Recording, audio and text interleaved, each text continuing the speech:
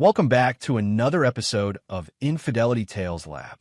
We're thankful for your continued viewership. Before we begin, tell us, where in the world are you watching from? We love knowing our global reach. Now, let's dive into today's story. Chapter 1, Frost. Snow fell silently over the Connecticut mansion as Victor Mercer watched his twin children build a snowman through the kitchen window. At 42, Victor had built his security empire from nothing, transforming his special forces training into a lucrative civilian career. Standing 6'3" with ice blue eyes that rarely softened, even for his 6-year-old twins Leo and Lily, Victor commanded respect in every room. "Daddy, come help us." Lily's high-pitched voice called through the partially open window. Victor gave a rare smile and nodded. "Mr. Mercer," his assistant Nora interrupted, "Governor Talon is on the line about the security contract." Victor's expression hardened. "Tell him I'll call back in an hour. My children are waiting." The family's 12-bedroom estate, nestled on 20 acres of woodland just outside Hartford, represented everything Victor had sacrificed for: security, legacy, prosperity. His wife Diana, a former model turned charity organizer, had been part of that perfect picture for 8 years. Later that evening, as the household staff prepared for the annual Mercer Christmas Gala, Victor walked into Diana's studio, where she was supposedly working on her charity foundation's financials. "The Andersons and Wellmans confirmed for tomorrow," Victor said, leaning against the doorframe. "Governor Talon is bringing his new wife." Diana minimized something on her laptop screen too quickly. "That's lovely. I've seated them at table 3. Victor noticed the flush on her cheeks, the slightly disheveled hair. "Everything all right? You seem distracted lately. Just busy with the foundation. The children's hospital wing needs another $2 million by January." Diana turned away, tucking her auburn hair behind her ear, a tell Victor had noted since their first date. "Of course," Victor said, his mind cataloging another suspicious behavior. "The security team will be here at 6 tomorrow to prepare for the gala. I've doubled them since the threats against the governor." As he left the room, Victor pressed a small button on his watch, activating the surveillance system he'd installed throughout the house 3 months ago when Diana's behavior first changed. Most men would confront their wives with suspicions. Victor wasn't most men. In his private office, Victor unlocked a hidden panel revealing multiple screens displaying every room in the house. Diana was now on her phone, speaking urgently in hushed tones. Victor turned up the volume. "He knows something?" "No, I didn't tell him anything." "Yes, I'm sure." "No, not Christmas Eve, it's too risky." "Russell, please." Victor's face remained impassive as he recorded the conversation. He'd survived 3 tours in Afghanistan and built a security empire by controlling his emotions. This betrayal would be handled with the same calculated precision as everything else in his life. The name Russell triggered a memory. Russell Holt, a charismatic venture capitalist who had appeared at their charity gala last summer. The man who had donated $500,000 to Diana's foundation. The man who had been in their home multiple times for foundation meetings. Victor opened a secure laptop and accessed a database few civilians knew existed. His military contacts still proved useful. Russell Holt wasn't just a wealthy businessman. He had connections to offshore banking operations suspected of laundering money for various criminal enterprises. Nothing had ever stuck, but Victor now had leverage should he need it. Victor closed the panel as his twins burst into the office. "Daddy, Ms. Winnie made hot chocolate," Leo announced, his face alight with excitement. Victor lifted both children onto his lap. "Did she put extra marshmallows like you like?" As the children nodded enthusiastically, Victor felt a cold determination settle in his chest. No one would take this away from him, especially not his unfaithful wife and her lover. Chapter 2, Fracture. The Mercer Christmas Gala transformed their estate into a winter wonderland of crystal, silver, and white roses. 200 of Connecticut's elite mingled under chandeliers, the air thick with expensive perfume and political ambition. Victor moved through the crowd with practiced ease, his custom tuxedo immaculate, his smile never reaching his eyes. "Spectacular as always, Victor," Governor Talon said, clapping him on the shoulder. Your security team is so discreet, I hardly noticed them. That's the point, Victor replied. The best security is invisible until needed. His eyes tracked Diana across the room, watching as she charmed donors in her crimson gown. The diamonds at her throat, his gift for their anniversary, caught the light with every laugh. She was performing flawlessly, except for the 6 times she checked her phone when she thought no one was looking. Victor's security director, Floyd Brenner, approached with 2 champagne flutes. A former Marine who'd served with Victor, Floyd was the only person Victor truly trusted. Perimeter secure, Floyd muttered, handing Victor a drink. Though your wife's had 3 text conversations in the last hour. Victor nodded imperceptibly. And our other matter? Confirmed.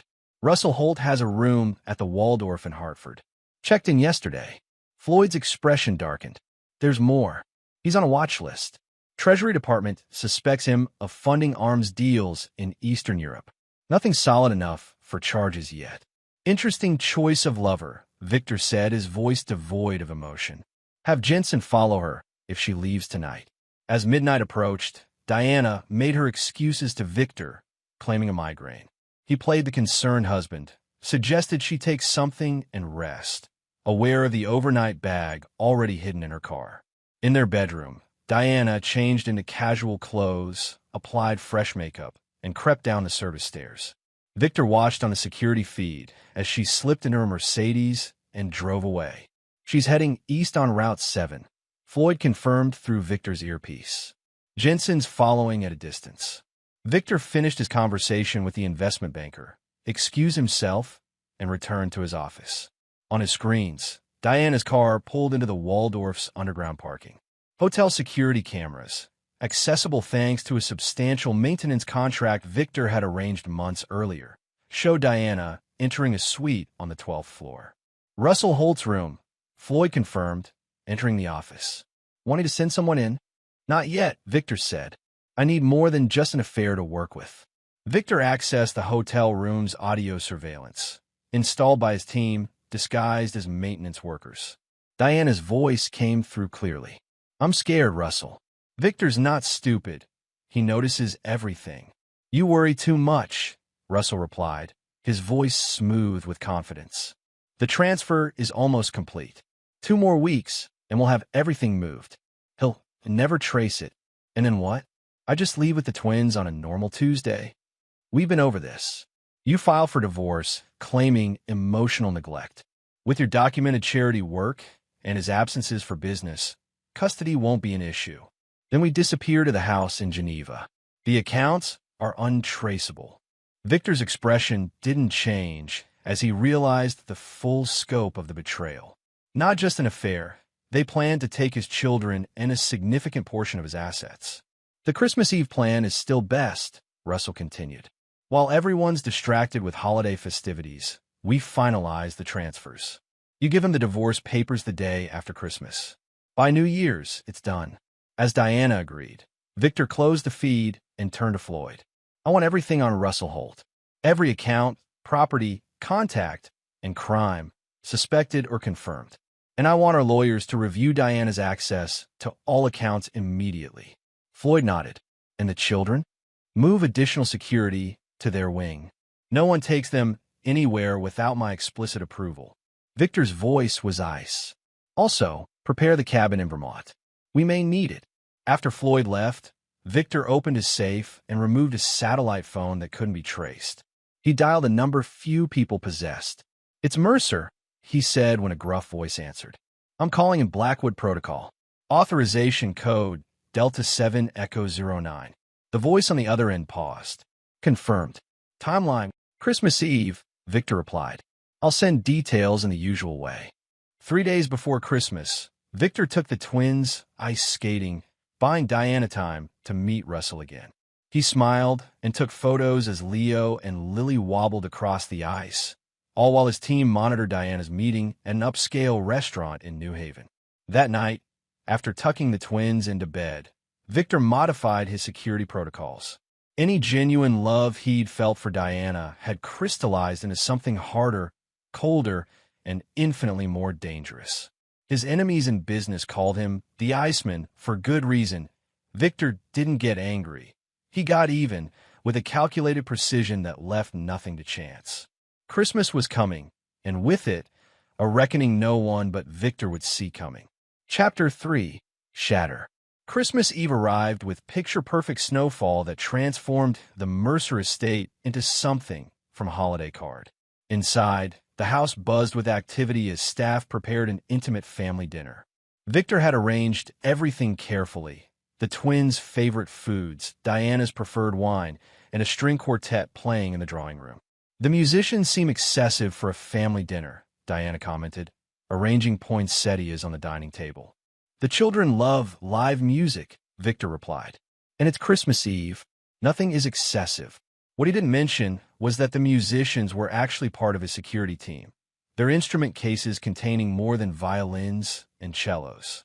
As afternoon faded to evening, Victor played the role of doting father and husband perfectly. He helped the twins place cookies for Santa, read The Night Before Christmas, and even laughed at Diana's stories during dinner.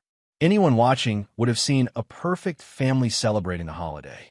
After dinner, Victor poured Diana another glass of wine as the twins vibrated with excitement in their matching red pajamas. "Can we open just one present, please?" Lily begged, bouncing on her toes. "One small one," Victor agreed, selecting two identical boxes from under the enormous tree. "These are from Daddy." The twins tore into the packages, revealing custom snow globes with miniature replicas of their family inside the glass domes. "Look, it's us," Leo exclaimed, shaking the globe to send snow swirling around the tiny figures. "So we're always together, even when we're apart," Victor explained, his eyes meeting Diana's. Her smile faltered slightly. At 9 o'clock, Victor announced it was bedtime for the twins. Diana followed them upstairs to tuck them in, while Victor remained in the living room, checking his watch. When Diana returned, she was already on her phone, texting rapidly. "Victor, I need to run to my studio for the children's final gifts," she said without looking up. "I forgot to wrap them." "Of course," Victor replied. "I'll wait up." Diana hesitated. "Don't. I'll be a while. These gifts are complicated." Victor nodded agreeably. "Then I'll head to bed." In their bedroom, Diana gathered overnight toiletries while Victor pretended to read financial reports. He watched as she changed into more comfortable clothes and applied fresh lipstick. Not the actions of someone planning to wrap presents. "You've been distant lately," Diana said suddenly, her eyes meeting his in a mirror. "Always working, always on your phone." Victor recognized the strategy, projecting her own behaviors onto him, manufacturing an argument as cover for her exit. "Have I?" he replied mildly. "I thought I was just giving you space for your foundation work." Diana's eyes narrowed slightly. "Well, I need some space tonight. I'm stressed about tomorrow and the children's expectations." "Understand," Victor said. "Take all the space you need." With a final glance, Diana left the bedroom. Victor waited until he heard her car start before accessing his security system. Diana didn't head to her studio, but drove directly toward the main gate. Victor changed into black tactical clothing and activated his earpiece. "She's on the move," Floyd's voice confirmed. "Heading toward Hartford. Everyone in position?" Victor asked. "Affirmative. SWAT team on standby. Hotel security has provided access to the service corridors." Victor checked the specialized equipment in his closet safe, then moved silently to the twins' room. Both children were sound asleep, unaware that their world was about to change forever. He adjusted their blankets and activated the security sensors around their beds that would alert him to any movement. At 11:30 p.m., Victor received confirmation that Diana had entered Russell's hotel suite. The audio surveillance activated automatically. "Everything's set," Diana was saying. "He doesn't suspect anything. The transfers are complete." "All done," Russell replied. "By the time he discovers anything, we'll be in Geneva with the children. The jet is fueled and waiting." "Did you get their passports made?" "Of course. Everything's prepared. We leave tomorrow night during the Christmas celebration. Your sister will help with the twins."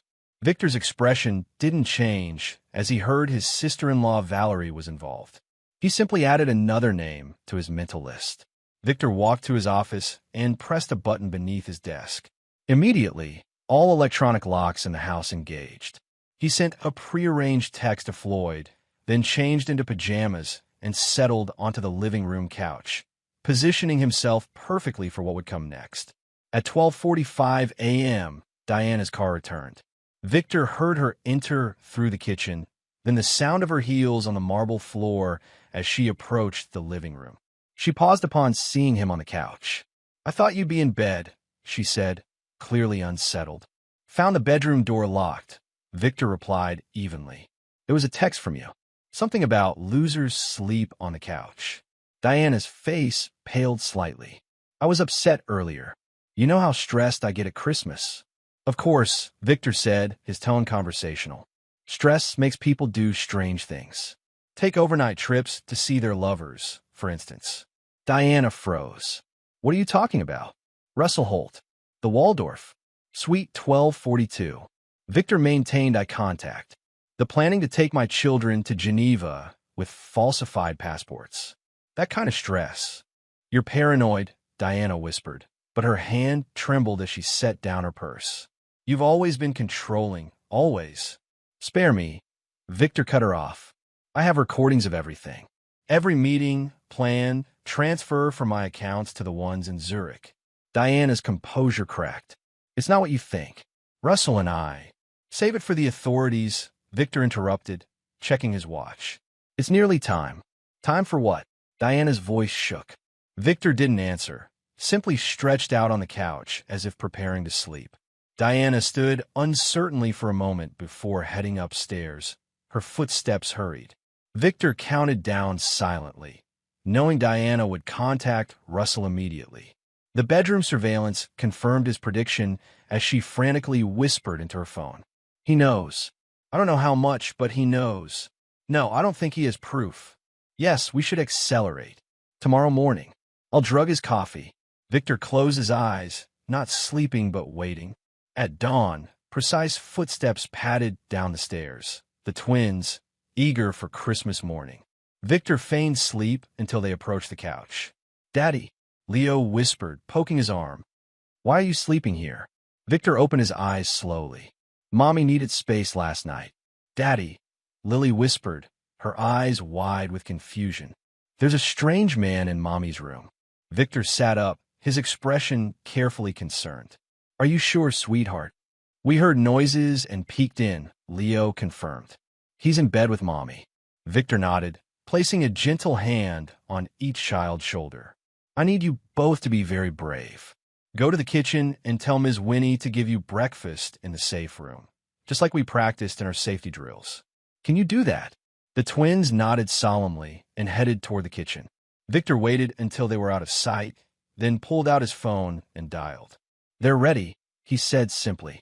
Within 30 seconds, the pre-dawn quiet shattered as SWAT teams crashed through windows simultaneously throughout the house. Shouts of police, "Don't move," echoed through the halls as armed officers stormed up the stairs. Victor remained seated calmly on the couch as Diana's terrified screams mixed with a man's surprised shouts. Heavy footsteps thundered down the stairs as officers dragged a handcuffed Russell Holt into the living room, wearing only boxer shorts. "Russell Holt," announced the SWAT commander, "you're under arrest for money laundering, arms trafficking, and conspiracy to commit kidnapping." Diana appeared at the top of the stairs in her nightgown, flanked by 2 female officers. "Victor, what is happening?" "Tell them this is a mistake." Victor stood slowly, straightening his pajamas. "No mistake, Diana. Russell here is wanted in 3 countries. Did you really think I wouldn't investigate the man sleeping with my wife and planning to kidnap my children?" Diana's face contorted with rage and fear. "You bastard. You set this up." "Actually, you did," Victor replied calmly. "I just made sure the authorities knew where to find Mr. Holt. The money transfers you orchestrated were all tracked and documented. The falsified passports for my children were particularly interesting to Homeland Security." As Diana was handcuffed and read her rights, her eyes locked with Victor's. "This isn't over," she hissed. "For you, it is," Victor replied, his voice devoid of emotion. But you're right about one thing. He stepped closer, his voice dropping so only she could hear. This is just the beginning. Chapter 4. Foundation. 24 hours after the Christmas Eve raid, Victor sat in his attorney's office, reviewing documents while snow fell outside the floor-to-ceiling windows of Hartford's tallest skyscraper. Bernard Wyatt, Victor's personal attorney for 15 years, spread files across the mahogany conference table. Diana's being held without bail, Bernard reported. The evidence of conspiracy to kidnap the twins is substantial. Russell Holt's situation is worse. Treasury Department has connected him to arms deals in Ukraine, plus the money laundering charges. Victor nodded, scanning the documents. And custody of the children? Temporary full custody granted to you this morning, Bernard confirmed. Given the circumstances, permanent sole custody shouldn't be difficult to secure. Bernard hesitated before continuing. Victor, Diana's family, is making noise. Her father called me threatening lawsuits for defamation. Senator Brighton can threaten all he wants, Victor replied, his tone dismissive. His political career won't survive his daughter's association with an arms dealer. He'll back off once he realizes that. And your sister-in-law, Valerie, currently being questioned about her role in the planned kidnapping, Victor said, checking his watch. The twins are staying with my mother until things settle. Bernard leaned forward. Victor, I've known you a long time. This seems unusually well prepared, even for you. Victor's eyes met his lawyer's. When someone plans to steal your children and your money, Bernard, preparation is essential. After the meeting, Victor drove to a nondescript warehouse in an industrial area outside Hartford. Inside, Floyd had established a secure operations center with multiple workstations and screens displaying surveillance footage. Senator Brighton visited Diana at the detention center an hour ago, Floyd reported. Their conversation was recorded as per your arrangement with the district attorney. Victor watched the footage of Diana's tearful pleas to her father.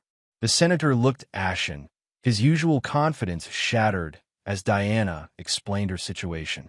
I need you to dig deeper into Brighton's connection to Holt, Victor instructed.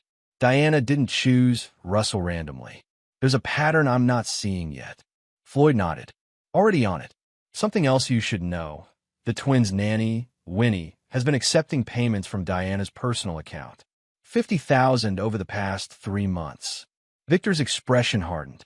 Bring her in. An hour later, Winnie Parker sat nervously across from Victor in a sterile interrogation room within the warehouse. At 58, she'd been with the family since the twins were born. Mr. Mercer, I can explain, she began, her hands trembling. Please do, Victor replied, his voice dangerously soft. Explain why the woman I trusted with my children was accepting bribes from my wife. Mrs. Mercer said it was for a surprise trip for the children. Winnie stammered. She asked me to gather information about their schedules, their medications, their favorite toys and clothes, things to pack for a vacation. And you didn't find that suspicious? The secret of payments? The detailed information about my children's routines. Tears welled in Winnie's eyes. I thought it was a surprise for you too. A family trip. Victor studied her for a long moment.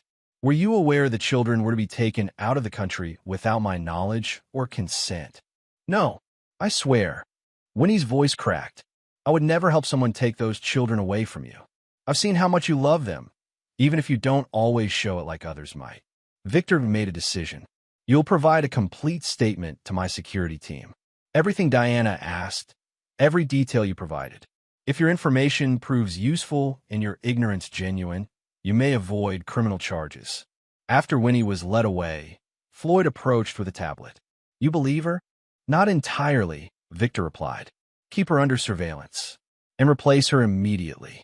I want someone we can trust absolutely with the twins.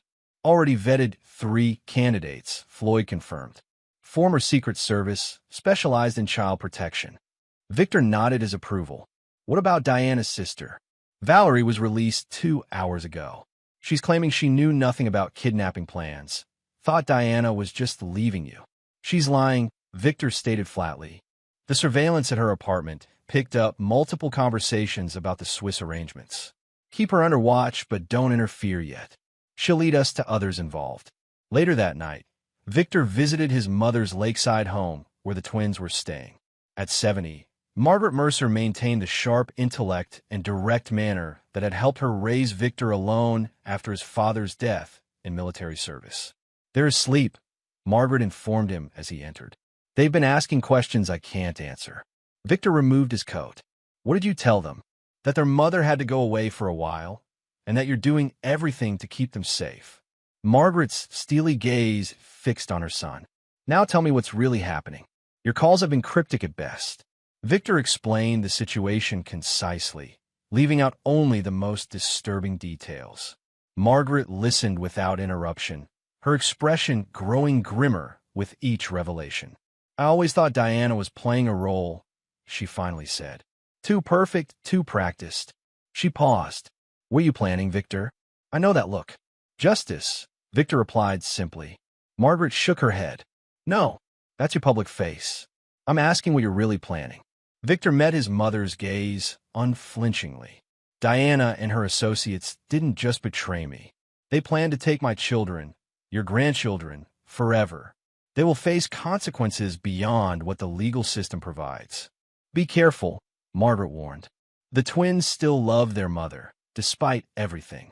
Whatever you do will affect them too." "I'm always careful," Victor assured her. "And the twins will understand eventually that everything I do is to protect them." As Victor left his mother's house, his phone buzzed with a message from Floyd. Connection confirmed between Senator Brighton and Russell Holt. Offshore accounts linked to defense contracts. Files available on secure server. Victor smiled coldly as he started his car. The web was expanding exactly as he'd anticipated, revealing connections and conspiracies that would prove useful. Diana, Russell, Senator Brighton, Valerie, all of them would soon discover the high price of crossing Victor Mercer. His plan wasn't just about punishment. It was about dismantling their entire world, piece by methodical piece, until nothing remained but the ruins of their own making. Chapter 5. Structure. 3 weeks after the arrests, Victor stood in his home office, reviewing the evidence boards that now covered an entire wall. Photos, documents, bank statements, and transcripts were connected by color-coded strings, creating a visual map of the conspiracy against him. Senator Brighton's face featured prominently, connected to Russell Holt through defense contracts and offshore accounts. Diana's sister Valerie was linked to both through numerous phone calls and meetings. Additional photos showed associates of Holt, lawyers, bankers, and several political figures, including Governor Talon. Floyd entered with fresh coffee. Forensic accountants finished their analysis. The money trail goes back 18 months, long before Diana met Holt at your charity gala. Victor's eyes narrowed. She was looking for someone like him all along. Appears so. Brighton introduced them, supposedly for charitable donations to Diana's foundation.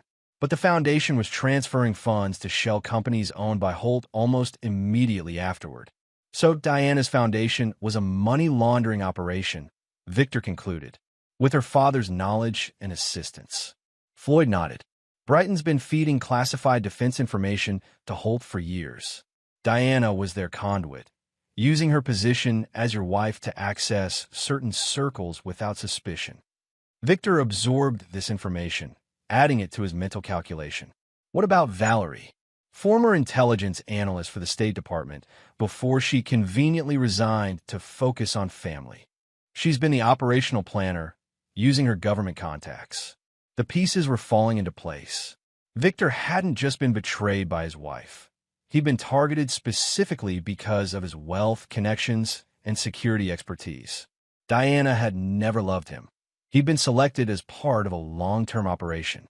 The twins, Victor said suddenly. When were they planning to take them? Floyd hesitated. Based on the timeline we've reconstructed, the plan was always Christmas night. Diana would drug your coffee during Christmas dinner. Then Valerie would arrive, claiming to take the twins shopping while you slept. They'd be on Holt's private jet to Geneva before you woke up. A cold fury settled in Victor's chest. And the evidence against me they manufactured? Substantial, Floyd admitted. Falsified financial records showing you embezzling from government contracts. Fabricated emails suggesting threats against Diana. Manipulated photos showing you with other women. They were building a case that you were abusive, unfaithful, and criminal. Victor's jaw tightened, all to ensure Diana got custody and access to my assets. They underestimated you, Floyd observed. They always do, Victor replied. That afternoon, Victor visited Diana at the women's detention center. She sat across from him in a gray jumpsuit, her usually perfect appearance now haggard, dark circles under her eyes. Come to gloat, she asked bitterly. To understand, Victor countered. 18 months of planning. The foundation, the affair, the prepared evidence against me. What? Diana's laugh was hollow. You still don't get it, do you? You were never the target, Victor. Your contracts were. Your security systems protect half the government's classified operations. Russell needed access. So you married me, had my children, all for an intelligence operation? Victor kept his voice steady despite the rage building inside. The children weren't planned, Diana admitted, a flash of something like regret crossing her face. But they became useful. A man like you would never abandon his legacy. And now? Victor asked, what's your play now that you've failed? Diana leaned forward. My father is still a senator. Russell still has powerful friends. This isn't over, Victor. One way or another, I'll get out. And when I do, I'll take everything you love. Victor studied her, seeing for the first time the complete absence of the woman he thought he'd married. No, Diana, you won't. Because unlike you, I don't make threats. I make promises. As he stood to leave, Diana called after him. The twins ask about me. They must miss their mother. Victor turned back. They asked once. I told them the truth, that the person they thought was their mother never really existed. That night, Victor met with District Attorney Monica Vance in a private room at his club in Hartford. At 55, Vance had a reputation for ruthless prosecution and political ambition. The evidence against Senator Brighton is concerning, she said after reviewing Victor's files. But moving against a sitting senator requires ironclad proof and political support, both of which I've provided, Victor noted. The offshore accounts, the classified information leaks, the conspiracy to kidnap American citizens. It's all documented. Vance tapped the files. With your evidence and testimony, I can convene a grand jury. But Brighton will fight back hard. Let him, Victor replied. Everything I've given you is legally obtained and admissible. And there's more where that came from. What do you want from this, Victor? Vance asked directly. Revenge. Justice, Victor corrected. For my children who nearly became pawns in an international conspiracy. And for the government's secrets that were compromised. Vance nodded slowly.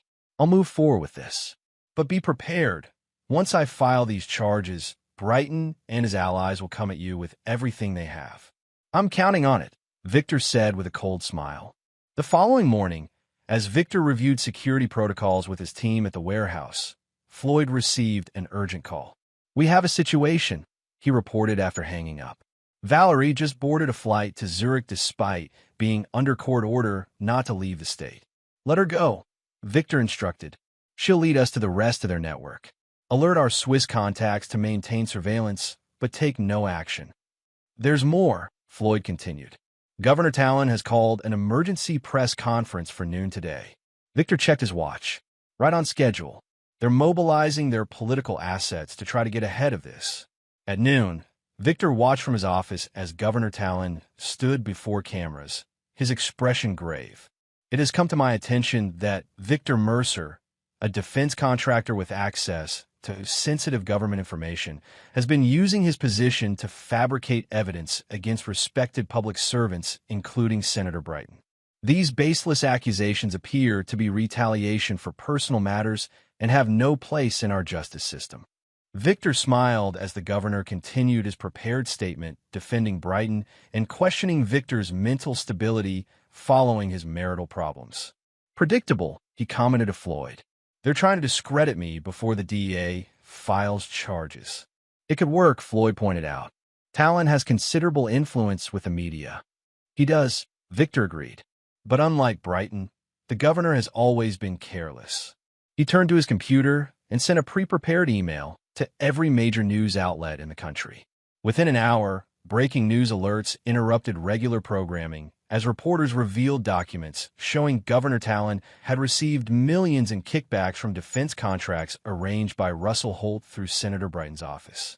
The evidence, provided by an anonymous source, included bank transfers, recorded conversations, and photographs of meetings. As Talon's press conference imploded with reporters shouting questions about the new allegations, Victor received a call from DA Vance. "This wasn't our agreement," she said angrily. "I was supposed to handle the legal process, not be blindsided by media leaks." "The leaks didn't come from me," Victor replied calmly. "Though I'm not surprised someone else had similar evidence. Corruption this extensive leaves many trails. Brighton is screaming for your arrest, claiming harassment and defamation." "Let him scream," Victor said. "By this time tomorrow, he'll be too busy defending himself to worry about me." After hanging up, Victor turned to Floyd. "Phase 2 begins now. Contact our people in Zurich. It's time to follow the money all the way to the source." As news of the corruption scandal spread, Victor received a text from his mother. The twins saw the news about Diana. "They have questions I can't answer." Victor closed his eyes briefly. His children were the only vulnerability in his armor, the only consideration that might give him pause. But they were also his reason for pursuing this course so relentlessly. They deserved to know the truth, however painful. "I'm on my way," he texted back. When he arrived at his mother's house, Leo and Lily were sitting on the porch swing, unusually subdued.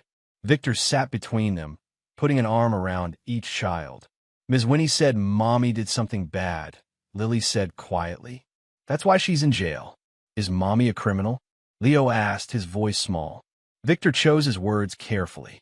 "Your mother made some very bad choices. She worked with people who were doing wrong things. Did she stop loving us?" Lily's eyes filled with tears. Victor pulled her closer. "Sometimes adults get confused about what's important. They make mistakes that hurt people they should protect." "Will we ever see her again?" Leo asked. "I don't know," Victor answered honestly. "But I promise you both, I will always be here. I will always protect you. And nothing is more important to me than you." As the twins leaned against him, seeking comfort in his embrace, Victor's resolve hardened further. Diana, Brighton, Holt, and everyone else involved in the conspiracy would pay not just for betraying him, but for being willing to use Leo and Lily as pawns in their scheme. The plan was moving forward exactly as Victor had designed. The political dominoes were falling. The financial web was unraveling. And soon, the final phase would begin. Chapter 6, Blueprint. 1 month after the scandal broke, Victor sat in a secure conference room at the Justice Department in Washington, D.C. Across from him, 3 federal prosecutors and the director of the FBI reviewed the mountain of evidence he'd provided. "Mr. Mercer, I want to be clear," said Director Phillips, a career FBI man with a reputation for incorruptibility. "The scope of this conspiracy extends beyond anything we initially suspected. Senator Brighton appears to have been selling military intelligence to foreign interests for nearly a decade." Victor nodded. "That aligns with my findings. My wife's foundation was just one of many laundering operations they used." "And you had no knowledge of these activities until recently?" asked the lead prosecutor, Eleanor Walsh. "I had suspicions about my wife's fidelity," Victor replied carefully. "The financial discrepancies in her foundation caught my attention during a routine audit. That led me to investigate further, which uncovered the broader conspiracy." Director Phillips leaned forward. "You understand that your cooperation, while appreciated, doesn't guarantee immunity if we discover you had any involvement?" "I welcome the scrutiny," Victor said confidently. "My security contracts with the government have been transparent and rigorously documented. I have nothing to hide." After the meeting, Victor was escorted out through a private exit to avoid the press that had been camped outside federal buildings since Senator Brighton's arrest 3 days earlier. The political earthquake had claimed 6 senators, 2 governors, and dozens of lower officials so far, with more revelations coming daily. In his car, Victor checked secure messages from Floyd.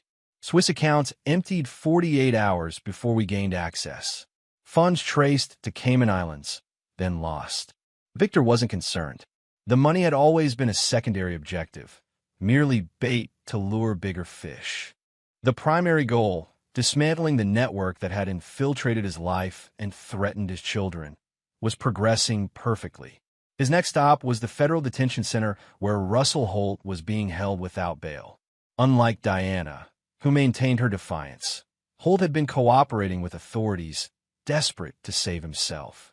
In the visitor's room, Holt looked diminished in his orange jumpsuit, his former confidence replaced by nervous energy. "I wondered when you'd come," Holt said as Victor sat across from him. "Come to see the man who almost took everything from you." Almost being the operative word, Victor replied calmly. "I came to understand something. Why Diana specifically? They're easier targets for a man with your resources." Holt's laugh was bitter. "You really have no idea who you are, do you, Mercer? Your background checks, your security protocols, they're legendary. Breaking through them gave us access to everything. So I was the target all along," Victor concluded. "Diana was just your way in. She volunteered," Holt said with a shrug. "Brighton suggested using her to get to you, and she jumped at the chance. Said she'd always wanted to see how the other half lived. And the twins." Victor kept his voice steady. Holt had the decency to look uncomfortable. That was never part of the original plan. Diana wasn't supposed to get pregnant. When she did, Brighton saw an opportunity, a more permanent hold over you. Victor absorbed this information, fitting it into the puzzle he'd been assembling. "You're cooperating with the feds. What are you giving them?" "Everything I know," Holt admitted. "Names, accounts, operations. I'm looking at 20 years instead of life, if I'm lucky." "And Diana? You're giving her up too?" Holt's expression hardened. "She threw me under the bus first chance she got. Claimed I manipulated her, that she feared for her life. Brighton's lawyers are already building a coercion defense for her." Victor stood to leave. "Thank you for your honesty. It's been illuminating." "Wait," Holt called after him. "There's something you should know. Diana has contingencies you haven't found yet. She always does. Whatever you think you know, it's not everything." Victor paused. "I'm counting on that," he said before walking away. Later that evening, Victor met Floyd at the Warehouse Operations Center. The wall of evidence had expanded, now incorporating federal intelligence and financial data obtained through official channels. Holt wasn't lying about Diana's defense strategy, Floyd reported. Her lawyers filed motions today claiming she acted under duress and fear for her life. They're painting her as another victim. "Expected," Victor noted. "Brighton's influence still carries weight, even from a cell." "What about Valerie?" "Swiss authorities found her dead in her hotel room this morning. Apparent suicide, but the timing is suspicious." Victor studied the surveillance photos of Valerie's last known movements. She knew too much. Brighton's cleaning house. From prison. Floyd sounded skeptical. "He has resources we haven't identified yet," Victor said. "Valerie's death confirms it. We need to accelerate our timeline." Floyd nodded toward a separate evidence board. "The twins' security is airtight. New protective detail is in place at your mother's house. The school has been briefed on enhanced protocols." "Good. What about Diana's court appearance tomorrow?" "Security will be heavy. Brighton's lawyers have requested a bail hearing based on the new coercion claims." Victor considered this information. "She won't get bail, but that's not the real play. They're using the court appearance to send a message or make a move we're not seeing yet." That night, Victor couldn't sleep. Holt's warning about Diana's contingencies nagged at him. Despite all his preparation, all his evidence, something still felt incomplete. At 3 a.m., he called the night security team at his mother's house. "Status report on the twins." "All secure, sir," the team leader reported. "Both children asleep. Perimeter clear. No unusual activity." Victor ended the call, but couldn't shake his unease. On instinct, he drove to his mother's house, arriving just before dawn. The security team admitted him without question, having been briefed to expect him at any time. He checked on the twins, finding them safely asleep in their beds. His mother was already awake, reading in her study. "Couldn't sleep?" she asked as he entered. "Loose ends," Victor replied, accepting the coffee she offered. "I need your help with something." Margaret studied her son. "You're worried about tomorrow. Diana's court appearance." I'm concerned about what we're missing, Victor admitted. Diana had access to my life for 8 years. There are connections I may not see because I'm too close to it. Margaret set down her book. What do you need from me? Perspective. Diana studied me, learned my patterns. What would she consider my blind spot? His mother considered the question carefully. Your children, she finally said. Not their physical safety. You've always been obsessive about security. But their emotional well-being. Diana would know that despite your outward coldness, you would do anything to protect the twins from emotional harm. Victor processed this insight. She'd used the children as emotional leverage. She already is, Margaret pointed out. Her coercion defense paints her as a victim, someone the children should pity and forgive. If they believe that narrative, they might turn against me eventually, Victor finished the thought. See me as the villain who punished their victimized mother. Exactly, Margaret confirmed. Diana is playing the long game. Even if she serves time, she's positioning herself for eventual reconciliation with the twins. When they're older, they might choose her version of events over yours. The realization struck Victor with unexpected force. He'd been focused on the legal battle, the financial maneuvering, the dismantling of Brighton's network. But Diana's most dangerous play was for the hearts and minds of his children, a battlefield where his usual tactical advantages meant nothing. I need to show the twins who she really is, Victor said, more to himself than his mother. Not tell them, show them, in a way they'll understand when they're older. Be careful, Victor, Margaret warned. Children see the world differently. What seems like justice to you might look like cruelty to them. Victor nodded, already formulating the final phase of his plan. I won't turn them against her. I'll simply ensure they have access to the unvarnished truth when they're ready for it. As dawn broke, Victor left his mother's house with renewed purpose. Diana's court appearance that day wasn't just a legal proceeding. It was the beginning of the final confrontation, a battle for the future that extended far beyond prison sentences and seized assets. He made a series of calls, setting new pieces in motion. By the time he arrived at the courthouse, everything was prepared for what would come next. Diana entered the courtroom looking appropriately subdued in a modest gray dress, her hair pulled back simply. Her lawyers had staged the appearance carefully. Gone was the wealthy socialite, replaced by a woman who appeared vulnerable and afraid. Victor watched impassively from his seat as her attorney argued passionately for bail, presenting affidavits from psychiatrists claiming Diana suffered from emotional abuse and coercive control during her marriage to Victor. Your Honor, Mrs. Mercer was a victim herself, the lawyer insisted.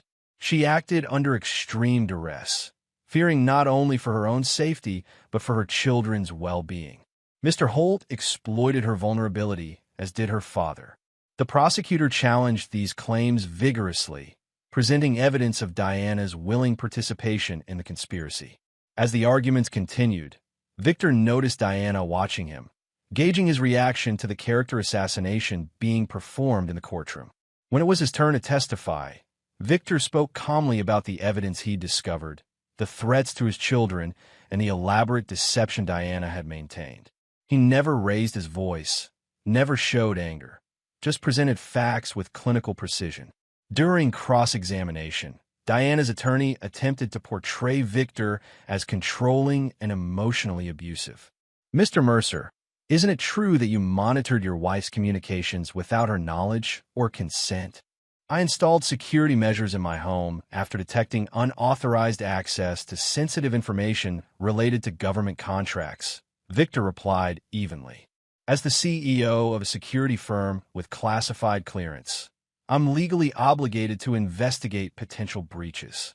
And isn't it true that you controlled all the family finances, giving your wife only limited access to funds?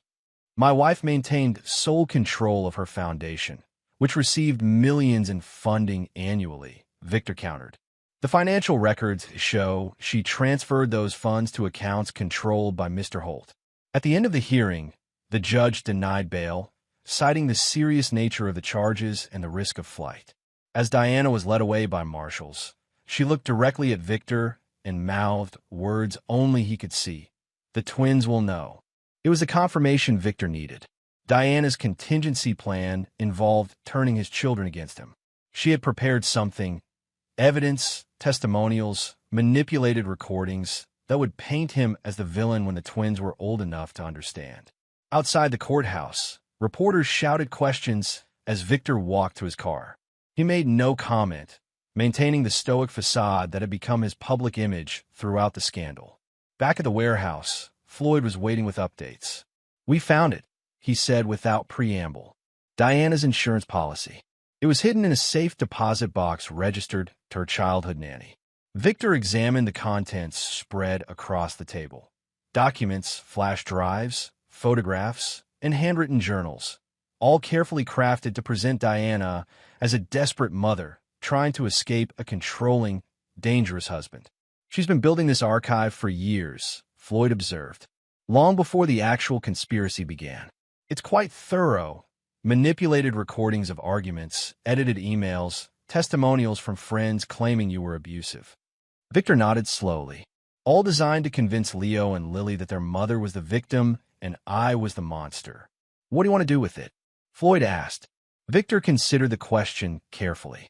"Preserve it exactly as is, then create a parallel archive with the truth, the actual recordings, the unedited emails, the evidence of conspiracy.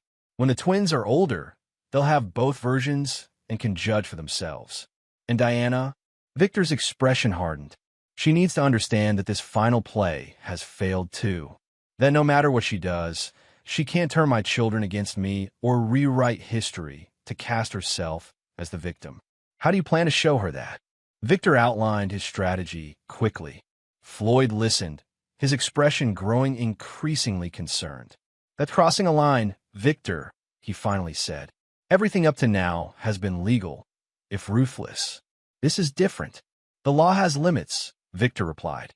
"Diana, Brighton, and their network don't respect those limits.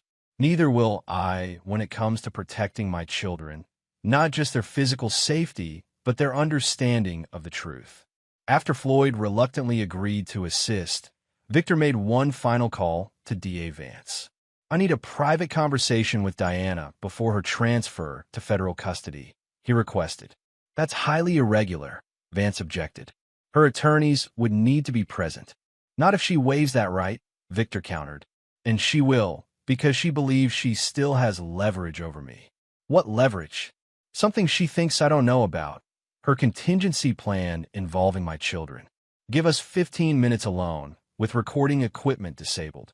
Vance was silent for a moment. "I don't want to know why, do I?" "It's better if you don't," Victor confirmed. That evening, in a bare concrete room at the detention center, Victor waited as Diana was brought in, handcuffed and wearing prison orange.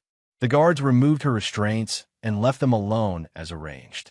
"I'm surprised you wanted to see me," Diana said, taking the seat across from him, "especially without lawyers present." "I wanted to speak frankly," Victor replied, "about your insurance policy." Diana's composure faltered briefly. "I don't know what you're talking about." "The safe deposit box in Matilda Jenkins' name. Your childhood nanny." Victor watched realization dawn on Diana's face. "Yes, I found it. The journals, the recordings, the testimonials, all designed to convince Leo and Lily that you were the victim. They deserve to know the truth," Diana hissed, dropping the vulnerable facade. "That their father is a controlling monster who destroyed their mother's life." "That would be quite the story," Victor agreed, "if any of it were true. But we both know it isn't." "It doesn't matter what's true," Diana countered. "Only what they believe. And children always want to believe the best of their mother." Victor leaned forward. "That's where you're wrong, Diana. Children want the truth. And I'm going to make sure they have it. All of it, including parts you don't know exist." For the first time, uncertainty flickered in Diana's eyes. "What are you talking about?" "Every room in our house was monitored, not just for security, but for preservation of the truth. Every conversation you had planning to kidnap them, every call with your father and Holt discussing them as pawns in your game. I have it all. And when Leo and Lily are old enough, they'll hear it in your own voice." "You're bluffing," Diana whispered, but her confidence was cracking. Victor pulled out a small recorder and pressed play. Diana's voice filled the room. "The twins are just collateral. Victor's obsessed with his legacy. We use them, we control him. That's not, I never, Diana stammered. Your contingency plan failed, Victor said quietly, stopping the recording. Like all your other plans. You will never turn my children against me. You will never rewrite our history. You've lost, Diana. Completely and finally. Diana's face contorted with rage. This isn't over, Victor. You think you've won? Brighton's network goes deeper than you know. There are people you haven't even identified who will make sure you pay for this. I'm counting on them to try, Victor replied, standing to leave. Because every enemy who comes for me is another thread I can pull to unravel what remains of your conspiracy. As Victor walked toward the door, Diana called after him, her voice desperate. The twins will hate you when they learn what you've done to me. Victor turned back one last time. No, Diana. They'll understand that I did what was necessary to protect them from a mother who saw them as nothing more than leverage. As the door closed behind him, Victor felt a cold certainty settle in his chest. Phase 2 was complete. All the pieces were in place for the final act. Not just legal justice, but a reckoning that would ensure Diana and her conspirators could never threaten his family again. Chapter 7. Execution. 6 months after Diana's arrest, Victor sat in his home office reviewing reports from his global security teams. Senator Brighton had been sentenced to 20 years for espionage and conspiracy. Russell Holt faced multiple life sentences for arms dealing and money laundering. The political and financial network they had built was in ruins, with dozens of co-conspirators either imprisoned or cooperating with authorities. Diana's trial was scheduled to begin in 3 weeks. Despite the mountain of evidence against her, Brighton had leveraged his remaining influence to assemble a formidable defense team.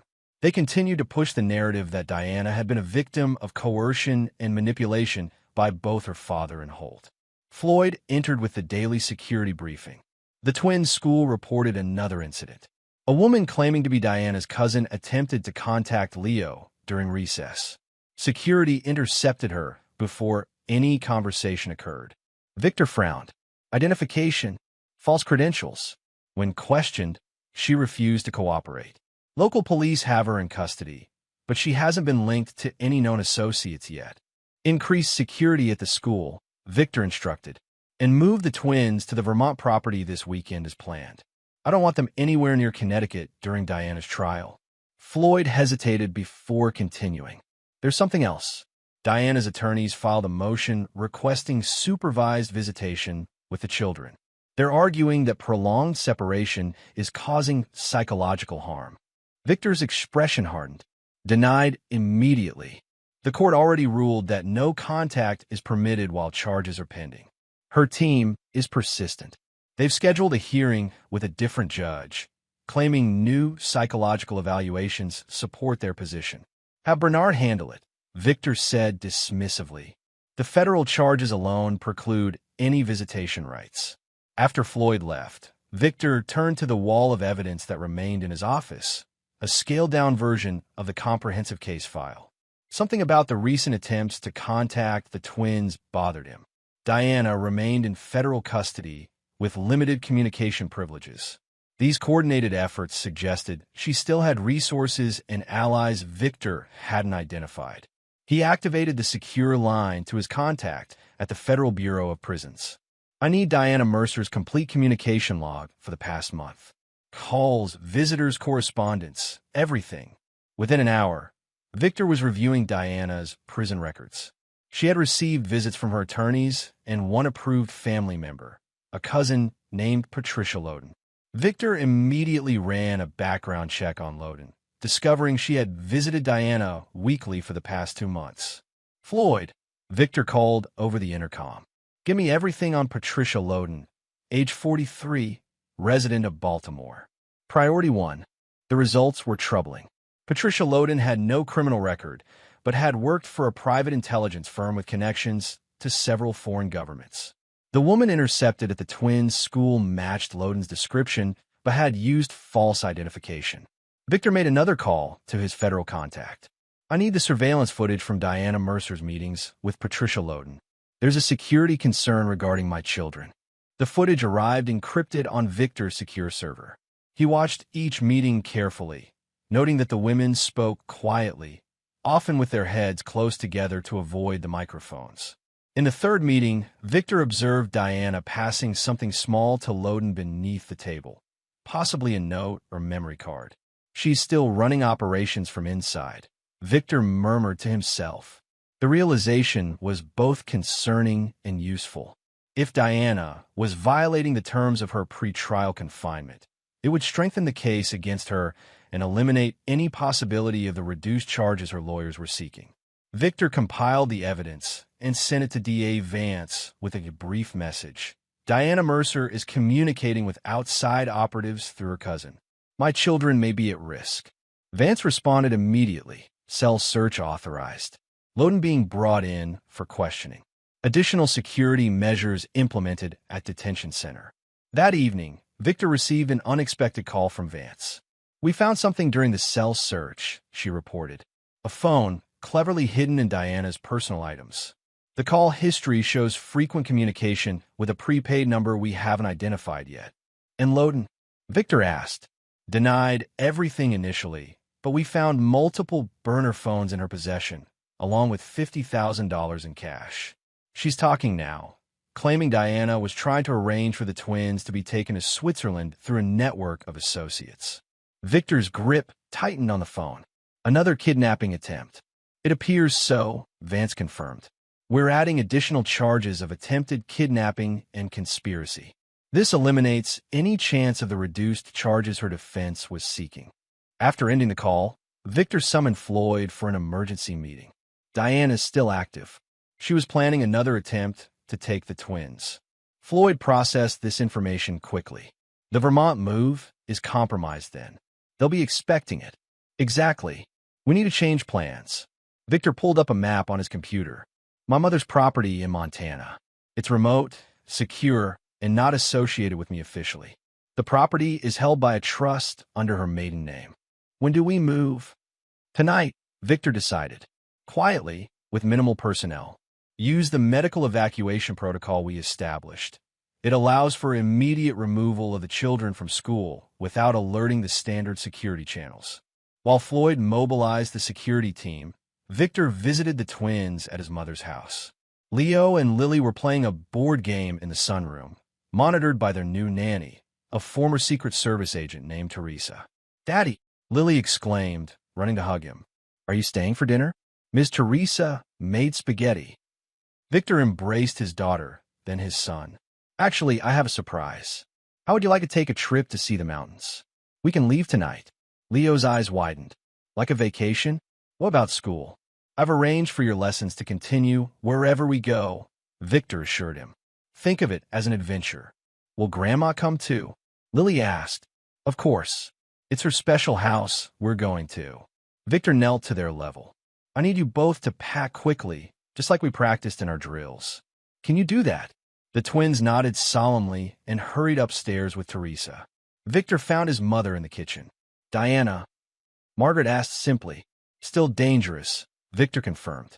She was orchestrating another attempt to take the twins through her cousin. Margaret nodded, her expression grim.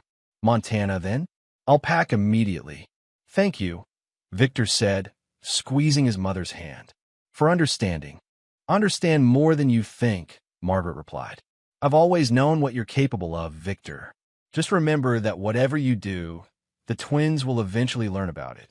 Make sure you can justify your actions to them someday. The warning gave Victor pause. His mother was right. Every action he took would eventually be judged by his children. The question was whether they would understand the necessity of his methods when faced with Diana's relentless attempts to control them. For hours later, Victor's private jet took off from a small airfield outside Hartford. The twins were asleep in the cabin, along with Margaret and Teresa. Floyd had arranged for a decoy operation to make it appear they had gone to Vermont as originally planned. Victor used the secure satellite connection to contact DA Vance again. I've moved my family to a secure location. What's the status on Loden? Cooperating fully now, Vance reported. She's identified 3 other operatives involved in the kidnapping plan. Federal agents are moving to apprehend them now. And Diana? Isolated in maximum security, with no outside contact beyond her primary attorney. The additional charges have been filed. Her trial has been moved up given the new evidence of ongoing criminal activity. Victor ended the call satisfied that Diana's immediate threat had been neutralized, but her persistence troubled him. Even with her assets frozen and her father imprisoned, she had managed to orchestrate another operation. It suggested connections and resources Victor hadn't yet identified, a hidden network still loyal to Brighton and, by extension, to Diana. In Montana, Victor established a new security protocol at his mother's sprawling ranch property. Remote and self-sufficient, with its own power generation and water supply, the property had been Victor's contingency location for years. Few people knew of its connection to the Mercer family. 2 days after their arrival, Floyd joined them with troubling news. We've identified a pattern in Brighton's visitor logs. Before Diana's arrest, he had regular meetings with a former military intelligence officer named Walter Gaines. After his own arrest, those meetings continued under the guise of legal consultations. Victor recognized the name immediately. Gaines was discharged for selling classified information 10 years ago. Charges were dropped mysteriously. Exactly. He's been operating as a private intelligence contractor since then, with clients including several hostile governments. We believe he's been coordinating the remnants of Brighton's network. Find him, Victor ordered. Whatever it takes.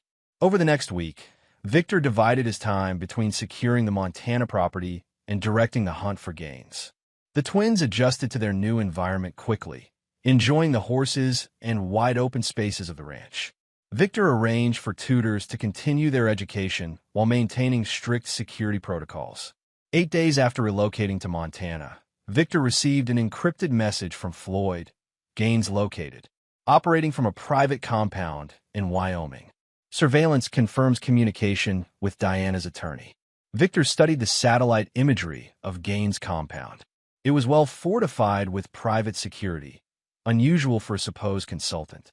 More concerning were the communications intercepts showing regular encrypted transmissions to overseas locations associated with arms dealers who had worked with Holt. He's rebuilding the network, Victor concluded, using Diana's legal team as a conduit for information. Victor contacted DA Vance with the evidence, but her response was frustrating. We need more direct proof linking Gaines to criminal activity. Suspicious communications aren't enough for a warrant. Recognizing the limitations of legal channels, Victor made a decision. That night, he contacted former teammates from his Special Forces days who now worked in private security. I need a non-official operation, Victor explained to Travis Redmond, his former second-in-command. Surveillance and intelligence gathering only. Target is a former intelligence officer running operations against my family. Off the books completely? Travis asked. Completely. This stays between us. Travis didn't hesitate. Send the details. I'll assemble a team. 3 days later, Travis delivered the results of their covert surveillance. Gaines was indeed coordinating what remained of Brighton's network, using encrypted communications to contact former associates of Holt. More disturbing were the plans they discovered, not just for helping Diana, but for eliminating Victor. They're planning an assassination, Travis reported bluntly. Time to coincide with Diana's trial.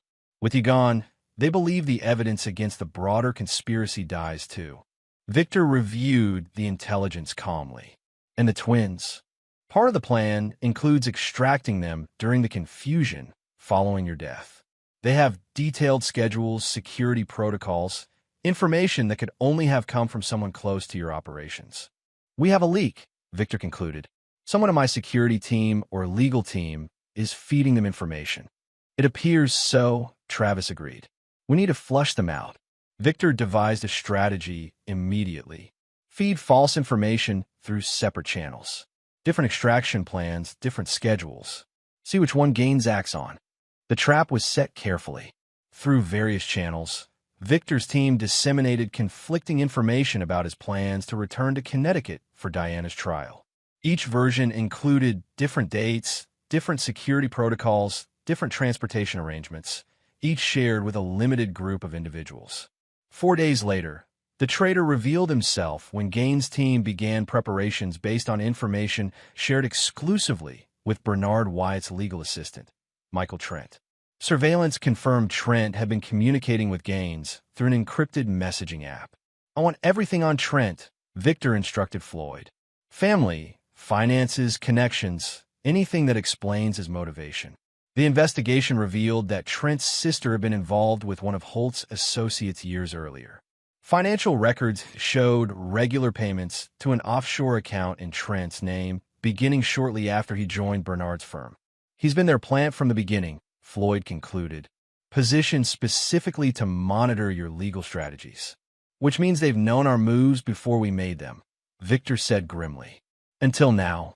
Victor arranged for Trent to receive very specific information about an apparent vulnerability in the security plan for Diana's upcoming trial. A fabricated detail suggesting Victor would be present in a particular location at a specific time. When Gaines' team mobilized based on this information, federal agents were waiting. The resulting raid captured not only Gaines, but 5 of his operatives and a cache of weapons and intelligence materials. The evidence was unambiguous: detailed plans to assassinate Victor and abduct the twins. DA Vance called Victor personally to deliver the news. Gaines and his team are in custody. The evidence links them directly to both Brighton and Diana through financial transactions and communications. This effectively ends any chance of Diana presenting herself as a victim at trial. "And Trent?" Victor asked. "Arrested this morning. He's already talking, hoping for leniency. His information should help us identify any remaining elements of the network." After ending the call, Victor gazed out at the Montana mountains, watching as the twins rode horses with their grandmother in the distance. The immediate threat had been neutralized, but he knew the fight wasn't over. Diana would continue to seek ways to strike at him, to reclaim the twins, to rewrite the narrative of her crimes. Victor's phone chimed with a message from Floyd. "Diana requesting meeting. Says she has information about additional threats to the twins." Victor considered the request carefully. Diana was manipulative, but she wouldn't fabricate threats to the children, not when doing so would further damage her legal position. If she claimed to have information, it was likely genuine, meant as leverage to improve her situation. "Arrange it," Victor replied. "Maximum security protocols. No recording devices, no attorneys present." 2 days later, Victor sat across from Diana in a secure room at the Federal Detention Center. She looked haggard, the months of incarceration having stripped away her polished facade. "You look well, Victor," she said, her voice dripping with resentment. "Montana agrees with you." Victor didn't react to the revelation that she knew their location. "You claim to have information about threats to the twins." Diana leaned forward. "Brighton's network isn't just about politics and arms dealing. There's a deeper level you haven't touched. People who consider the twins valuable for reasons beyond leverage over you." "Explain," Victor demanded. "Genetic research," Diana said simply.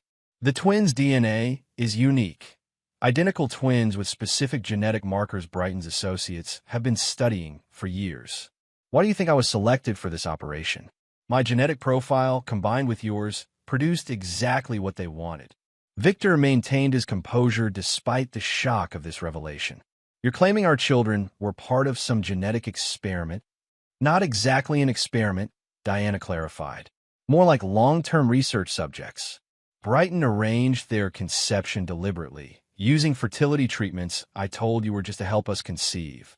The doctors, the clinic, all part of the operation." The implications were staggering. If true, it meant the conspiracy had begun before his relationship with Diana, that his children's very existence was the result of calculated manipulation. "Why tell me this now?" Victor asked, his voice betraying nothing of his inner turmoil. "Because they won't stop coming for them," Diana replied. "Brighton's associates have invested years and millions in this research. The twins are irreplaceable to their project. Kill me, imprison me, destroy everyone you've identified so far. They'll still come. You expect me to believe you're suddenly concerned for their welfare?"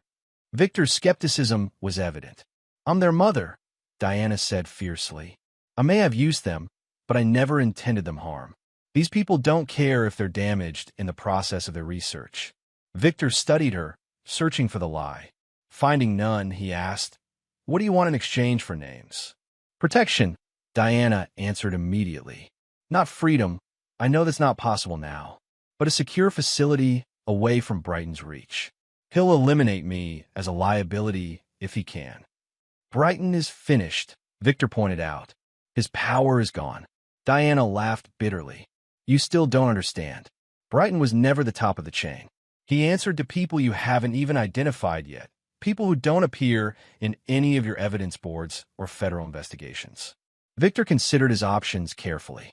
If Diana was telling the truth, the threat to the twins was far greater than he had realized. If she was lying, he lost nothing by appearing to cooperate while verifying her claims. "Names," he demanded. "Give me something I can verify immediately." "Dr. Alan Farrow," Diana said without hesitation, "Chief of Genetic Research at Meridian Laboratories. Officially, they develop agricultural genetics. Unofficially, they run human genetic research funded by a consortium Brighton represented." Victor committed the name to memory. "If this checks out, I'll arrange the protection you're requesting. If it doesn't, you'll face additional charges for obstruction." Diana nodded. "Check Farrow's travel schedule. He visits specific clinics every 6 months. The twins should have been part of his latest observation cohort." As Victor stood to leave, Diana added, "There's one more thing you should know. The twins aren't identical by natural chance. They were engineered that way, and they carry genetic markers designed for specific traits that wouldn't manifest until puberty." "What traits?" Victor asked, a cold dread settling in his stomach.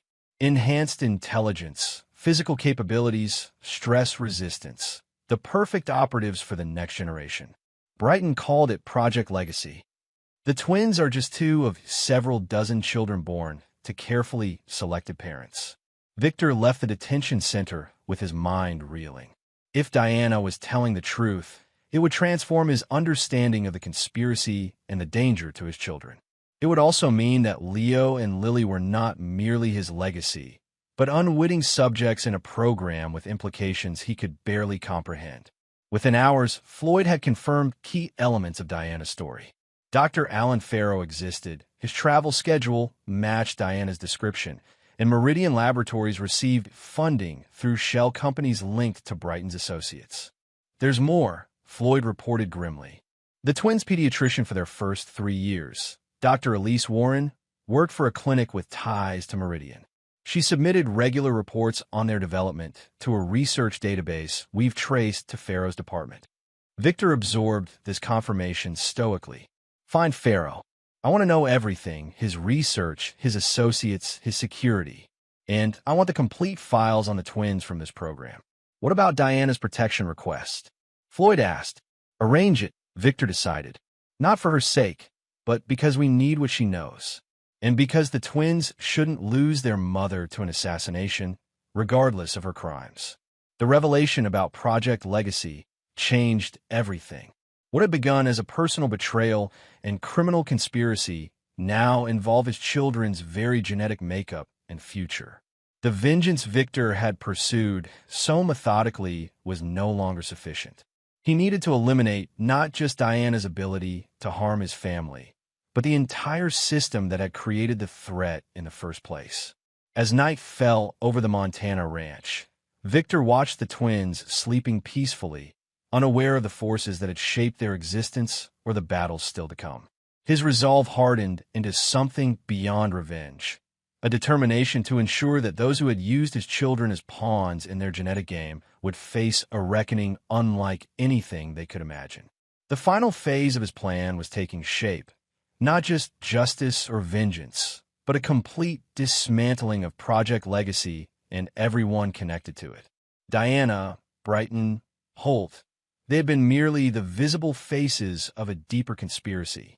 Now Victor would reach into the shadows and destroy the true architects of his family's manipulation. Chapter 8. Checkmate. 3 weeks after Diana's revelation about Project Legacy, Victor stood in the secure operations center he'd established beneath his Montana ranch. The walls were covered with new evidence boards mapping the structure of Meridian Laboratories and the consortium behind it. Dr. Alan Farrow's image featured prominently, connected by red lines to government officials, research facilities, and offshore funding sources. Farrow's scheduled to visit the Seattle facility next Tuesday, Floyd reported, pointing to surveillance photos of a nondescript building. Security is tight. Private contractors with military backgrounds, advanced surveillance systems. Getting to him won't be easy. We don't need to get to him physically, Victor replied. We need his research data and communications. The Seattle facility's network security. Sophisticated but not impenetrable. Our cyber team identified potential access points through their climate control systems. Victor nodded. Prepare the intrusion. I want complete access before Farrow arrives. Every file, every communication, especially anything related to the twins or Project Legacy. As Floyd coordinated with the cyber team, Victor reviewed the latest security reports on the twins. Leo and Lily had adjusted well to life on the ranch, but Victor had noticed subtle changes in their behavior. Leo had begun solving complex mathematical problems far beyond his grade level. Lily had developed an uncanny memory for details and patterns. The genetic enhancements Diana had mentioned were becoming increasingly evident. Victor's secure phone chimed with a message from DA Vance. Diana's cooperation confirmed. Multiple arrests based on her information. Transfer to secure facility approved by federal judge. The protection arrangement for Diana had proven valuable. Her detailed knowledge of Project Legacy had already led to the identification and arrest of 3 scientists involved in the program. But Victor knew Diana's cooperation was self-serving. She was positioning herself for eventual leniency, perhaps even a reduced sentence that might someday allow her to re-enter the twins' lives. That evening, Victor visited the twins for their bedtime routine. As he tucked Lily into bed, she asked the question he'd been dreading. "Daddy, when can we see Mommy? It's been a really long time." Victor sat on the edge of her bed, choosing his words carefully. "Mommy did some things that weren't right, sweetheart. She has to answer for those things before she can see you again." "Was it our fault?" Leo asked from his bed across the room. "Did we do something wrong?" "No," Victor said firmly. "Nothing about this is your fault. Your mother made choices that had nothing to do with you or anything you did. But she loves us, right?" Lily persisted, her eyes wide and vulnerable. Victor felt the weight of the question. The easy answer would be to say yes, to preserve some semblance of maternal love in his children's minds. But he had promised himself never to lie to them about Diana's true nature. "Your mother cares for you in her way," he said carefully, "but she made choices that put you in danger. My job is to protect you, even if that means keeping you apart from people who might harm you." The twins seemed to accept this explanation, though Victor could see the confusion and sadness in their eyes. As he kissed them goodnight, he renewed his determination to dismantle Project Legacy completely, not just for justice or revenge, but to ensure his children could someday understand the full truth of their origins. The following day, Victor's cyber team successfully penetrated Meridian Laboratories' secure servers. The data they extracted confirmed Diana's claims and revealed disturbing details about Project Legacy. The twins were indeed part of a cohort of genetically enhanced children, selected for specific traits and monitored throughout their development. "There are 38 children in the program," Floyd reported as they reviewed the files, "all born to carefully selected parents, typically one parent aware of the program, one unaware. The genetic modifications include enhanced cognitive processing, accelerated learning capability, and physiological adaptations for stress resistance." Victor studied the clinical reports on his children with growing anger. The purpose? According to internal communications, they're creating the next generation of intelligence operatives and military assets. Children who can be shaped from birth to serve specific functions within a global security apparatus controlled by the consortium. And the consortium itself? Floyd brought up another screen showing a complex organizational chart. A shadow network of former intelligence officials, genetic researchers, and private military contractors, funded by a group of billionaires with interest in defense technology and pharmaceutical development. Senator Brighton represented their political interests in Washington. Victor identified the names at the top of the chart, men and women of enormous wealth and influence, operating beyond conventional scrutiny. They had treated his children as experiments, their lives as data points in a program designed to create controllable human assets. Do they know we've accessed their systems? Victor asked. Not yet. We're using a passive intrusion that mimics routine system processes. But once we extract the complete dataset, they'll eventually detect the breach. Then we move quickly.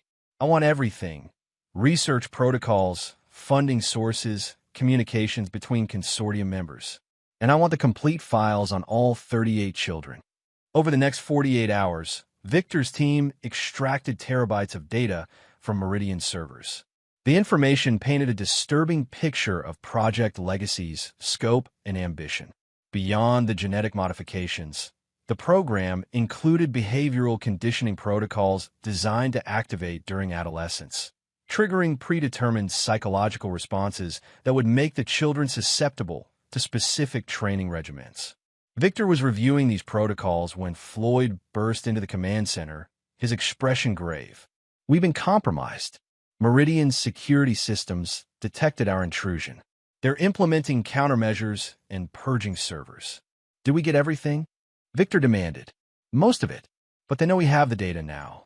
Their emergency protocols include contingency plans for exposure.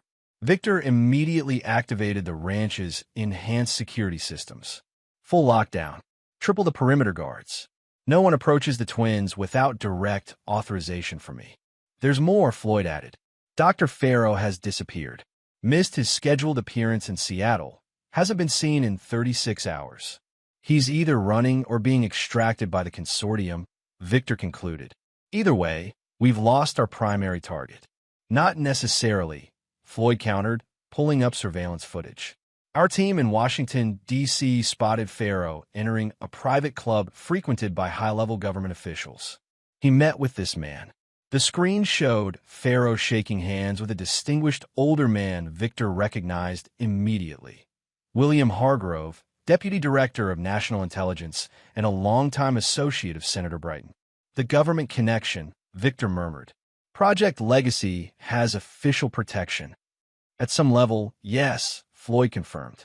But the documentation we extracted suggests it's a rogue operation, not sanctioned by full oversight committees. Hargrove and a select group have been providing cover and resources while keeping the program off official records. This changed the calculus significantly. Victor couldn't just dismantle a private conspiracy.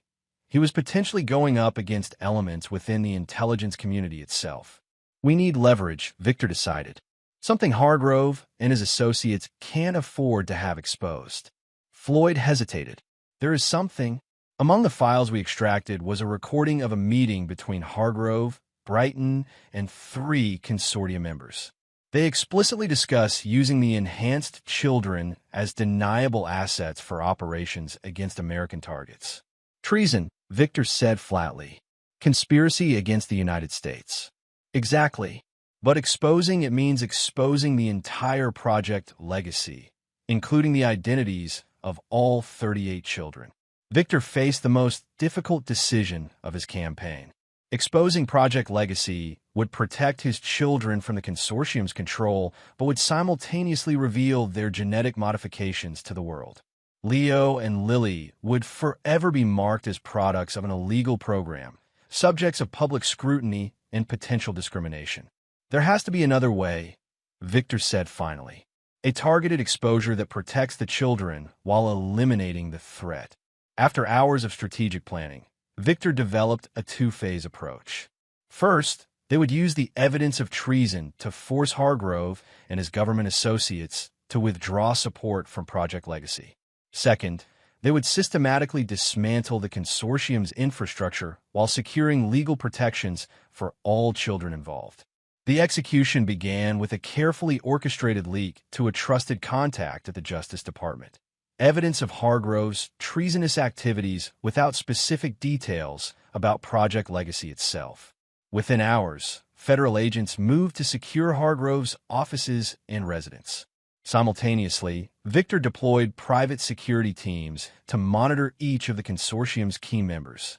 Any attempt to access Project Legacy data or contact the families of involved children would be immediately detected and prevented. 3 days into the operation, Victor received a secure call from his contact in the Justice Department. Hargrove is cooperating fully. He's identified 7 other government officials involved in providing cover for Project Legacy. All are being detained and questioned. And the consortium members? Victor asked. We have warrants for their financial records and communications. The evidence you provided has opened multiple avenues of investigation. But there's a complication. 2 consortium members have disappeared, likely fled the country. And we're receiving diplomatic pressure from several foreign governments to limit the scope of our investigation. Victor had anticipated this. Those governments have their own versions of Project Legacy. They're afraid exposure will compromise their programs. Exactly, which puts us in a difficult position. How far do we push this without creating an international incident? As far as necessary to secure the safety of the children involved, Victor replied firmly. I have contingency plans for international pressure. Those contingencies involve the final piece of leverage Victor had extracted from Meridian's servers. Evidence that the consortium had been selling genetic technology to hostile foreign powers, violating international treaties and U.S. export controls. This evidence, if released, would force even reluctant governments to distance themselves from Project Legacy and its architects. Victor was preparing to implement this phase when Floyd reported a disturbing development. Diana's been moved from the secure facility. The transfer was authorized using proper protocols, but the destination facility doesn't exist. The consortium, Victor realized immediately, they're extracting her as a resource. She knows details about the twins that aren't in the official records. This was a complication Victor hadn't fully anticipated. Despite her crimes, Diana remained the twins' mother and a potential source of emotional manipulation against them. In the consortium's hands, she could become a powerful weapon in their efforts to regain control of the Project Legacy children. Find her, Victor ordered. Use every resource we have and increase security around the twins. No one gets within a mile of this property without complete verification. As Victor's team launched a global search for Diana, he received an unexpected communication, a heavily encrypted message routed through multiple proxy servers. The sender was Dr. Alan Farrow. I need to meet. Information critical to your children's future. Come alone or not at all. It was almost certainly a trap, but it also represented an opportunity to confront one of the primary architects of Project Legacy directly. Victor formulated a plan that would allow him to appear to be meeting Farrow's conditions while maintaining operational security. The meeting was arranged at an abandoned research facility in Idaho, selected by Farrow as neutral territory. Victor arrived by helicopter, apparently alone, but with multiple surveillance drones providing overhead coverage and a tactical team positioned discreetly nearby. Farrow waited inside the facility's main laboratory, a gaunt man in his 60s with piercing eyes and the careful movements of someone accustomed to precision work. Mr. Mercer, he greeted Victor. I appreciate your coming. Where's Diana? Victor asked without preamble. Farrow seemed genuinely surprised by the question. I have no information about your wife's whereabouts. Is she not in federal custody? Either Farrow was an exceptional actor, or he truly wasn't involved in Diana's extraction. Victor decided to proceed cautiously. You wanted to meet? Talk. Farrow nodded, gesturing to a secure laptop on a nearby table. What you've discovered about Project Legacy is only the surface. The genetic modifications implemented in your children and the others weren't simply about enhancing natural capabilities. They included safeguards, biological triggers designed to activate at puberty. What kind of triggers? Victor demanded. Dependency protocols, Farrow explained clinically. The enhanced traits, intelligence, physical capabilities, stress resistance, they come with a biochemical cost. Without regular treatments, beginning at age 12, the children will experience progressive neurological degradation. The implication was clear. The consortium had built in a way to ensure the children would be dependent on them, a biological leash that would force compliance. You're claiming my children will become ill unless they receive treatments only you can provide, Victor said, his voice dangerously calm. Not just ill, Mr. Mercer. The degradation would be fatal within 2 years of onset. It was the consortium's insurance policy against precisely the kind of exposure you've initiated. Why tell me this? Victor asked, studying Pharaoh's face for deception. Because I can provide the treatment protocol, Pharaoh replied. I designed it, and I've come to regret my role in this program. The children deserve lives free from the consortium's control. Victor remained skeptical.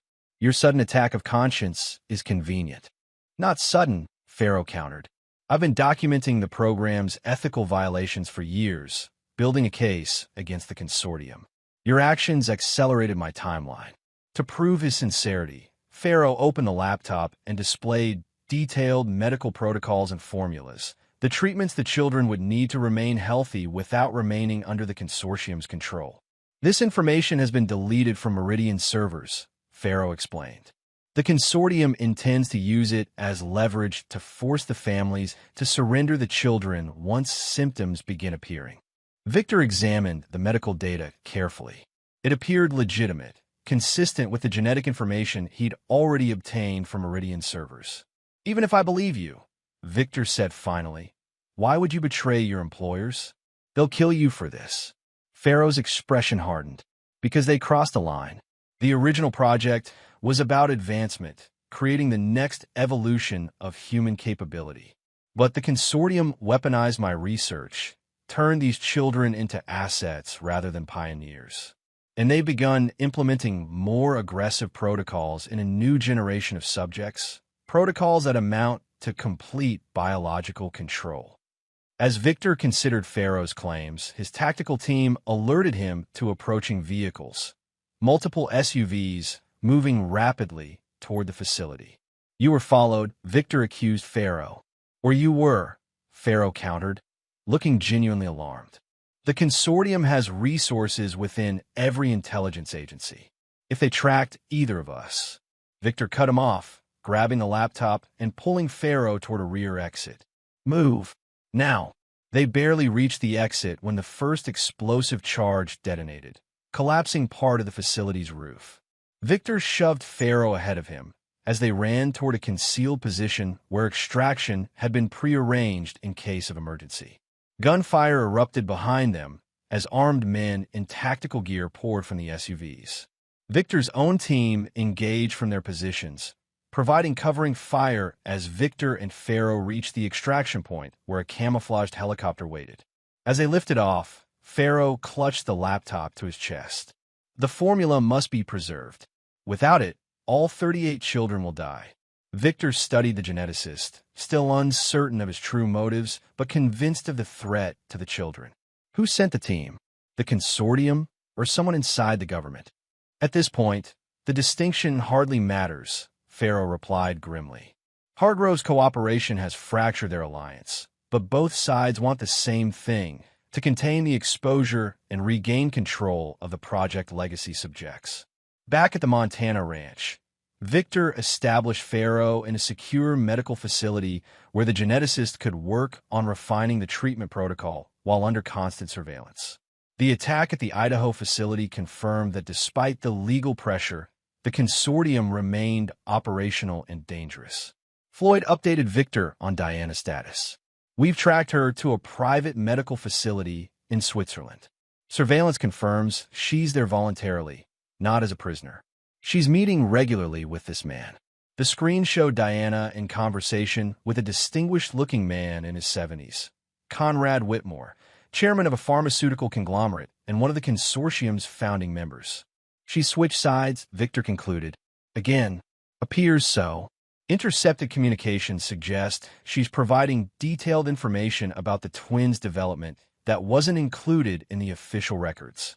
This development changed the strategic landscape significantly. Diana wasn't just a threat as the twins' mother. She was actively working with the consortium to help them regain control of Leo and Lily. Victor made a difficult decision. Prepare extraction options for Diana from the Swiss facility. We need to neutralize her as a source of information. An extraction from Switzerland is high risk, Floyd cautioned. International complications, diplomatic issues. I'm aware, Victor cut him off. But Diana has made her choice.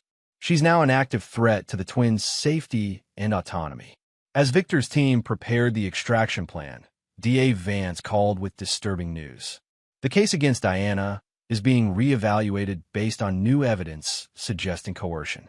There's political pressure to reduce charges in exchange for her cooperation against larger targets in the consortium. She's manipulating the system again, Victor said, unsurprised, using her knowledge of Project Legacy as leverage. Exactly, and it's working.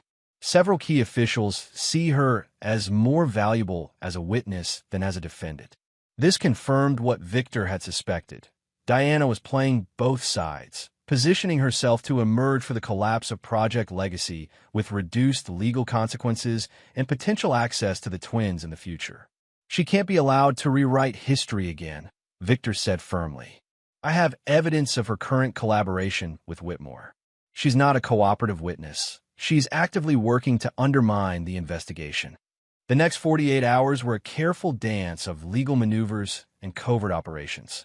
While Victor's legal team provided evidence of Diana's duplicity to the Justice Department, his operational team finalized plans for her extraction from Switzerland if legal means failed to neutralize her threat. Meanwhile, Dr. Farrow completed his analysis of the treatment protocol, confirming that it could be administered without the children ever knowing the true nature of their genetic modifications. What would appear to be routine vaccinations would prevent the neurological degradation the consortium had built into their genetic code. The treatment can be standardized and provided to all 38 children, Farrow explained. Once the initial course is complete, annual boosters will maintain stabilization permanently. And no side effects? Victor pressed. None that would be noticeable. The enhanced capabilities will remain intact. The children will simply be free of the dependency the consortium engineered. This represented the first real victory in Victor's campaign against Project Legacy. The ability to free the children from the biological control mechanism without compromising their health or revealing their modified status. Victor was reviewing the treatment protocol when Floyd burst into the lab, his expression grave. We have a situation. Diana's gone from the Swiss facility, and she left this. He handed Victor a tablet, displaying a video message from Diana. Her appearance was polished again, her confidence restored as she spoke directly to the camera. Victor, I know you're watching. By now you've discovered the dependency protocol and think you found a solution. What you don't know is that the twins' modification included personalized markers. The standard treatment won't work for them. They need a customized formula based on their specific genetic profile. She paused, her expression almost triumphant.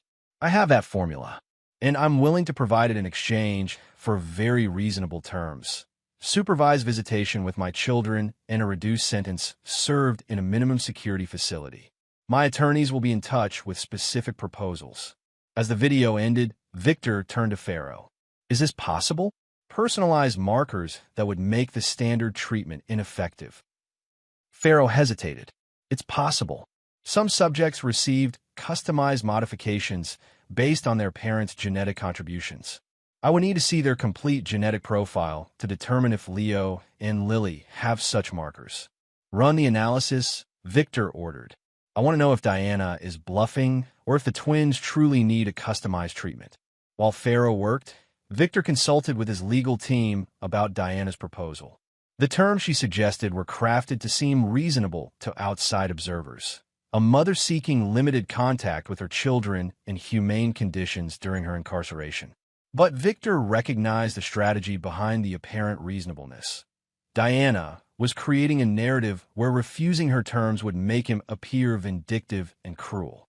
If she truly has information critical to the twins' health, courts might view her terms favorably, Bernard advised. Medical necessity creates compelling grounds for negotiation. And if she's bluffing? Victor asked. Then we need proof before rejecting her offer outright. Otherwise, she controls the narrative. After 24 hours of intensive analysis, Farrow delivered his verdict. The twins do have personalized genetic markers. The standard treatment would be partially effective but not completely. Without a customized formula, they would experience some degradation, though not as severe as without treatment. Could you develop the customized formula without Diana's information? Victor asked. Possibly, given enough time, but the onset of symptoms would begin before I could perfect it. Diana's information would significantly accelerate the process. Victor faced a true dilemma. Diana had found the perfect leverage, the twins' health. Refusing her terms could endanger Leo and Lily, while accepting them would give Diana exactly what she wanted, a path back into their lives and a narrative of redemption. After careful consideration, Victor developed a third option. We negotiate, but on my terms. I'll agree to provide the treatment information Diana claims to have, but through an intermediary. No direct contact with the twins until they're adults and can make their own informed choice about a relationship with her. The counterproposal was delivered through official channels, positioning Victor as reasonable but firm in protecting the twins from potential psychological manipulation. Diana's response was swift and furious. A public statement through her attorneys claiming Victor was endangering the children's health for the sake of revenge. The resulting media coverage painted Diana as a concerned mother and Victor as potentially negligent. It was precisely the narrative shift Diana had engineered, from criminal conspirator to victimized mother fighting for her children's welfare. Victor recognized the trap, but refused to be manipulated. His team located Diana at a private estate in the French countryside, suggesting she had never intended to negotiate in good faith. The public campaign was merely cover for her continued alliance with the consortium. Extraction is authorized, Victor instructed his operational team. Secure Diana and any information she possesses about the twins' treatment. This ends now. The operation was executed with military precision. Diana was extracted from the French estate while she slept, transported to a secure facility Victor had established for debriefing high-value targets. When she awoke, she found herself in a sterile room with Victor waiting calmly across from her. "Kidnapping now, Victor?" Diana asked, her voice steady despite her situation. "That's a federal offense, even for someone with your connections." "This is an illegal proceeding," Victor replied evenly. "This is a parent protecting his children from someone who sees them as bargaining chips." "I'm their mother," Diana countered. "Everything I've done has been to secure their future, including collaborating with the consortium against their interests, working with Whitmore to maintain the dependency protocol." Diana's expression flickered momentarily. "You don't understand the bigger picture. The consortium isn't going away, Victor. They'll rebuild, regroup. I was positioning myself as the twins' advocate within their structure." "No," Victor said firmly. "You were securing your own position, as always. The customized treatment formula. Where is it?" Diana smiled thinly. "Not here. Not anywhere you'll find it without my cooperation. And if anything happens to me, it disappears forever." Victor had anticipated this response. "Dr. Farrow is developing an alternative formula. The twins will receive treatment with or without your information.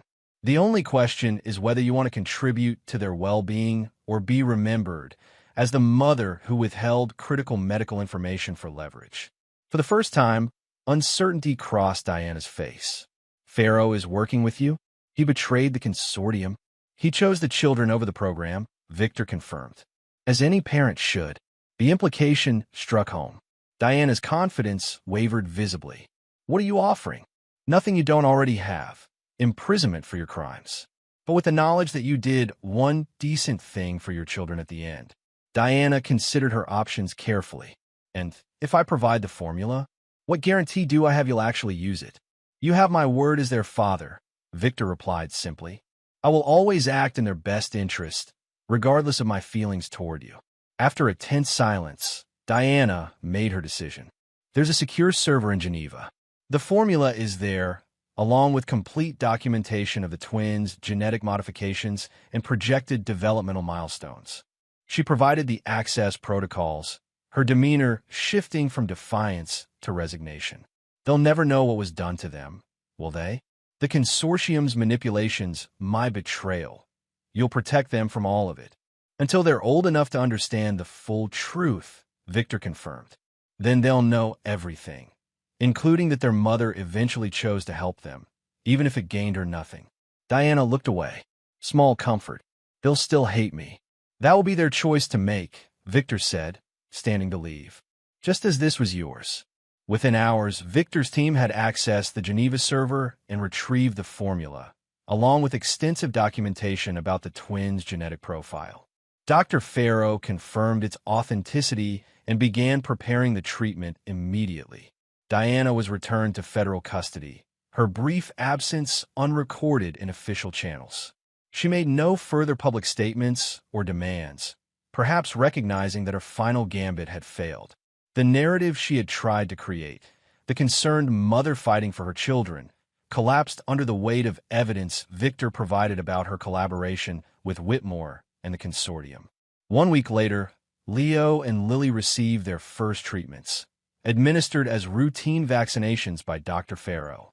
Neither child showed any adverse reactions, and subtle monitoring confirmed the treatment was working as intended, stabilizing the potentially dangerous genetic modifications without affecting their enhanced capabilities. Victor watched his children playing after the treatment, their laughter echoing across the Montana ranch as they chased each other through autumn leaves. They remained unaware of the battles fought for their future, the conspiracies unraveled to secure their freedom from manipulation and control. The war wasn't over.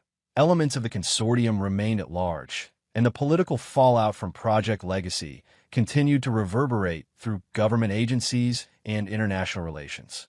But Victor had won the most important battle, securing his children's future free from biological manipulation and control.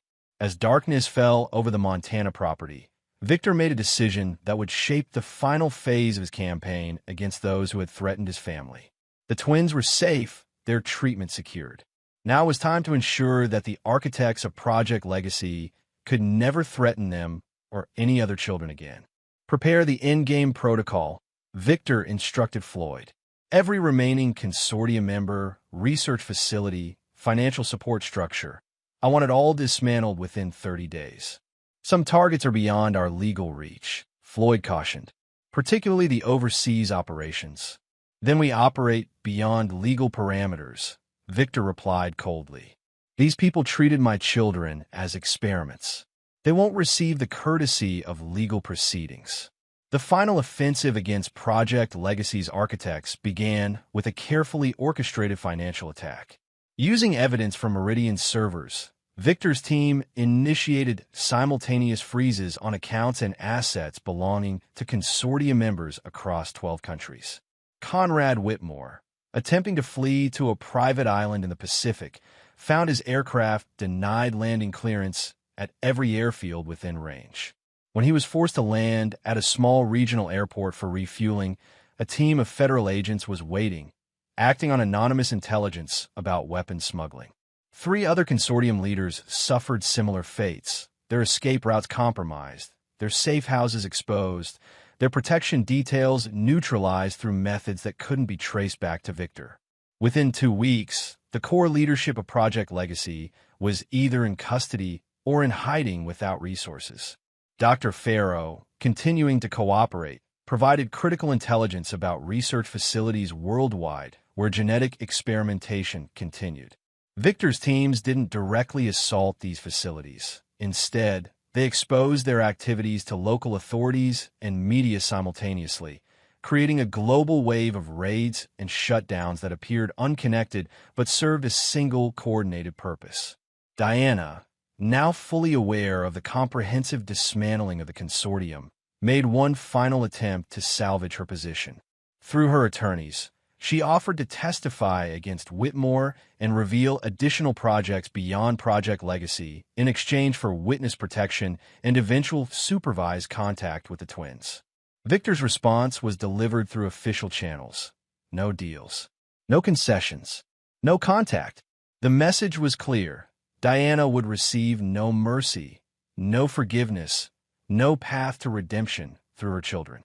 Victor had meant what he said at the beginning of his campaign against those who had betrayed him. Some actions were unforgivable, and Diana's betrayal of her own children for personal gain topped that list. Chapter 9. Endgame. 1 year after the Christmas Eve raid that began Victor's campaign of vengeance, he stood at the window of his study in the Montana ranch, watching as Leo and Lily build a snowman in the winter twilight. At 7 years old, they showed remarkable development, both academically and physically, but retained the innocence and joy that Victor had fought so hard to preserve. The ranch had become their permanent home.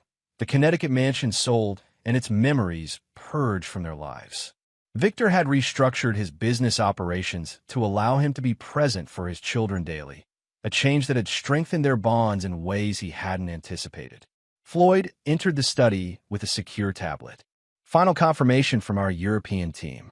The Geneva research facility has been shut down by Swiss authorities based on the evidence we provided. That's the last known Project Legacy installation. Victor nodded, satisfaction evident in his expression. And the children? The other 36? All receiving treatment through their pediatricians, who believe they're administering a standard immunization protocol. None of the families have been informed of the genetic modifications unless they were already aware. And Diana? Floyd's expression tightened. Her final appeal was denied yesterday. 20 years without possibility of parole. She'll be transferred to a maximum security facility in Colorado next week. Victor absorbed this information without visible emotion. Diana had fought the charges viciously, attempting to leverage her knowledge of Project Legacy for leniency at every turn. But the evidence Victor had meticulously compiled had proven insurmountable. Her conviction on charges of conspiracy, attempted kidnapping, and financial crimes have been upheld through every appeal. She's requested a final meeting before her transfer, Floyd added. Says she has information about a contingency protocol involving the twins that she hasn't revealed yet. Another manipulation, Victor said dismissively. She's desperate now that her legal options are exhausted. Probably, Floyd agreed. But if there's any chance it's legitimate, Victor considered the possibility. Diana had proven remarkably resourceful throughout their conflict, revealing new layers of deception when cornered. The possibility that she had withheld critical information about the twins couldn't be dismissed entirely. Arrange it, Victor decided. But under our protocols, not prison visitation. I want complete control of the environment. 3 days later, Victor sat across from Diana in a secure conference room at his private security facility outside Hartford. She looked markedly different after a year in detention. Thinner, her once perfect appearance now austere, her auburn hair threaded with premature gray. You look well, Victor, she said, echoing their previous meeting. Montana clearly agrees with you. What information do you claim to have? Victor asked, bypassing pleasantries. Diana smiled thinly. Still direct. Some things never change. She leaned forward. The twins have an activation protocol I didn't mention previously. A psychological trigger designed to initiate specific behavioral patterns at puberty. More manipulation, Victor said, starting to rise. This meeting is over. It's coded to your voice, Diana continued quickly. Specific phrases spoken in your voice will trigger subconscious programming designed to create absolute loyalty and obedience. The consortium designed it as a control mechanism for their future operatives. Victor paused. If such a protocol exists, Dr. Farrow would have discovered it in their genetic profile. It's not genetic, Diana countered. It's behavioral conditioning implemented during their first 3 years through seemingly normal pediatric visits. The conditioning is dormant until activated by specific auditory triggers. The possibility sent a chill through Victor despite his skepticism. And you're revealing this now out of maternal concern? Diana's carefully maintained composure cracked slightly. I'm revealing it because they deserve to be completely free. Whatever else I've done, I don't want them controlled by anyone. Not the consortium, not the government, and not you. If this is another attempt to negotiate. No negotiations, Diana interrupted. No conditions. The deactivation process requires specific neurological stimulation administered by someone with training in the protocol. I've arranged for the necessary information to be delivered to Dr. Farrow, regardless of your decision about this meeting. Victor studied her carefully, searching for the deception, the hidden agenda. Why? After everything, why help them now when there's nothing to gain? Diana's eyes met his directly. Because they're still my children, and because I've lost everything else. This is the only thing left I can do for them that means anything. After another moment of evaluation, Victor nodded once. Pharaoh will verify your information. If it proves legitimate, it will be implemented. And you'll tell them someday that I helped them. The question held a vulnerability Victor had never heard from Diana before. I'll tell them the complete truth when they're old enough to understand it. Every betrayal and every assistance. They'll make their own judgments then. Diana seemed to accept this. Her expression resigned. That's fair. More than fair, given everything. As Victor prepared to leave, Diana asked one final question. Are they happy, Victor? Truly. For the first time in their conversation, Victor's expression softened marginally. They're children. They're resilient, adaptable. They have stability, security, people who genuinely care for them. Yes, they're happy. Diana nodded, blinking rapidly. Good. That's good. It was the last time Victor would see Diana in person. Her transfer to the Colorado facility proceeded as scheduled, placing her in a maximum security environment where her ability to communicate with the outside world would be severely restricted for the next 2 decades. Dr. Pharaoh verified Diana's information about the behavioral conditioning protocol and developed a neurological treatment to neutralize the triggers. The twins underwent the procedure as part of what they believed was a standard medical checkup, remaining unaware of the psychological programming that had been embedded in their developing minds or the fact that they were now free of it. 6 months later, Victor received confirmation that the last member of the consortium's leadership had been located and neutralized. Conrad Whitmore had suffered a fatal accident while attempting to establish a new identity in Argentina. The official report cited mechanical failure of his private yacht, though certain details suggested a more orchestrated conclusion. With this final piece, Victor's campaign of vengeance was complete. Every person who had participated in the betrayal and exploitation of his family had faced consequences, some legal, some more direct. The network that had threatened his children was dismantled beyond recovery, its resources seized, its members imprisoned or eliminated. On a crisp autumn morning 2 years after the Christmas Eve raid, Victor sat with the twins on the porch of the Montana ranch, helping them with a science project. Leo was meticulously recording data while Lily constructed an elaborate model of a solar system. Dad, Leo asked suddenly, what happened to Mom? The real story, not the one Grandma tells us. Victor had prepared for this moment, knowing the twins would eventually demand more complete answers as they matured. Your mother made choices that put both of you in danger, he said carefully. She worked with people who wanted to use you for their own purposes. Was she bad? Lily asked, her expression serious. People aren't simply good or bad, Victor replied, choosing his words with precision. Your mother did bad things, made choices that hurt people, including you. But she also eventually helped protect you when she didn't have to. Do you hate her? Leo pressed. Victor considered the question carefully. The rage that had fueled his campaign against Diana and her conspirators had transformed into something colder and more permanent. Not active hatred, but an unforgiving memory that would never soften with time. I don't forgive what she did, he said finally. But hating her takes energy I'd rather spend on both of you. The twins seemed to accept this answer, returning to their project with the adaptability of childhood. Victor watched them work. These remarkable children who had been created as pawns in a conspiracy but would grow up to make their own choices, free from the manipulations intended to control them. In his study that evening, Victor reviewed the final reports from Floyd about the Project Legacy aftermath. All 38 children were thriving, their treatments continuing without incident. The political fallout had resulted in new international treaties governing genetic research and enhanced oversight of intelligence operations. Senator Brighton had died in prison 6 months earlier, his legacy destroyed, his name synonymous with treason. As Victor closed the file, he reflected on the campaign that had consumed 2 years of his life. He had been ruthless, methodical, and at times operated outside legal boundaries in his pursuit of those who had threatened his family. He had shown no mercy, accepted no excuses, offered no forgiveness to those who had betrayed him, including the mother of his children. But the twins were safe, their future secure. They would grow up knowing they were loved and protected, even if they never fully understood the lengths to which their father had gone to ensure that protection. That was enough. Not a happy ending, perhaps, but a just one.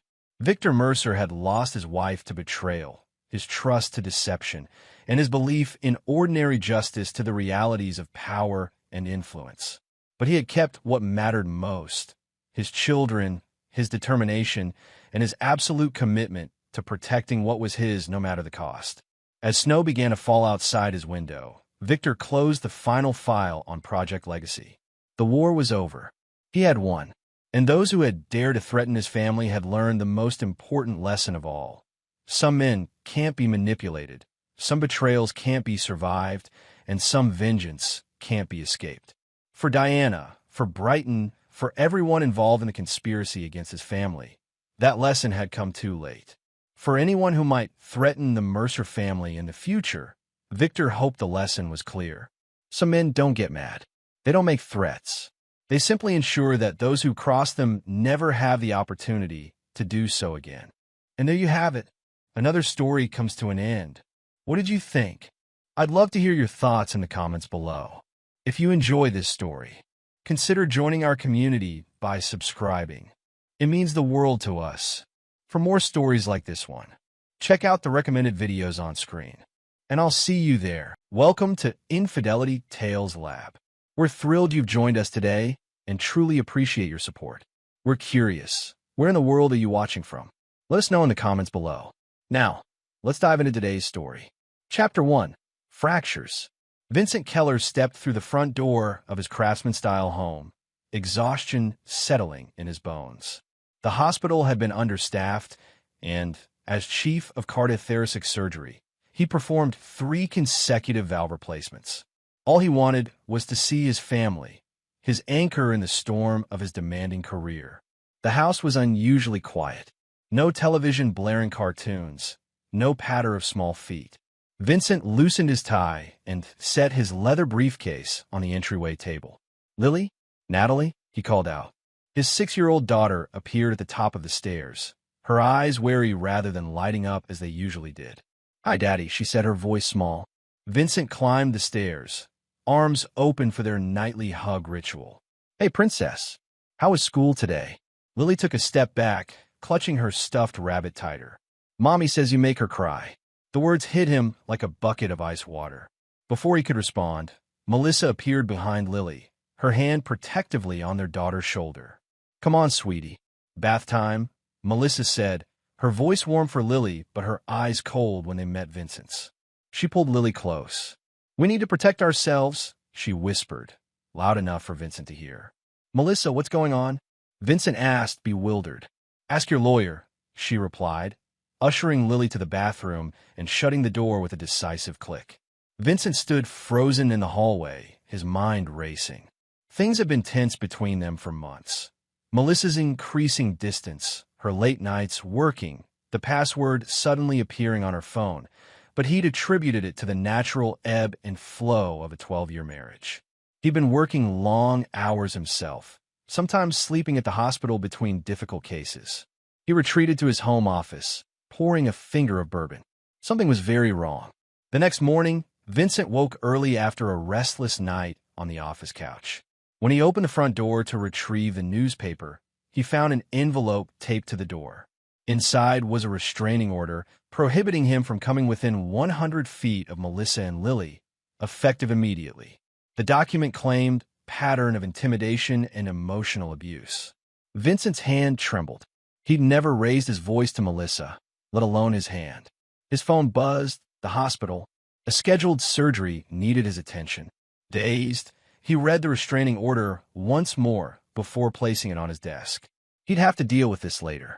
What happened next would change everything. 3 days later, after sleeping in on-call rooms and operating on automatic pilot, Vincent sat across from Beverly Scott, the family law attorney recommended by a colleague. This is a coordinated attack, Vincent, Beverly said, her tone frank. The timing, the allegations, she's been planning this. I'm going to file a counterpetition, but I need to ask, is there anything she could use against you? Anything at all? Vincent shook his head. Nothing. I work long hours, but I'm a good father. I've never hurt them. Beverly's expression softened slightly. Someone's coaching her. These tactics are too sophisticated. As Vincent left the attorney's office, his phone vibrated with a text message from an unknown number. If you want to know what really happened, meet me at Riverside Park near the boathouse. 5 p.m. today. Vincent stared at the message. It could be a trap, but he needed answers.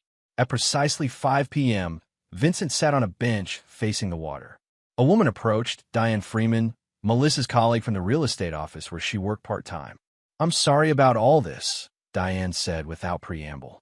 Melissa's been seeing someone. My husband and I ran into them at Salvatore's 2 weeks ago. They didn't see us. Vincent's world tilted. Who? Preston Doyle, the owner of her real estate firm. Diane handed him her phone, showing a photo she'd discreetly taken at the restaurant. Melissa and a silver-haired man, heads close together, fingers intertwined on the table. Preston's been divorced 3 times, Diane continued. Each time, he managed to paint his ex-wives as unstable. He's charming, manipulative, and very, very rich. She hesitated. There's more. Preston's firm is just a front. His real money comes from property development, and some of his methods aren't exactly above board. Vincent stared at the photo, ice forming in his veins. Why are you telling me this?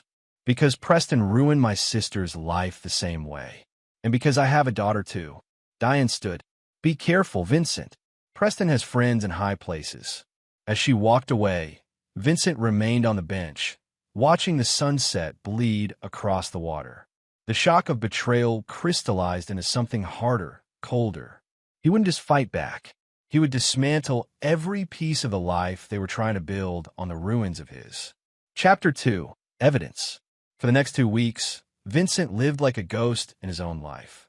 He operated, made rounds, and counseled patients, all while gathering information.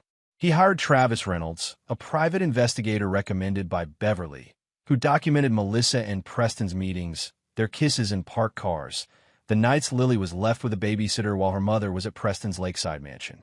Vincent's phone rang as he was leaving the hospital. It was Beverly. We need to talk. In person, she said, her voice tight. My office, 1 hour. When he arrived, Beverly wasn't alone. A man in his early 60s with a weathered face sat beside her desk. This is Detective Harris Walcott, retired, Beverly introduced him. He's been helping me look into Preston Doyle. Walcott's handshake was firm. Dr. Keller, I've spent 30 years investigating white-collar crime. Doyle's been on my radar for a long time. He's clever, never leaves fingerprints. What does this have to do with my wife and daughter? Vincent asked. Preston doesn't just seduce women, Beverly explained. He recruits them, gets them to do his dirty work while he maintains plausible deniability. Walcott placed a file on the desk. These are records of suspicious property transactions over the last 5 years. Each involve a different woman close to Doyle. Each woman later claimed abuse by her husband. Each husband was systematically destroyed, financially, professionally, personally. Vincent flipped through the file, his surgeon's hands steady despite the fury building inside him. And Melissa? What's her role? Your wife works in zoning at the city planning office 3 days a week, Walcott said. Her real estate license is just cover. She has access to information about upcoming development plans. That's gold to someone like Doyle. There's something else, Beverly added. The judge who signed your restraining order? He and Doyle are golf buddies. Vincent closed the file. What do they want? Your land, Walcott said simply. That 5-acre property you inherited from your grandfather. It's the missing piece in Doyle's new development project. Vincent remembered the lakefront land his grandfather had left him. Pristine forest with a small cabin where he'd planned to teach Lily to fish when she was older. How do we fight this? Vincent asked. Beverly and Walcott exchanged glances. Legally, it's going to be an uphill battle, Beverly admitted. The system is stacked in their favor right now. Then we fight differently, Vincent said, his voice dropping to a dangerous calm. "I want everything you have on Doyle. Every connection, every weakness." That night, alone in a sterile hotel room, Vincent spread the files across the bed. Photographs, financial records, and background reports on Preston Doyle. 62 years old, self-made millionaire, political connections, 3 ex-wives who'd signed ironclad NDAs after their divorces. His phone buzzed with an email notification from Travis. Attached was a video file, security footage from Vincent's own home, showing Melissa going through his office, photographing documents, copying files from his computer. The final piece clicked into place. The restraining order wasn't just about isolating him from Lily. It was about keeping him away from his own records while they searched for something. Vincent picked up his phone and dialed a number he hadn't used in 15 years. "Anthony? It's Vincent Keller. I need a call in that favor." Anthony Russo had been Vincent's first patient as a cardiothoracic fellow, a procedure to repair a dissected aorta that should have killed him. Now Anthony owned several nightclubs and had connections that stretched beyond the legitimate business world. "Doc," Anthony's gruff voice answered. "I was wondering when you'd call. Whatever you need." "Information, for now," Vincent said, "on a man named Preston Doyle." "Give me 48 hours," Anthony replied. "And Doc, be careful." 2 days later, Vincent met Anthony at his club after hours. The information Anthony provided revealed Preston's true nature. The women he'd ruined, the rivals he'd destroyed, the officials he'd bribed. "One more thing," Anthony said as Vincent was leaving. "He's obsessed with appearances. His reputation means everything. And he's planning a big announcement next month, running for state senate." Vincent nodded, a plan beginning to take shape. "Thank you, Anthony." "Don't thank me yet," Anthony replied. "You still look like the good guy in this fight. Trust me, Doc, when you cross a certain line, there's no going back." Vincent thought of Lily, of the whispered, "We need to protect ourselves," of the calculated betrayal. "Some lines," he said quietly, "are meant to be crossed." Chapter 3, Alliance.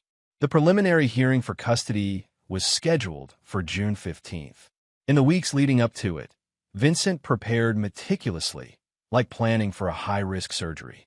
Every contingency anticipated, every complication accounted for. He was permitted one supervised visit with Lily per week at a family center with bland walls and toys that seemed deliberately joyless. During their third visit, Lily seemed withdrawn, refusing to meet his eyes. "Sweetheart, what's wrong?" Vincent asked gently. "Mom says you want to take me away from her," Lily whispered, clutching her rabbit. "She says you're angry all the time, and that's why she's scared." Vincent's heart ached. "Lily, look at me." He waited until she raised her eyes. "Have you ever seen me angry like that? Have I ever done anything to make you afraid?" Lily shook her head slowly. "No, but Mom says sometimes daddies change." "I will never change how much I love you," Vincent promised. "And I'm not angry at you. Not ever." The supervisor checked her watch, signaling the end of their time. As Vincent stood to leave, Lily suddenly ran to him, hugging his legs. "I miss you, Daddy," she said, her voice muffled against him. Vincent bent down, memorizing the feel of her small arms around his neck. "I miss you too, Princess." More than anything. Outside, Vincent composed himself before driving to his next meeting. In a private dining room at Morris's Steakhouse sat Walcott, Beverly, and 2 new faces, DA Richard Novak and City Councilwoman Teresa Valdez. "Dr. Keller," Novak greeted him, extending his hand. "Detective Walcott filled us in. I've been building a case against Doyle for years, but he's slippery." "And connected," Valdez added. "He's donated to every major campaign in the district. Most officials won't touch him." Vincent studied them carefully. "Why are you helping me?" "Because Doyle tried to bribe me last year," Valdez said bluntly. "Wanted special consideration for a development project. When I refused, suddenly there were rumors about my personal life, threats of primary challenges. And I prosecuted one of his associates 5 years ago," Novak added. The witness recanted at the last minute. Case dismissed. A month later, my bid for re-election was torpedoed by a sudden scandal. Walcott leaned forward. "We've been gathering evidence, but it's not enough for charges.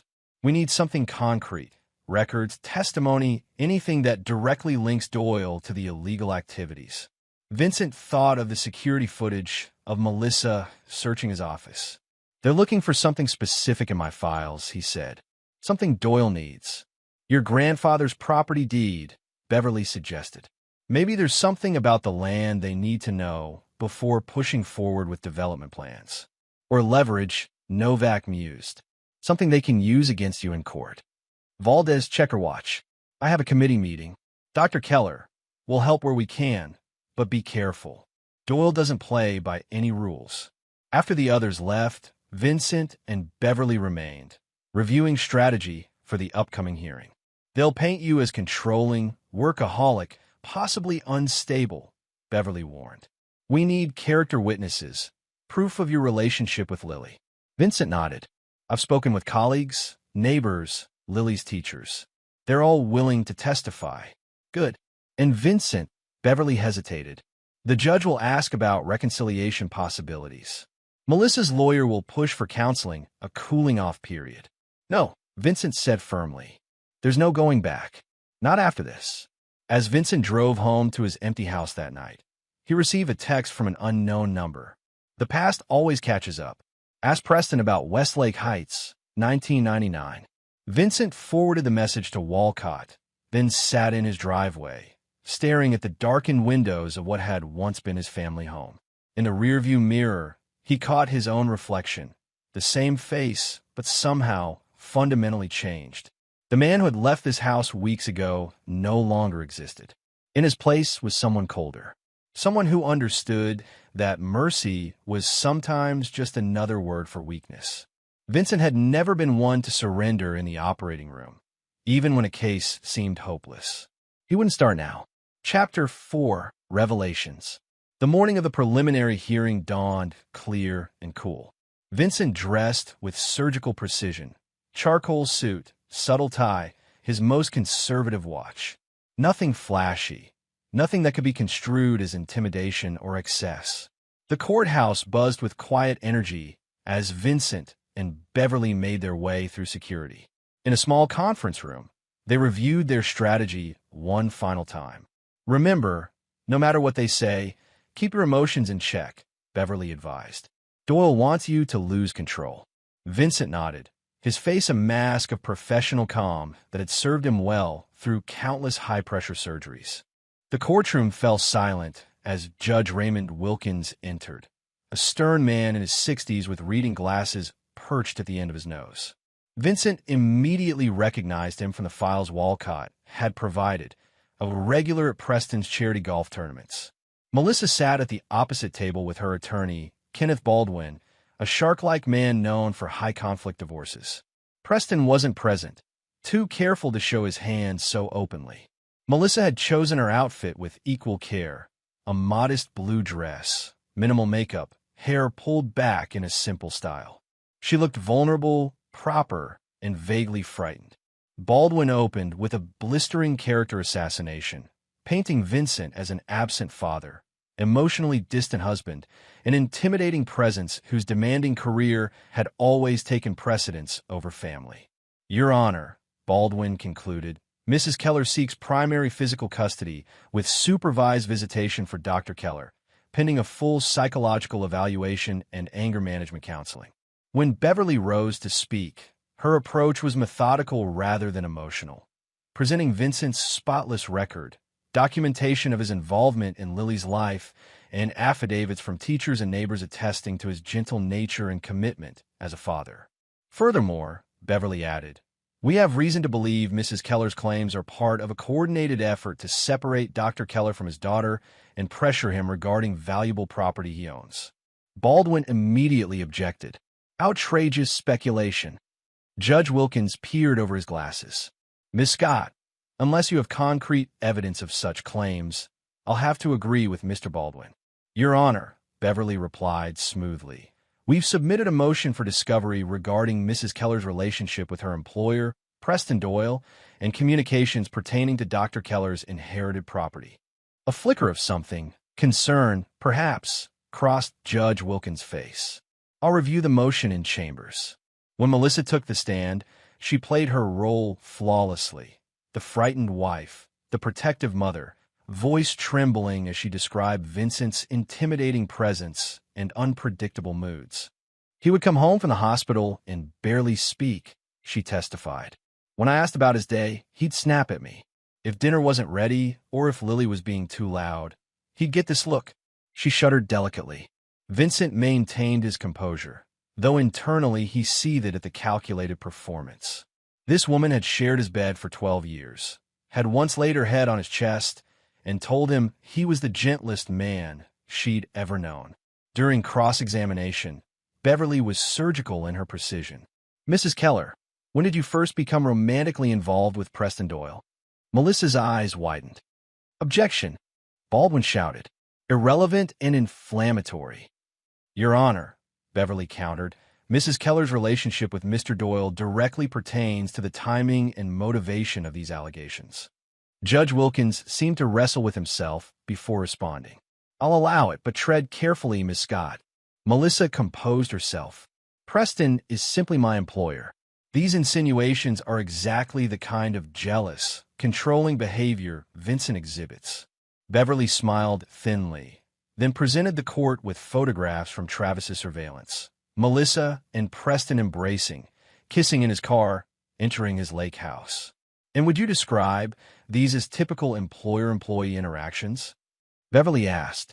The color drained from Melissa's face as she recognized the images. Baldwin requested a short recess, which Judge Wilkins granted. In the hallway, Vincent stepped away to use the restroom. As he washed his hands, Preston Doyle himself entered.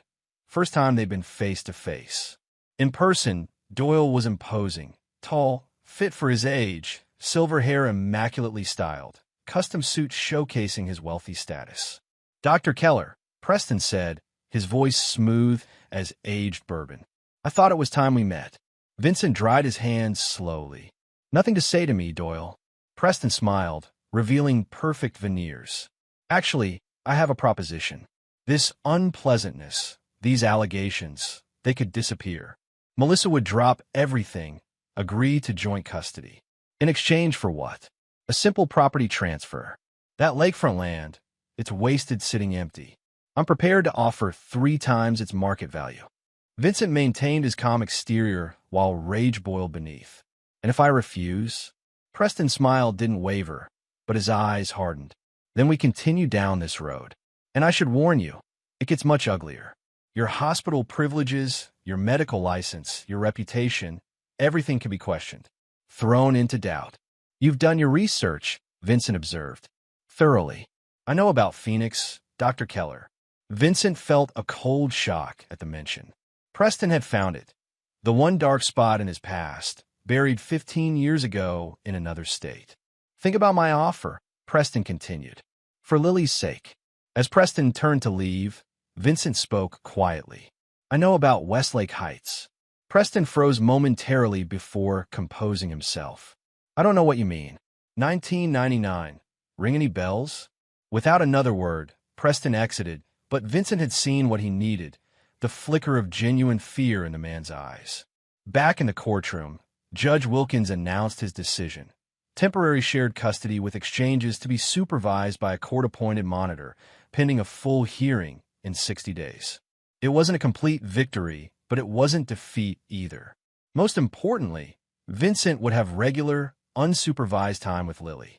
As they left the courthouse, Beverly studied Vincent's expression. Something happened during the recess. Doyle approached me, Vincent confirmed. Offered to make it all go away if I sell him my grandfather's land. He hesitated, and he mentioned something from my past. Something I never told Melissa. Beverly's expression grew serious. Vincent, whatever it is, I need to know. Now, that evening, in Beverly's office, Vincent revealed what Preston had discovered. During his surgical residency in Phoenix, Vincent had falsified a report to protect a fellow resident who'd made a critical error during surgery. The patient had survived, but the cover-up, if exposed, could potentially threaten his medical license. It was 15 years ago, Vincent finished. I was young, stupid, trying to protect a friend. And this friend, Beverly asked, committed suicide 6 months later, unrelated reasons. Vincent ran a hand through his hair. No one else knew. Beverly considered this. Doyle must have gone to extraordinary lengths to uncover this. We need to find out how. She paused. And what did you mean about Westlake Heights? It was in that anonymous text, Vincent explained. I don't know details yet, but Walcott's looking into it. His phone rang. Speak of the devil. Vincent, Walcott's voice had an edge of excitement. Westlake Heights was a development project from 20 years ago. Luxury condos built on contaminated land. 3 residents developed rare cancers before anyone discovered the truth. Let me guess, Vincent said. Doyle was involved. Deeper than involved. I found a whistleblower, former environmental engineer who conducted the original soil tests. She claims Doyle personally ordered her to falsify reports, then threatened her family when she hesitated. Can she testify? That's the thing, Walcott replied. She disappeared 2 days before the deposition. Case fell apart, settlements were paid, records sealed. But, he paused for effect, I found her. Vincent's pulse quickened. Where? Living under a new name in Oregon. And she's finally ready to talk. After hanging up, Vincent stared out Beverly's office window at the city lights. The pieces were aligning, a diagnosis becoming clear. Like cancer, Doyle's corruption had spread through shadowed networks, protected by money and influence. And like cancer, it required aggressive, uncompromising treatment. On his drive home, Vincent called Anthony Russo. I need another favor, Vincent said without preamble. Information on Judge Raymond Wilkins. Specifically, his connection to Doyle. Already looking into it, Doc, Anthony replied. And I've got people watching your house, just in case. One more thing, Vincent added. I need to know who else Melissa has been talking to besides Doyle. Anyone she's met with, called, texted. Consider it done. Anthony paused. Doc, are you sure about how far you want to take this? There are lines that, once crossed. I'm sure, Vincent said, his voice like ice. They started this war. I'm going to finish it. Chapter 5, Counterattack. For the next 3 weeks, Vincent executed his strategy with the same precision he brought to complex surgeries. Each move calculated, each reaction anticipated. His first supervised visitation with Lily after the hearing was strained. She seemed confused by the court monitor's presence, and Melissa had clearly been poisoning the well. Mommy said you want to take me away from her, Lily said as they colored together at the visitation center. Vincent set down his crayon. Lily, do you remember our special rule? The one about always telling the truth to each other. She nodded slowly. I promise you, I don't want to take you away from Mommy. I just want us all to be happy and safe. Like before, Lily asked hopefully. Vincent hesitated. Not exactly like before, but we'll figure out something even better. He smiled gently. Now, tell me about school. Are you still reading those dinosaur books? By their 3rd visit, Lily was relaxing again, laughing at his jokes, showing him her new drawings. The court monitor noted the positive interactions in her report. Meanwhile, Vincent's alliance was gathering ammunition. Walcott had arranged for the Westlake Heights whistleblower, Maria Sandoval, now living as Marie Sanders, to provide a sworn affidavit detailing Doyle's role in the environmental cover-up. Councilwoman Valdez discovered that 3 zoning board members who had approved Doyle's recent projects had received consulting fees through shell companies. DA Novak began quietly re-examining closed cases involving Doyle's business associates. Anthony provided the most damaging intelligence. Judge Wilkins had gambling debts at a casino in Atlantic City, debts that had mysteriously disappeared after he began presiding over cases involving Doyle's interests. Most crucially, Travis uncovered evidence that Melissa had been meeting with Lisa Donovan, Vincent's head nurse, regularly in the weeks before filing the restraining order. Lisa had access to all of Vincent's patient files, including those from his time in Phoenix. The betrayal cut deep. Lisa had worked alongside Vincent for 7 years, had held retractors during countless surgeries, had seen him save lives others had written off as hopeless. Vincent requested a private meeting with her in a coffee shop far from the hospital. Why, Lisa? He asked when she arrived, her eyes darting nervously. All those years working together, why would you help them destroy me? Lisa's hands trembled around her cup. They have my brother, she whispered. Danny got mixed up with some loan sharks last year. Doyle paid off his debt, $70,000. In exchange, I was supposed to find something in your past, something they could use. The Phoenix incident, Vincent stated flatly. Lisa nodded, tears forming. I'm so sorry, Vincent. They threatened Danny. What choice did I have? Vincent studied her. The dark circles under her eyes, the weight loss, the fear etched in every line of her face. I need everything, Lisa. Every conversation with Melissa, every instruction from Doyle or his people. Dates, times, what they asked for. They'll kill Danny, she protested weakly. No, they won't, Vincent assured her. Because we're going to get him first. That evening, Vincent met with Anthony at his club after hours. The plan they formulated was audacious, requiring precise timing and absolute secrecy. My guy in Atlantic City confirms that Danny Donovan works in one of the casinos there, Anthony reported. He's under constant watch by Doyle's men. We'll need a distraction to extract him. How soon can you move? Vincent asked. 3 days. I'll need cash, 50,000, non-sequential bills. Vincent nodded. I'll get it tomorrow. As Vincent was leaving, Anthony stopped him. Doc, once we do this, there's no going back. We're crossing into territory where your medical ethics won't apply. Vincent met his gaze steadily. They crossed that line first when they used my daughter as a weapon. The extraction went flawlessly. Anthony's men created a commotion in the casino while Danny was escorted out through employee exits, driven to a private airfield, and flown to a hunting lodge in rural Pennsylvania owned by one of Anthony's associates. With Danny secure, Lisa provided a detailed affidavit documenting how Melissa had approached her, what information she had been asked to find, and how it was to be used in court. The evidence was mounting, but Vincent knew they needed one final, irrefutable piece to bring Doyle down. Proof of his direct involvement in the scheme. Beverly advised caution. We have enough for the custody case now. Melissa's credibility is shot once we present Lisa's affidavit. This isn't just about custody anymore, Vincent replied. Doyle will find another way, another angle. He needs to be stopped completely. The opportunity came from an unexpected source. Diane Freeman called Vincent with urgent news. Melissa's been staying at Preston's lake house, she reported. This weekend, they're hosting a fundraiser for his Senate campaign announcement. Everyone who's anyone in local politics will be there. Vincent immediately called Walcott to share the information. Perfect timing, the detective said. The DA just received approval for surveillance warrants based on the evidence we've gathered. But we need someone inside that party. I can't exactly crash it, Vincent pointed out. No, but I know someone who can, Walcott replied. Teresa Valdez received an invitation. As a council member, her presence wouldn't raise eyebrows. The plan came together rapidly. Valdez would attend wearing a concealed recording device. Her mission, get Preston talking about Vincent, the custody case, and ideally the property he coveted. The night of the fundraiser arrived. Vincent waited with Walcott and Novak in an unmarked van parked a quarter-mile from Doyle's estate, monitoring the audio feed from Valdez's microphone. For 2 hours, they listened as she mingled, making small talk with judges, police officials, and business leaders. Finally, she managed to isolate Preston near his study. I was surprised to see Judge Wilkins here. Her voice came through clearly.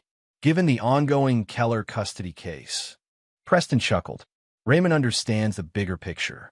Speaking of which, I understand you've been hesitant about the Riverside rezoning proposal. I have concerns about the environmental impact, Valdez replied smoothly. Perhaps we could discuss them privately, Preston suggested. My study is more comfortable.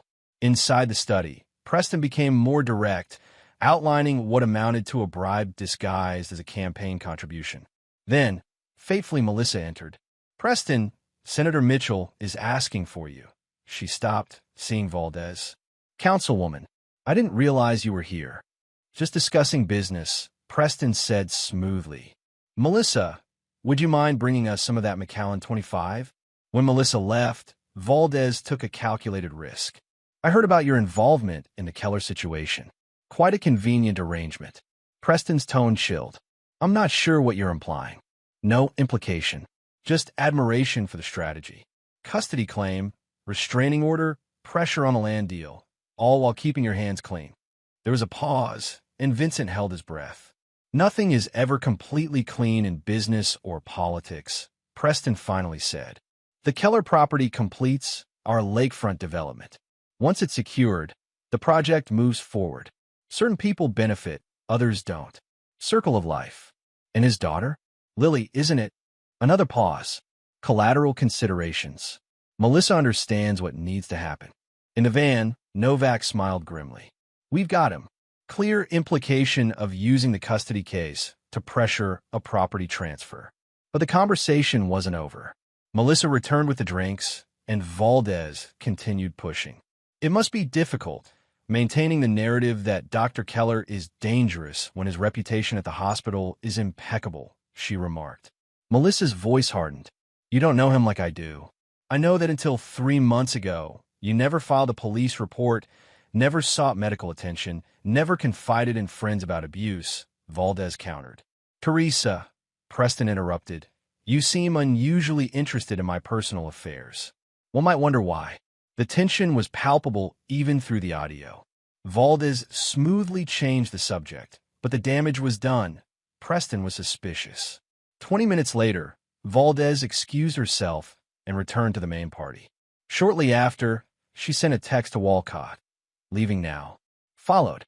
Vincent's heart raced as they tracked Valdez's movement through the audio feed. She reached her car, started the engine.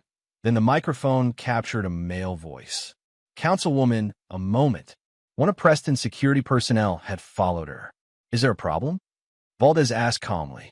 Mr. Doyle requests you return the recording device you're wearing before leaving the premises.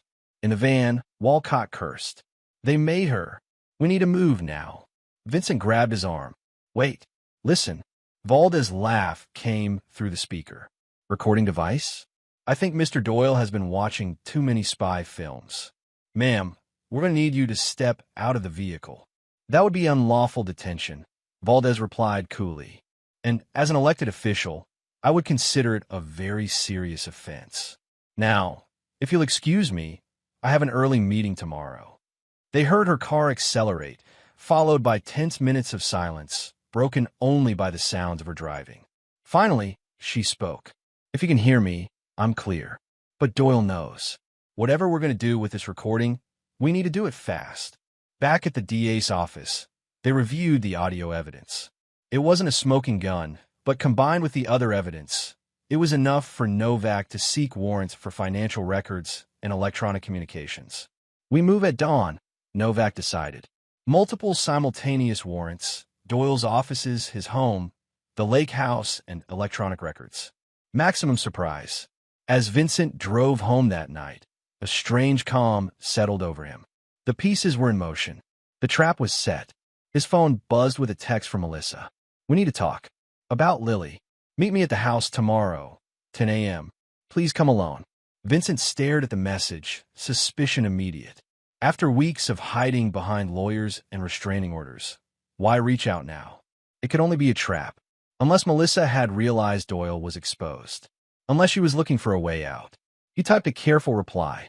I'll be there. For Lily's sake. That night, Vincent barely slept, weighing possibilities, calculating risks. By morning, he'd made his decision. He called Beverly first. Melissa wants to meet. Today at the house. It's a trap, Beverly said immediately. Don't go. I know it probably is, Vincent replied.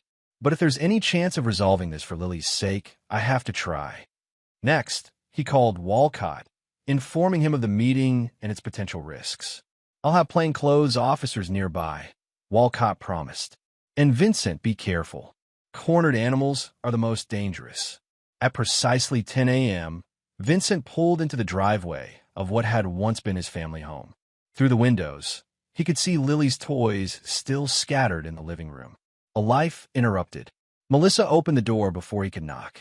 She looked thinner, tense, her usually perfect makeup slightly smudged. Thank you for coming, she said, her voice formal. Please come in. Vincent stepped inside, hyper-aware of his surroundings. No sign of Lily, no other cars visible. Where's our daughter? He asked immediately. With my mother, Melissa replied. I thought it better we speak privately. They sat across from each other in the kitchen, The same table where they'd shared thousands of meals, planned vacations, discussed Lily's future. "I know what you've been doing," Melissa began. "The investigation, the witnesses, all of it. Preston told me last night." Vincent remained silent, waiting. "It won't work," she continued, a slight tremor in her voice. "Preston has too many connections. He'll bury whatever evidence you think you have." "Is that why you asked me here? To threaten me?" Melissa's composure cracked slightly. "I'm trying to warn you. For your own good. For Lily's good. Take the deal, Vincent. Sell the property, agree to the custody arrangement, and this all goes away. And if I don't, then Preston will release what he found in Phoenix. Your career will be over. Lily will grow up knowing her father is a fraud." Vincent studied the woman across from him. Once his partner, the mother of his child, now a stranger. "Tell me something, Melissa. Was any of it real? Us, our marriage." A flicker of something, regret, perhaps, crossed her face. "We were young. You were ambitious, always at the hospital. I felt invisible. And Doyle made you feel seen," Vincent finished. Melissa nodded slightly. "He has plans, vision. The development project is just the beginning. When he wins the Senate seat." "He won't," Vincent interrupted. "As we speak, the DA is executing search warrants on his properties and accounts." Melissa's eyes widened. "You're bluffing." Vincent slid his phone across the table, showing her a text from Walcott. "Warrants executed. Evidence secured. Proceeding with arrests." The color drained from Melissa's face. "This is a mistake. Preston will fight this, and he'll win. He always wins." "Not this time," Vincent said, rising from his chair. "Give Lily a kiss for me. Tell her I'll see her soon." As he walked to the door, Melissa called after him, panic edging her voice. "Vincent, wait. You don't understand. I can't lose everything. We can still fix this, find a compromise." Vincent turned back, meeting her eyes one final time. "There is no compromise with betrayal.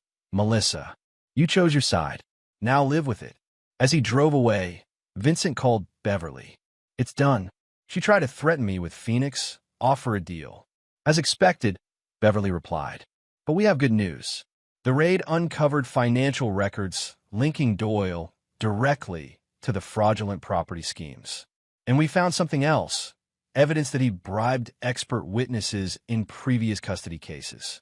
"What about Judge Wilkins?" "Recused himself an hour ago, citing potential conflict of interest. The case will be reassigned." Vincent allowed himself a small, cold smile. The first phase of his counterattack was complete. Now for the final strike. Chapter 6: Vulnerabilities.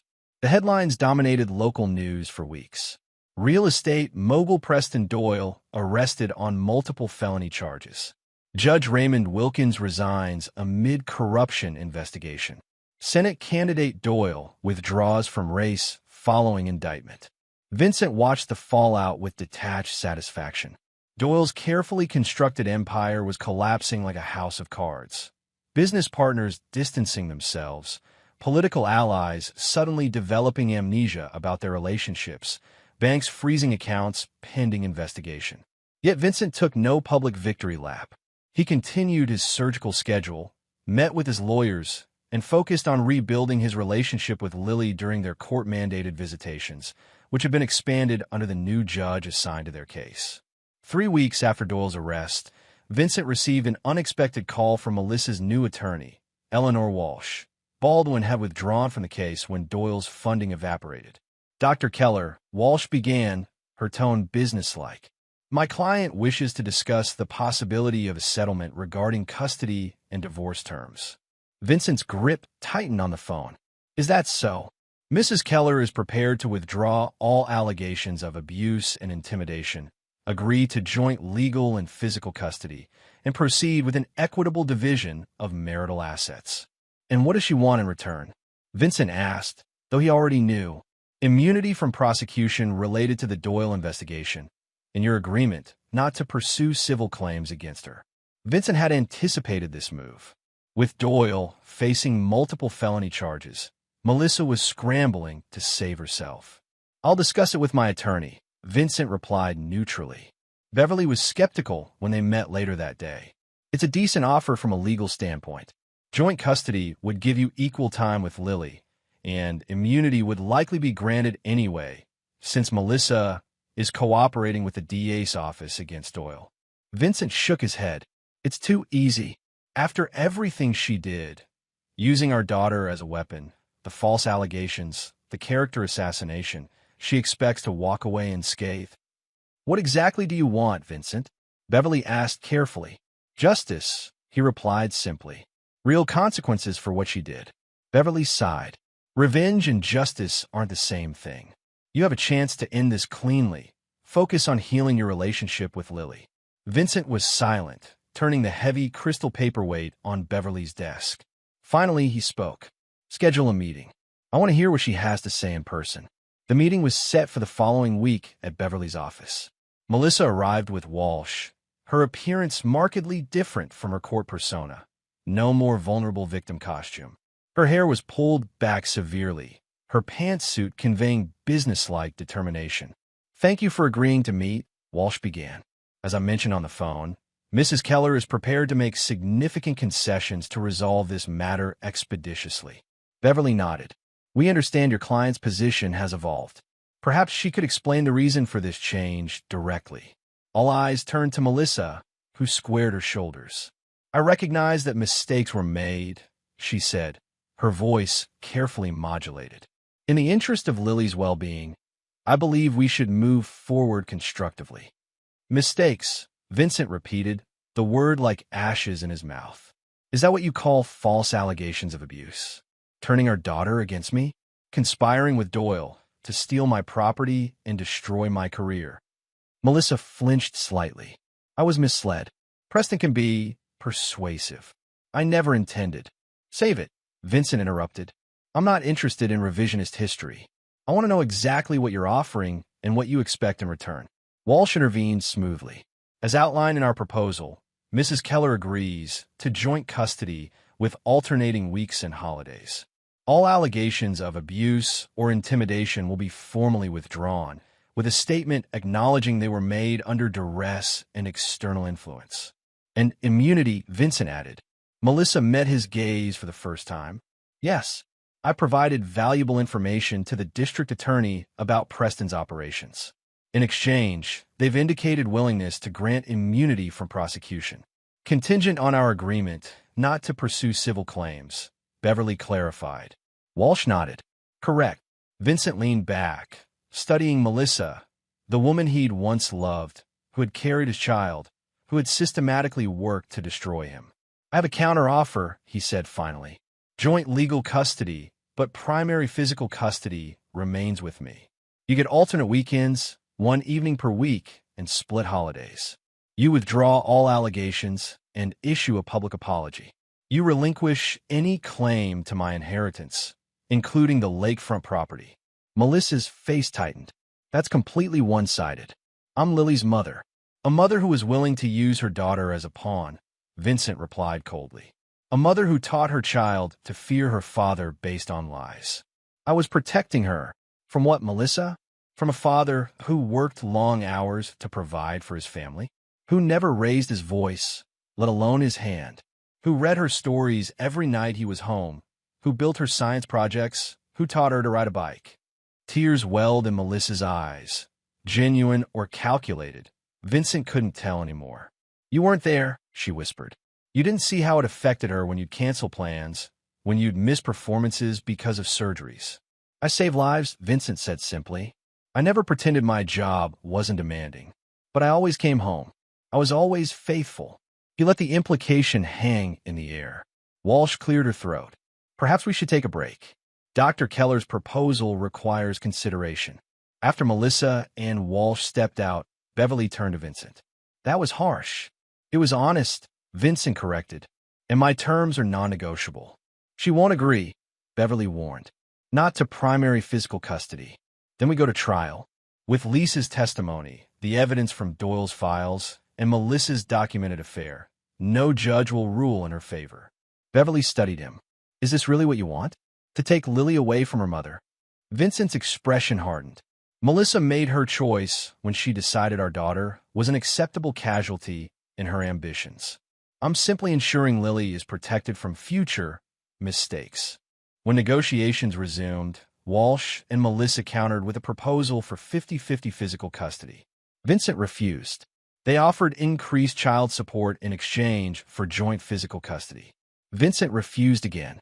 "This isn't about money," he stated flatly. "This is about trust." Melissa destroyed that when she manipulated our daughter and fabricated abuse allegations. By the end of the meeting, they reached a tentative agreement. Vincent would have primary physical custody during the school year, with Melissa having extended time during summers and school breaks, plus alternate weekends during the school year. All allegations would be withdrawn with a public statement of retraction. The financial settlement was largely in Vincent's favor, with Melissa keeping only her personal property and a modest lump sum. "I'll need to discuss this with my client privately," Walsh said. "We'll respond by tomorrow." After they left, Beverly gave Vincent a measured look. "You got almost everything you wanted. Was it worth it?" Vincent watched through the window as Melissa got into her car, her shoulders slumped in defeat. "Ask me when it's over," he replied. The following day, Walsh called to accept the terms with minor modifications. The agreement would be finalized within the week, pending court approval.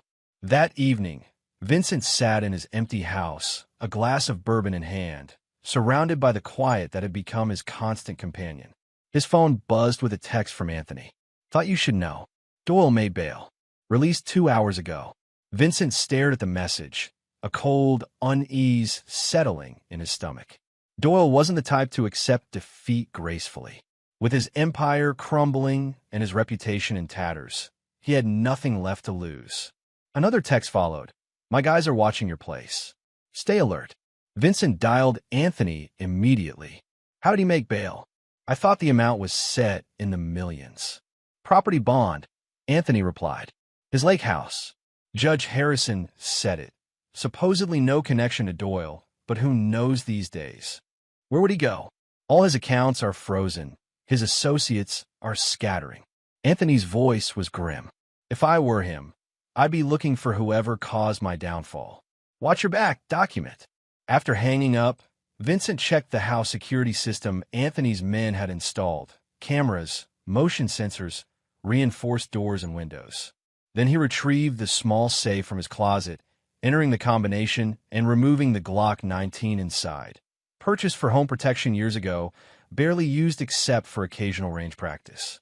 He checked the magazine, chambered a round, and set the gun on his nightstand before climbing into bed. Sleep eluded him. In the darkness, Vincent replayed the events of the past months, the cascade of betrayals and countermoves that had led to this moment. He had won, or was about to win, but victory felt hollow. His phone rang at 2:17 a.m. Unknown number. "Hello." Vincent answered cautiously. "Vincent." Melissa's voice was tight with panic. "He's here. Preston. He showed up at my apartment, ranting about how we betrayed him. He's drunk, angry. Where's Lily?" Vincent demanded, instantly alert. "At my mother's, thank God." "Vincent, I think he might." Her voice cut off with a muffled cry. A new voice came on the line. "Dr. Keller, I believe we have unfinished business." Vincent's blood turned to ice at Doyle's slurred voice. "What do you want, Preston?" "What do I want?" Doyle laughed bitterly. "I want my life back, my reputation, my future.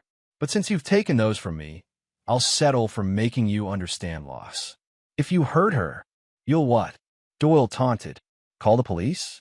They're already looking for me. Run to your lawyer? Bit late for that." "No, doctor. Tonight we settle accounts directly, man to man."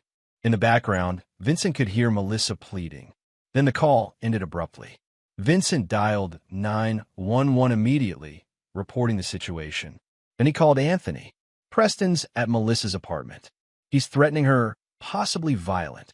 "I'll send my guys over now," Anthony promised. "But they're at least 15 minutes out." "Police?" "Already called." But Doyle's desperate, unstable. "If he hurts her and the police show up, go," Anthony said simply. "My men will meet you there."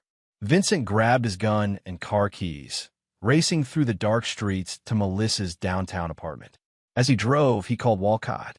"Doyle's in my wife's apartment, threatening her. Police are en route, but I'm worried he'll do something drastic before they arrive." "I'm calling him backup," Walcott promised. Vincent, don't engage him. He's cornered, dangerous. He's using Melissa to get to me, Vincent replied grimly. I can't let him hurt her because of our fight. This isn't your responsibility, Walcott insisted. She's my daughter's mother, Vincent said simply, and ended the call. Melissa's apartment building was dark when Vincent arrived, the street ominously quiet. He parked a block away and approached cautiously, gun concealed beneath his jacket. The lobby door was unlocked, not normal for this hour. Vincent took the stairs rather than the elevator, moving silently to the 4th floor. In the dimly lit hallway, Melissa's door stood slightly ajar. He paused, listening. No sounds from within. Vincent pushed the door open slowly, gun now drawn. The apartment was in disarray, furniture overturned, a lamp shattered on the floor. Blood droplets made a path toward the bedroom. Melissa, Vincent called softly. A muffled sound came from the bedroom. Vincent approached carefully, hyper-aware of each creaking floorboard. The bedroom door was closed. Vincent took a deep breath, steadying his hand on the gun, and pushed it open. Melissa sat on the edge of the bed, a cut on her forehead dripping blood, her wrists bound with zip ties. Behind her stood Preston Doyle, a revolver pressed to her temple. Right on time, Doctor, Doyle sneered. The heroic ex-husband, rushing to the rescue. Vincent kept his gun leveled at Doyle. It's over, Preston. Police are on their way. Of course they are, Doyle replied, oddly calm for a man on the edge. But we both know they won't arrive in time. Put the gun down, Vincent said evenly. You're already facing serious charges. Don't add murder to the list. Doyle laughed, a hollow, broken sound. Murder? No, Doctor. This isn't murder. This is justice. Eye for an eye. You destroyed my life, so I'll destroy what matters to you. Killing Melissa won't hurt me, Vincent said coldly. We're already divorced and all but paperwork. Doyle's smile was chilling. Perhaps, but will devastate your daughter, won't it? Little Lily, growing up knowing her mother died because of her father's vendetta. Vincent's aim never wavered, but his mind raced, calculating angles, risks, possibilities. Let her go, Preston. This is between you and me. Oh, I don't think so, Doyle replied. You see, Melissa made her choice when she cooperated with the DA. Betrayed me after everything I did for her. He's insane, Melissa whispered, tears streaming down her face. Vincent, please. Quiet, Doyle snapped, pressing the gun harder against her head. You don't get to beg now. Vincent could hear sirens in the distance, still too far away. He needed to buy time. You won't escape, Preston. The building is surrounded. My sources knew you made bail. They've been watching you. A flicker of uncertainty crossed Doyle's face. You're bluffing. Am I? How do you think I got here so quickly? How did I know exactly where to find you? Vincent gestured slightly with his free hand. Look out the window. Black SUV at the corner. 3 men inside, all armed. Doyle's eyes darted toward the window, his grip on Melissa loosening fractionally. It was enough. Vincent lunged forward, tackling Doyle and Melissa onto the bed. The revolver discharged with a deafening crack, the bullet embedding in the ceiling. Vincent and Doyle grappled for control, rolling off the bed onto the floor. Despite his age, Doyle was surprisingly strong, fueled by desperation and rage.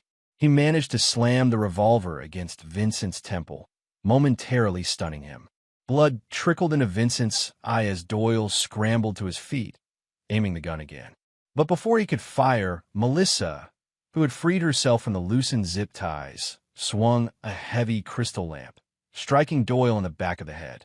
Doyle staggered, turning toward her with murderous fury. Vincent seized the moment, diving for his own dropped weapon and firing twice in rapid succession.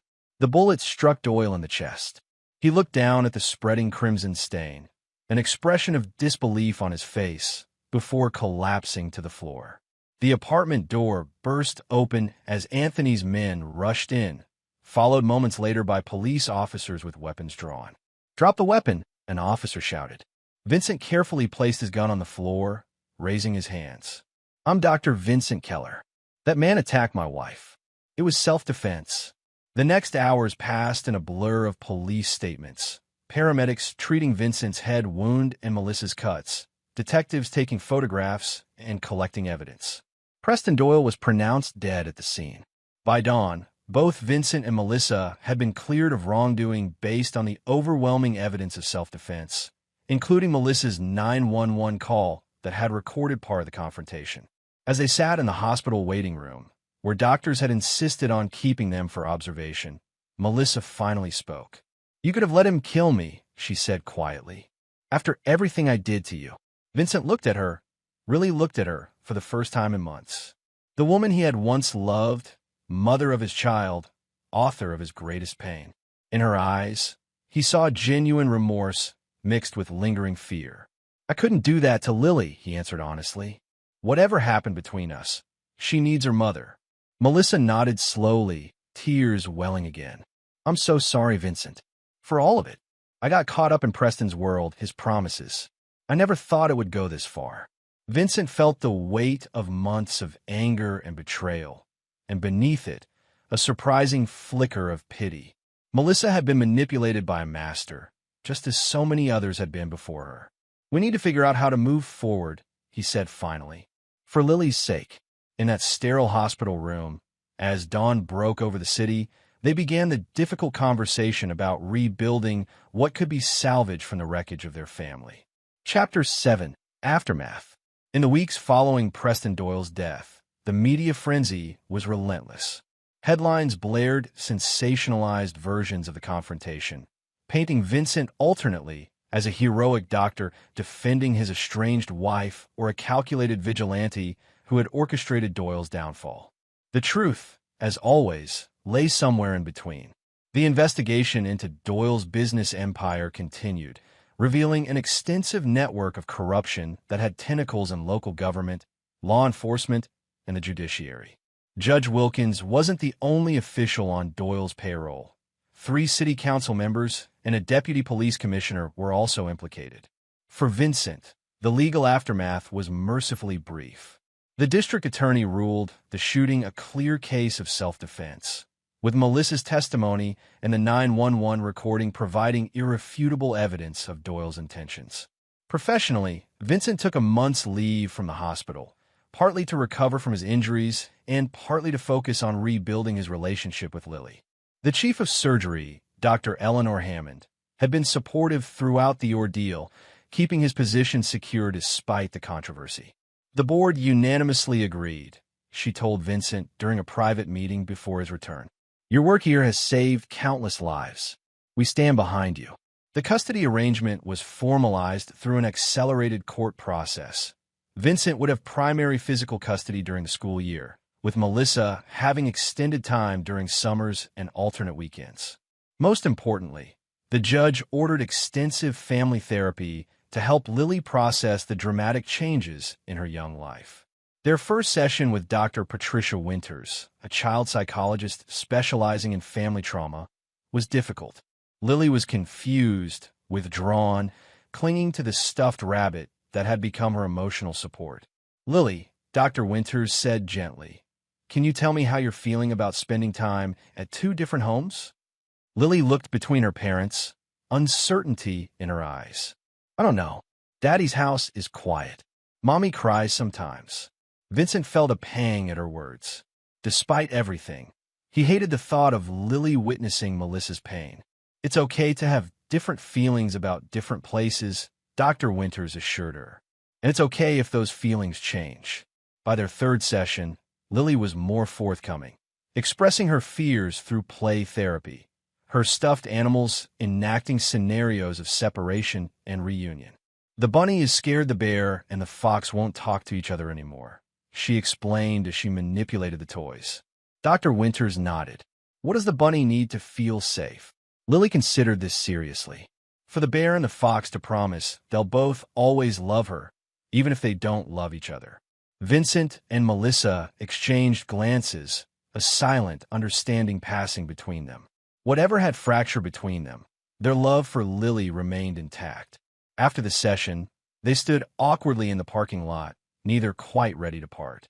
"She's handling it better than I expected," Melissa ventured. Vincent nodded. "Kids are resilient."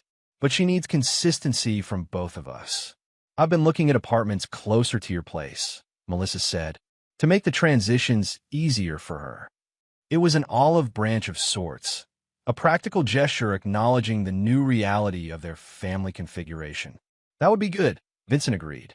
There's a complex about 10 minutes away that just put up rental signs. The conversation was stilted, formal, but without the toxic undercurrent that had characterized their interactions for months. Progress of a sort. 2 days later, Vincent returned to work, stepping into the familiar rhythms of the hospital with a strange sense of dislocation.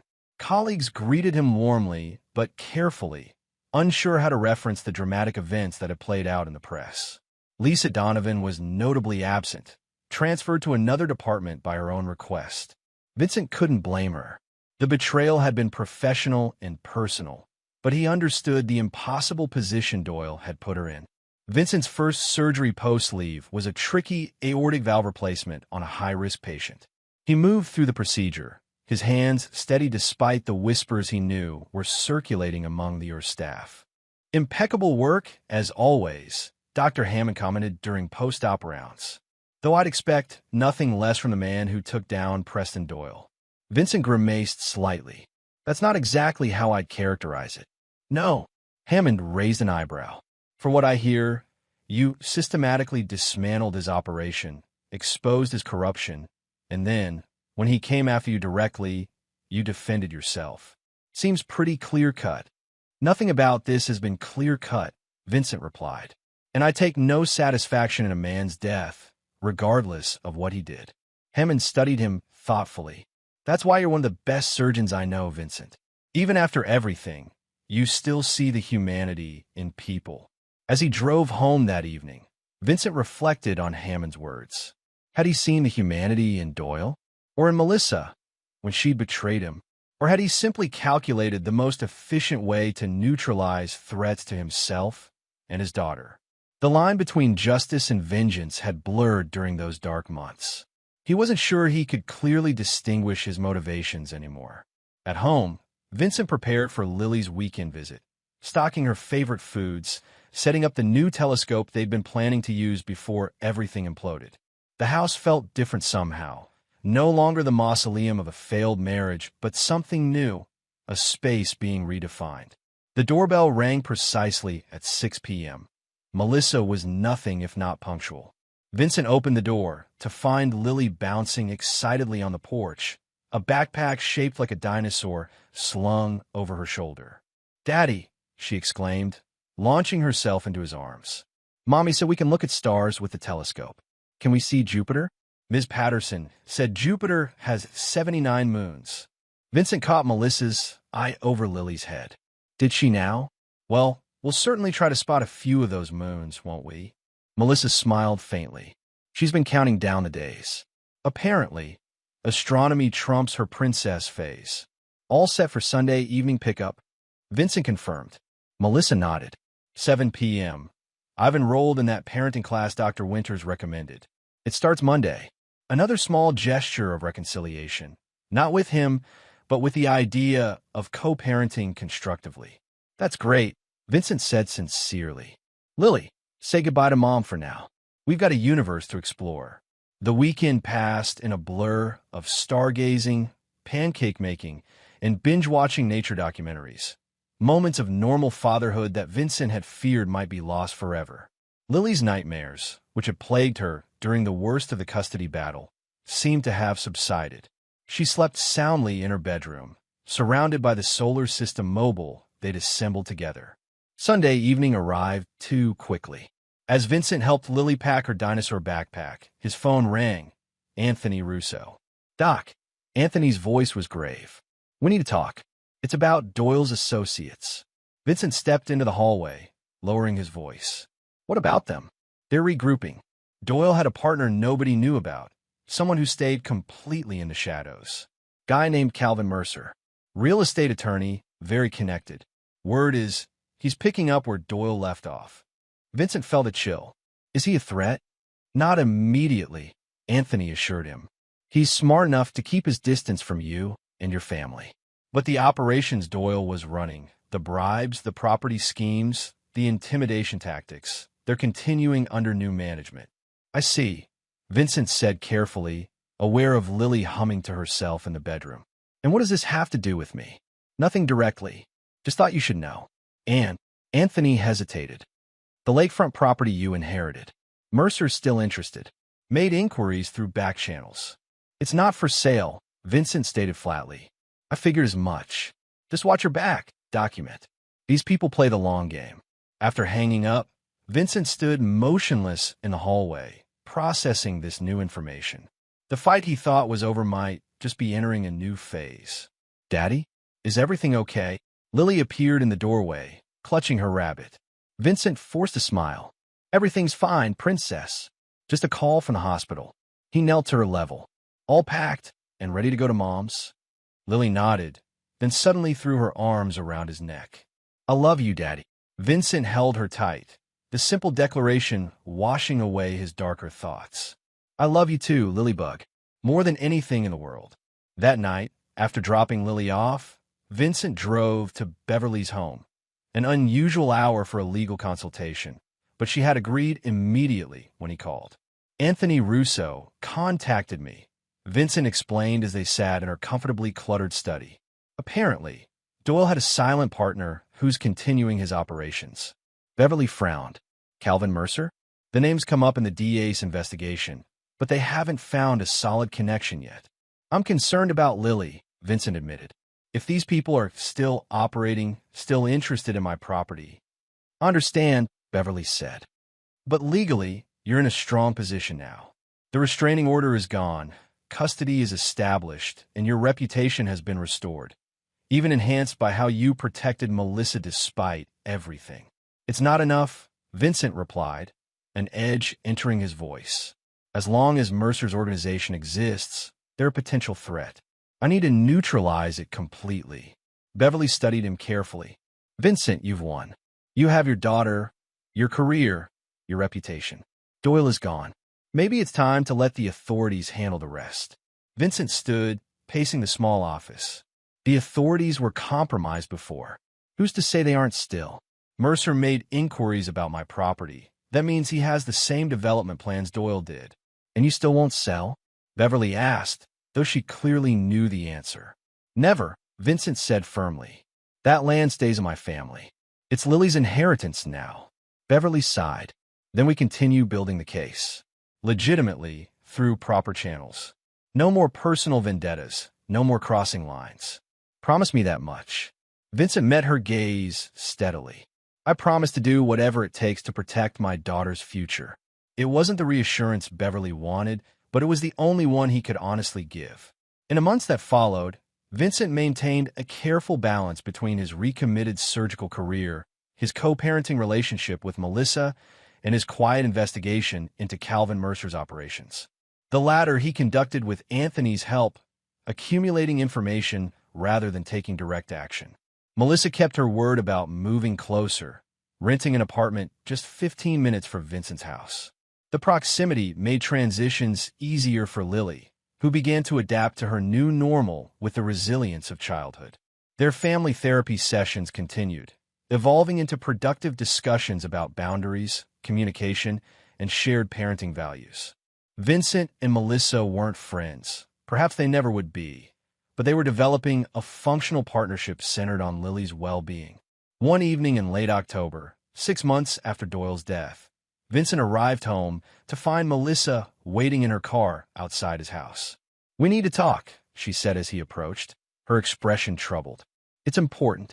Inside, Melissa declined his offer of coffee, too anxious to sit. I was contacted by someone claiming to represent Calvin Mercer, she said without preamble. They offered me a job, zoning consultant for a new development company. Vincent tensed. What did you tell them? That I'd think about it. Melissa met his gaze directly. I want to talk to you first. It's a trap, Vincent said immediately. They're trying to use you again. I know that, Melissa replied, a flash of the old steel in her voice. I'm not an idiot, Vincent, but I thought maybe we could use this, get information from the inside. Vincent studied her with new eyes. The woman before him wasn't the same one who had fallen under Doyle's influence. She was sharper now, more self-aware, tempered by experience. "It will be dangerous," he said finally. "These people don't play games." "I'm aware of the risks," Melissa replied. "But I owe you this. After everything I did, all the pain I caused you and Lily, let me help make it right."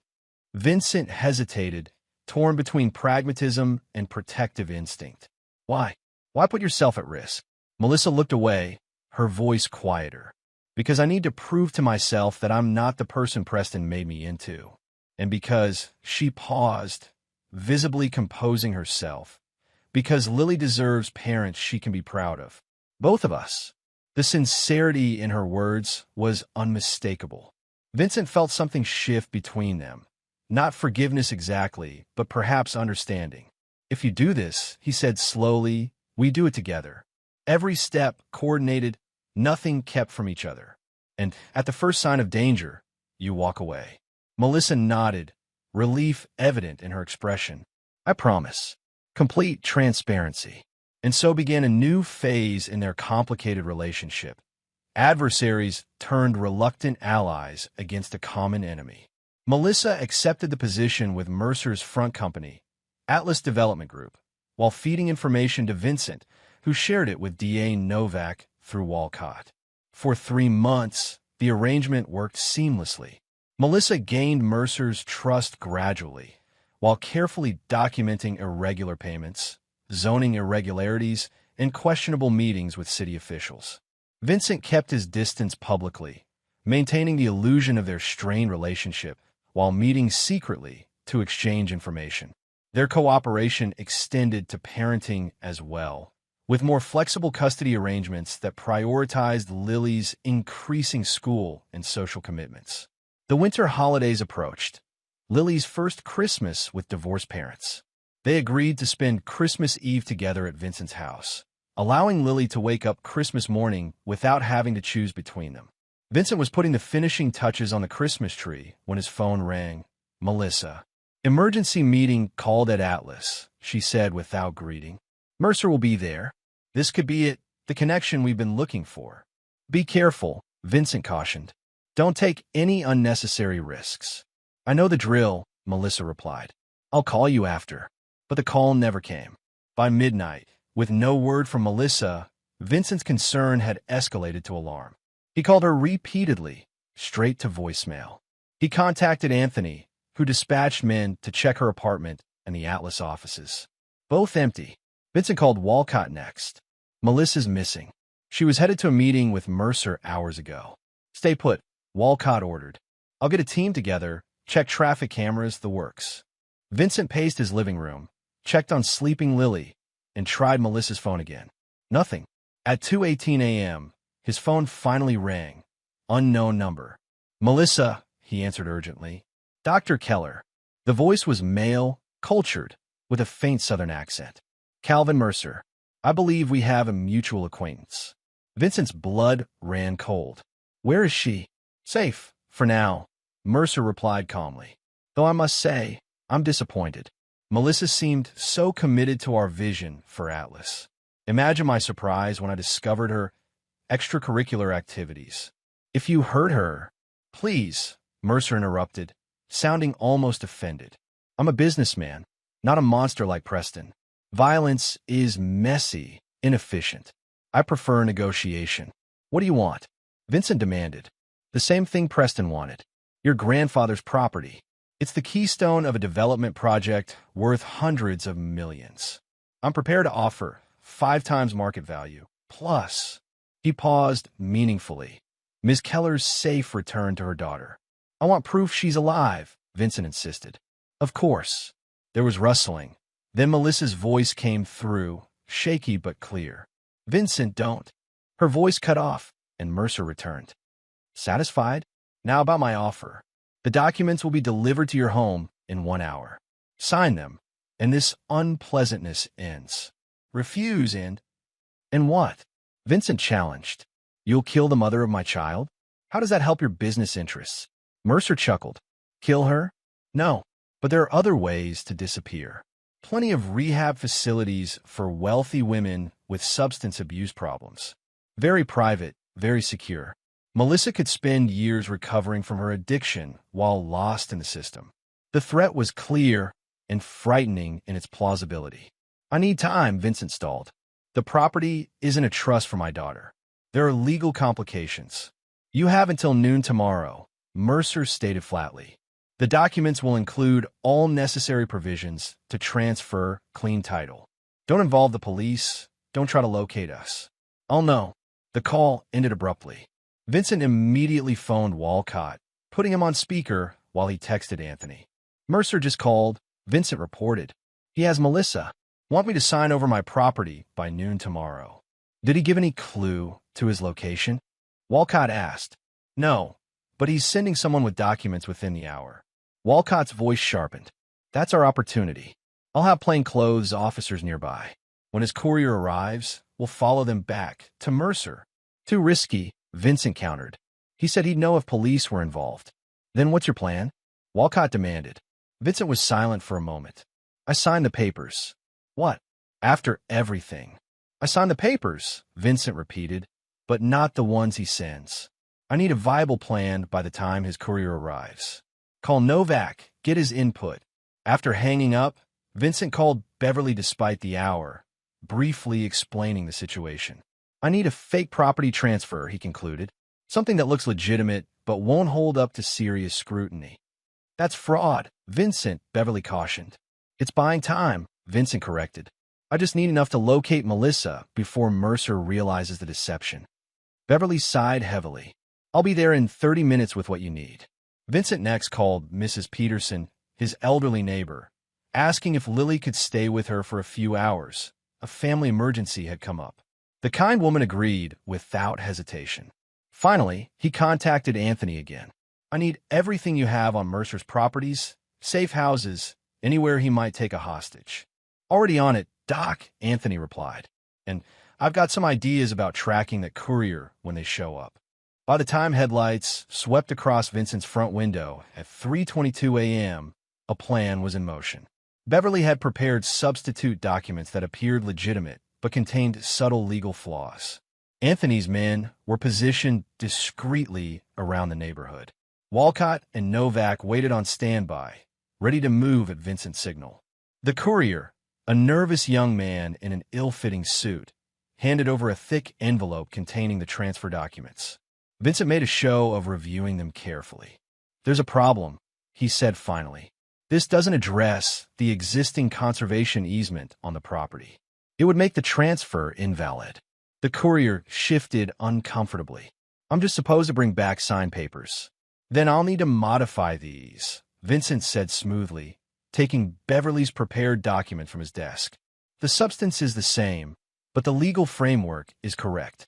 The young man clearly didn't understand the difference, but was too intimidated to object. He watched anxiously as Vincent signed the substituted papers with a flourish. There, tell Mr. Mercer the property is his. Vincent handed over the envelope. Now, where's Melissa? I don't know anything about that. The courier stammered. I just deliver papers. As the courier drove away, one of Anthony's men followed discreetly on a motorcycle, while another tracked the GPS device Vincent had slipped into the envelope. The night stretched into dawn as Vincent coordinated with his impromptu team, tracking the courier to a lakeside mansion 30 miles outside the city, one of Mercer's unlisted properties. Satellite imagery shows minimal security, Walcott reported. 2 guards at the entrance, probably more inside. We'll need a warrant. There's no time, Vincent argued. Once Mercer reviews those documents, he'll know they're fakes. And what do you suggest? Novak demanded. A civilian raid on a private residence? That's insanity. Vincent's jaw tightened. I'm going in, with or without official support. A tense silence followed. Give me an hour, Novak finally said. I know a judge who owes me a favor. But Vincent, no heroics. When a warrant comes through, you stay behind police lines. Vincent agreed, knowing he would do no such thing if Melissa's life was in danger. The warrant arrived with remarkable speed. By 7:30 a.m., law enforcement had surrounded Mercer's lakeside compound, with Vincent, Anthony, and Walcott watching from a command vehicle. Heat signatures show 5 individuals inside, the SWAT commander reported. 2 on the main floor, 3 upstairs. Melissa will be guarded, Vincent predicted. Probably upstairs, away from Mercer himself. The raid unfolded, SWAT teams breaching multiple entry points simultaneously. Gunfire erupted briefly, followed by the all-clear signal 15 minutes later. Vincent rushed inside despite Walcott's protests, finding Melissa in an upstairs bedroom, shaken but largely unharmed save for bruised wrists from restraints. "Vincent," she breathed, relief washing over her face. "They know the papers are fake." Mercer was on the phone ordering. She stopped, her eyes widening at something behind him. Vincent turned to find Calvin Mercer himself, blood seeping from shoulder wound, a small revolver aimed unsteadily at Vincent's chest. "You," Mercer snarled, his cultured veneer stripped away by pain and rage. "You think you're so clever." Just like Preston said. Vincent raised his hands slowly. "It's over, Mercer. The police have the building surrounded." "Not quite over," Mercer replied, his finger tightening on the trigger. "I may be going down, but I'll have the satisfaction of—" A single shot rang out. Mercer's eyes widened in surprise as he crumpled to the floor, revealing Walcott in the doorway, his service weapon still raised. "I thought I told you to stay outside," the detective said mildly, holstering his gun. The aftermath was a blur of paramedics, police statements, and media vans gathering outside the compound. Mercer survived his wounds, but faced a litany of charges that would ensure he spent the rest of his life in prison. By Christmas Eve, less than 48 hours after the raid, Vincent and Melissa sat together in his living room, watching Lily hang the last ornaments on the tree. The ordeal had forged something new between them. Not the love they had once shared, but a hard-won respect and the beginnings of genuine trust. "I keep thinking about what Mercer said at the end," Melissa said quietly. "About Preston talking about you." Vincent nodded. "They underestimated both of us." Melissa looked at him thoughtfully. "You know, for all his manipulation, Preston was right about one thing. You are ruthless when protecting what you love." "Is that a criticism or a compliment?" Vincent asked. "Neither. Just an observation." Melissa's gaze shifted to Lily, happily arranging presents under the tree. "I'm glad she has you as a father." Vincent considered this. "And I'm glad she has you as a mother. The real you, not the person Doyle tried to shape." It wasn't forgiveness exactly. Some betrayals cut too deep for that. But it was acknowledgement, recognition of the complicated truth that people could be both deeply flawed and genuinely changed. As they watched their daughter together, Vincent felt the cold knot of vengeance that had driven him for so long finally begin to loosen. In its place was something quieter but more durable, a determination to build something good from the wreckage of what had been destroyed. The war was over. Now came a harder part: peace. Chapter 8. Reconstruction. Spring arrived with a gentleness that seemed at odds with the turmoil of the previous year. The media frenzy around the Doyle conspiracy, as newspapers had dubbed it, gradually subsided as other scandals claimed public attention. Calvin Mercer's trial was scheduled for September, with both Vincent and Melissa slated as key witnesses. On a warm Saturday in April, Vincent stood on the shore of the lake at his grandfather's property, watching Lily skip stones across the glassy surface. The land remained undeveloped, 5 acres of pristine forest and lakefront that had nearly cost them everything. "Daddy, look, 5 skips," Lily called out, her face alight with accomplishment. "That's amazing, Princess." Vincent applauded, "Your arm's getting stronger." Melissa emerged from the small cabin, carrying a tray with lemonade and sandwiches. The 3 of them had begun spending occasional weekends here, allowing Lily to experience the natural world her great-grandfather had cherished. Their co-parenting relationship had evolved into something neither could have imagined during the darkest days of their separation. Not reconciliation, but a genuine partnership built on shared values and mutual respect. As they picnicked on the dock, Lily peppered them with questions about fish species and lake ecology, her natural curiosity blossoming in this environment. "Can we build a bigger cabin?" she asked suddenly, "with a laboratory for experiments and a giant telescope?" Vincent and Melissa exchanged amused glances. "Maybe someday," Vincent hedged. "For now, The small cabin works pretty well for weekends, don't you think? Lily considered this seriously. I guess. But when I grow up, I'm going to be a scientist who studies lakes and stars, so I'll need both. Hard to argue with that logic. Melissa smiled, ruffling Lily's hair. Later, as Lily napped in the cabin, Vincent and Melissa sat on the dock, feet dangling in the cool water. I've been offered a job, Melissa said after a comfortable silence.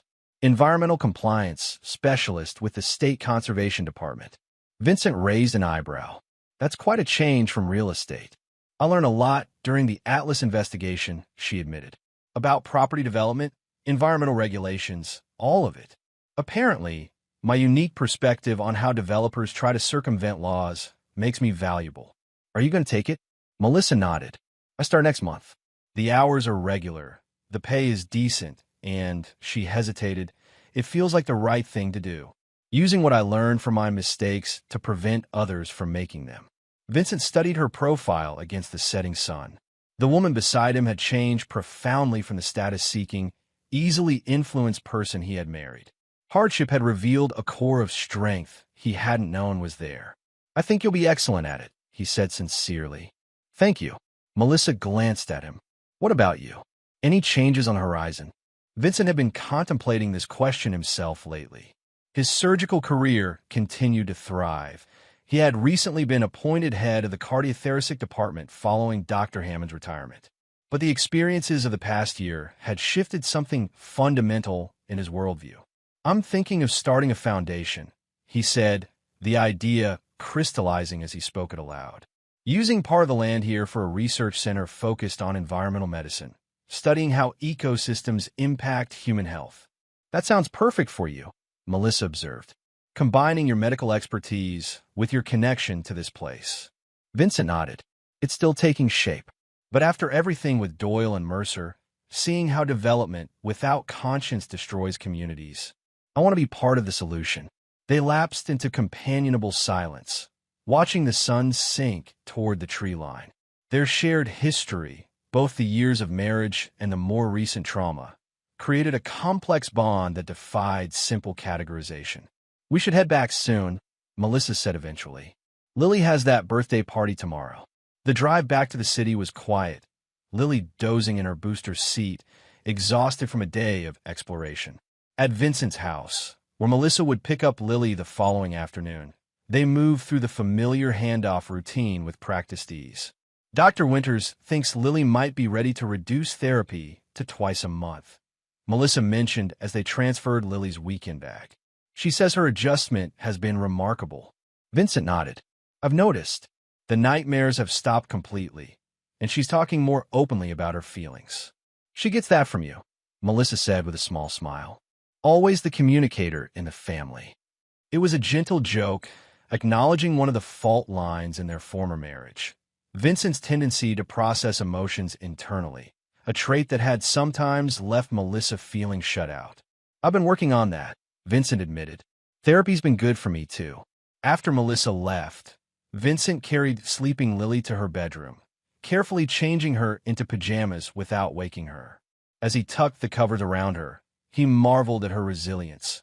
How children could absorb shocking change and still grow, still find joy. The following week brought Calvin Mercer back into their lives, albeit indirectly. DA Novak requested a meeting with both Vincent and Melissa to discuss new developments in the case.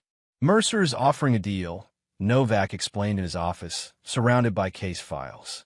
Full cooperation, naming names, providing documentation of every corrupt official and business partner in his network. In exchange for what? Vincent asked skeptically. Reduced charges, possibility of parole after 15 years instead of life without parole. Melissa frowned. After everything he did? The kidnapping, the threats. Novak spread his hands. His information would help us dismantle what remains of Doyle's network completely. It's a devil's bargain, but potentially worth it. Do you need our approval? Vincent asked. Not officially, but given your roles as key witnesses and victims, I wanted your input before proceeding. Vincent and Melissa exchanged glances, a silent communication passing between them. If his information is verified, If it truly helps end this corruption permanently, then I can accept the deal, Vincent said finally. Melissa nodded agreement. We just want this chapter closed. For Lily's sake, for our own. Novak seemed relieved. I was hoping you'd see it that way. There's one more thing. Mercer specifically requested a meeting with you, Vincent. Just once, before finalizing the deal. Vincent tensed. Why? He wouldn't say. It's not a condition of the agreement, just a request. You're free to refuse. Vincent considered the proposal. Part of him wanted nothing more to do with Mercer or anything connected to Doyle. But another part, the surgeon accustomed to looking unflinchingly at difficult truths, was curious. I'll meet him, Vincent decided, but only if it's recorded and only in a secure facility. The meeting was arranged for the following week at the Federal Detention Center where Mercer was being held pending trial. Vincent arrived early, subjected himself to security screening, and was escorted to a small conference room with reinforced windows and cameras in every corner. Calvin Mercer, when he entered in handcuffs and prison orange, looked diminished from the powerful figure who had orchestrated Melissa's kidnapping. His silver hair had lost its luster, his posture slightly stooped. Only his eyes retained their calculating sharpness.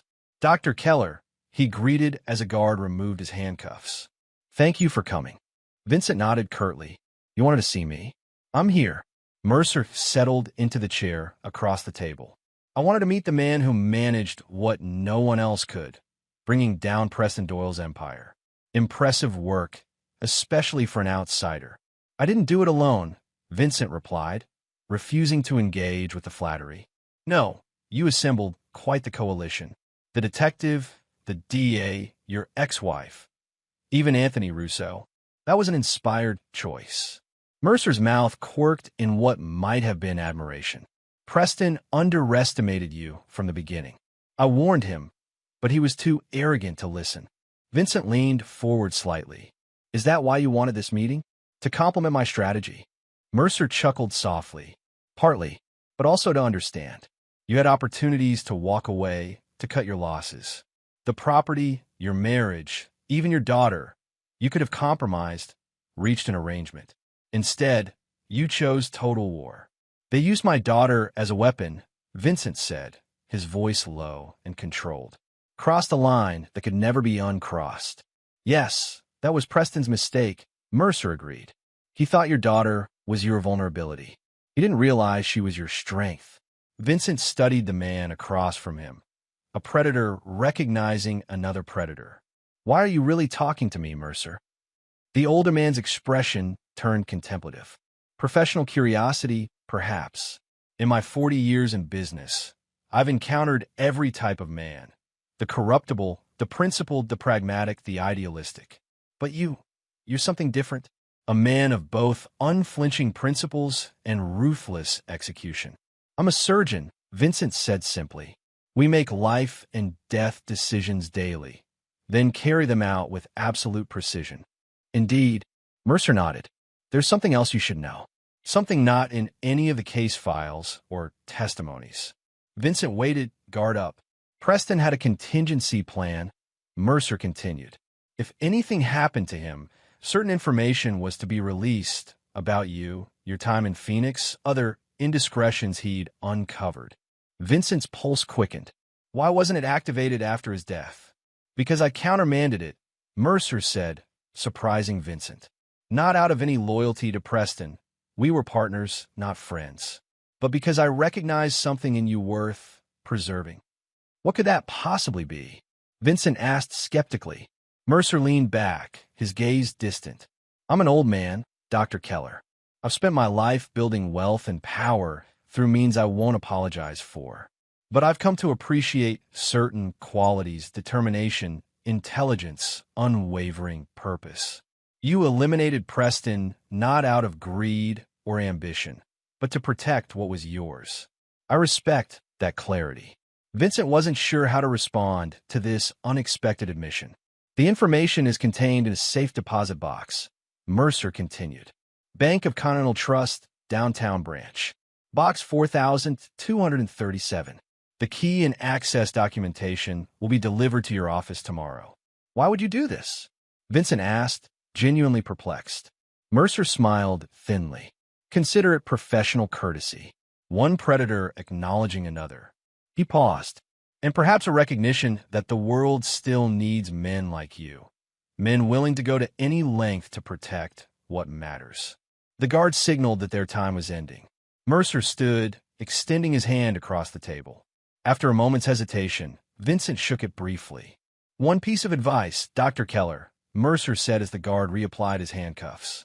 "That relentlessness that served you so well against Preston, don't let it consume the peace you've fought to build." Vincent left the detention center deeply unsettled by the encounter. Mercer had recognized something in him that Vincent himself was still coming to terms with, the capacity for calculated ruthlessness that had emerged during the conflict with Doyle. True to Mercer's word, a courier delivered an envelope to Vincent's office the following day containing a safe deposit box key and authorization paperwork. That afternoon, Vincent visited Continental Trust, was escorted to the vault, and left alone with box 4237. Inside was a single flash drive and a handwritten note in what Vincent recognized as Doyle's flowing script. For use if Dr. Keller becomes problematic. Contents include Phoenix medical records, financial irregularities from Keller's residency, and surveillance of his meeting with Anthony Russo, PD. Vincent pocketed the flash drive and note, returning the empty box to its slot in the vault wall. Later, alone in his study, he inserted the drive into his computer and reviewed its contents, evidence that could have destroyed his career and reputation if released. After confirming everything was there, Vincent placed the drive on his desk and stared at it for a long moment. Then he picked up a heavy paperweight and crushed the drive with a single, decisive blow. The physical destruction felt symbolic, the final severing of Doyle's influence on his life. Whatever leverage the man had hoped to maintain from beyond the grave was now neutralized. That night, Vincent called Melissa. "I met with Mercer today," he told her. "It was illuminating." "In what way?" she asked cautiously. Vincent described the meeting, including Mercer's strange respect and the safe deposit box, though he omitted specifics about the flash drive's contents. "He seemed to see us as similar in some way," Vincent concluded. "It was unsettling." Melissa was quiet for a moment. "Are you worried he might be right? That you crossed too many lines fighting them?" It was the question Vincent had been asking himself since leaving the detention center. "Sometimes," he admitted, "the person I became during those months, I didn't always recognize him." "I understand that feeling," Melissa said softly. "But Vincent, there's a fundamental difference. They use people as means to an end. You fought to protect people you love." Her words provided some comfort, though doubts lingered. The capacity for coldness he had discovered in himself during the conflict with Doyle and Mercer wasn't something that simply disappeared once the immediate threat passed. 2 weeks later, Mercer's plea deal was finalized. His testimony led to indictments against 12 local officials, 3 judges, and nearly 24 business associates. The corrupt network that had allowed Doyle to operate with impunity for decades was being systematically dismantled. Life settled into new patterns as summer approached. Vincent's foundation plans progressed, with architectural drawings for the research center on his grandfather's property and initial funding secured through his contacts in the medical community. Melissa excelled in her new role with the conservation department, finding purpose in protecting the environmental resources Doyle and Mercer had viewed merely as commodities to exploit. Most importantly, Lily thrived. Her academic performance remained stellar. Her nightmares had ceased entirely, and she moved between her parents' homes with increasing comfort. Dr. Winters pronounced her adjustment remarkable and reduced their family therapy to monthly maintenance sessions. On a warm evening in June, almost exactly 1 year after the restraining order had appeared on Vincent's door, he hosted a small gathering at his home, a celebration of Lily's successful completion of first grade. Anthony Russo came bearing an extravagant educational telescope. Beverly brought a science kit that promised 100 amazing experiments. Walcott, now promoted to captain, arrived with his wife and a handmade card from his granddaughter, who attended the same school as Lily. Melissa was the last to arrive, accompanied by a colleague from the conservation department, a botanist named Daniel who clearly admired her. Vincent observed their interaction with mild curiosity, but no jealousy. That chapter of their lives was closed. As the adults chatted on the patio, while Lily showed her friends a room, Melissa approached Vincent with 2 glasses of wine. To surviving the year from hell, she proposed, offering him one. Vincent accepted with a small smile. To rebuilding what matters. They clinked glasses, the simple gesture acknowledging how far they had come. Daniel seems nice, Vincent observed neutrally. Melissa glanced toward where the botanist was engaged in animated conversation with Beverly about native plant restoration. He is, she agreed. It's early days, but he's kind, straightforward, no hidden agendas. I'm glad, Vincent said, and found he meant it sincerely. You deserve that. Melissa studied him. What about you? Any prospects on the horizon? Vincent shook his head. Not yet. I'm focused on Lily, the foundation, my work at the hospital. Romance can wait. As if summoned by her name, Lily burst onto the patio, proudly displaying a science fair ribbon. Look what Miss Patterson gave me today, she exclaimed. First place for my ecosystem project. Vincent and Melissa both knelt to examine the ribbon, their shared pride in their daughter creating a moment of perfect unity. That's amazing, sweetheart, Melissa praised. All that research really paid off. We should frame it for your room, Vincent suggested. Right next to your solar system diagram. Lily beamed, then looked between her parents with sudden seriousness. Are you 2 friends now? Like real friends? The question caught them off guard. Vincent and Melissa exchanged glances, wordlessly deciding on honesty. We're something even more important than friends, Vincent explained carefully. We're your parents, who both love you more than anything, and who respect each other very much. Even though we don't live in the same house anymore, Melissa added. Lily considered this. Like Dr. Winters said, that families can look different, but still be strong. Exactly like that, Vincent confirmed, impressed by her recall and understanding. Lily nodded, apparently satisfied, then raced off to rejoin her friends, the matter settled in her uncomplicated view of the world. Later that night, after the guests had departed and Lily was asleep, Vincent stood in his backyard gazing at the stars. The events of the past year played through his mind like scenes from someone else's life. The restraining order, the custody battle, the systematic dismantling of Doyle's network, the final confrontation, and now, this tentative peace. He had lost and found himself in that journey. The man who had opened the front door to find a restraining order taped to it had been decent, but perhaps complacent, believing in systems and norms that Doyle and his ilk manipulated with ease. The man standing here now understood darker truths about power and corruption, about his own capacity for calculated ruthlessness when what he loved was threatened. But he also understood something about redemption, not the Hollywood version of complete absolution, but the messy, incomplete process of building something meaningful from the wreckage of destruction. Vincent's phone buzzed with a text from Beverly. Judge Harriman signed off on the custody modification today. All official now. Congratulations. Vincent smiled slightly, pocketing his phone. The legal battle was finally, truly over. The victory he had fought so hard for was secured at last. Chapter 9, Reckoning. Autumn painted the lakeside property in brilliant hues of red and gold. 2 years had passed since the night Vincent had found the restraining order on his door. 2 years of battle, reconstruction, and careful realignment of his life's priorities. The research center, now in its final stages of construction, stood on the eastern edge of the property, a sleek, modern building designed to blend with the natural surroundings while housing state-of-the-art laboratories. The Vincent Keller Foundation for Environmental Medicine had attracted top researchers and generous funding, its mission to study the intersection of ecosystem health and human wellness resonating with both the scientific community and public health advocates. Vincent stood on the observation deck, reviewing blueprints with the project manager, when his phone rang. Walcott. Thought you'd want to know, the police captain said without preamble. Mercer died last night. Heart attack in his cell. Vincent absorbed this information silently. Calvin Mercer had been serving the negotiated 15-year sentence, his testimony having dismantled what remained of Doyle's network. Any suspicious circumstances? Vincent asked. None. Natural causes according to the preliminary report. Man was 74 with a history of cardiac issues.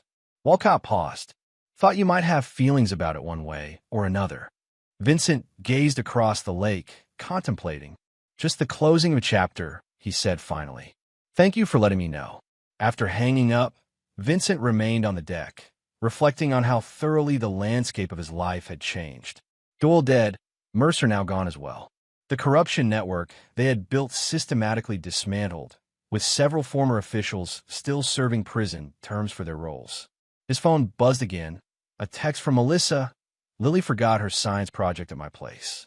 Dropping it by your office around 3, if that works.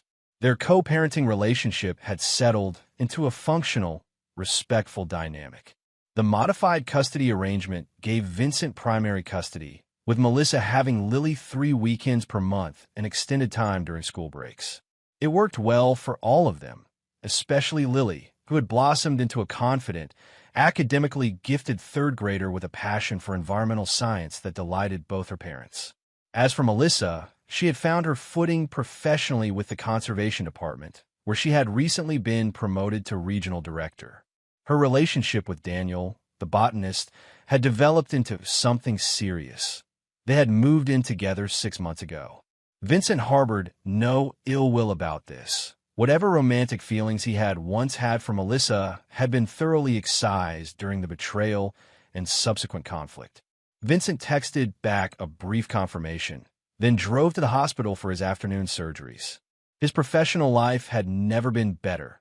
As department head, he balanced administrative duties with the complex surgeries that remained his true passion. A recent profile in a medical journal had labeled him the surgeon with the golden hands, highlighting his remarkably low mortality rates and innovative techniques. At precisely 3:07 p.m., as Vincent was reviewing post-op notes in his office, a knock came at the door.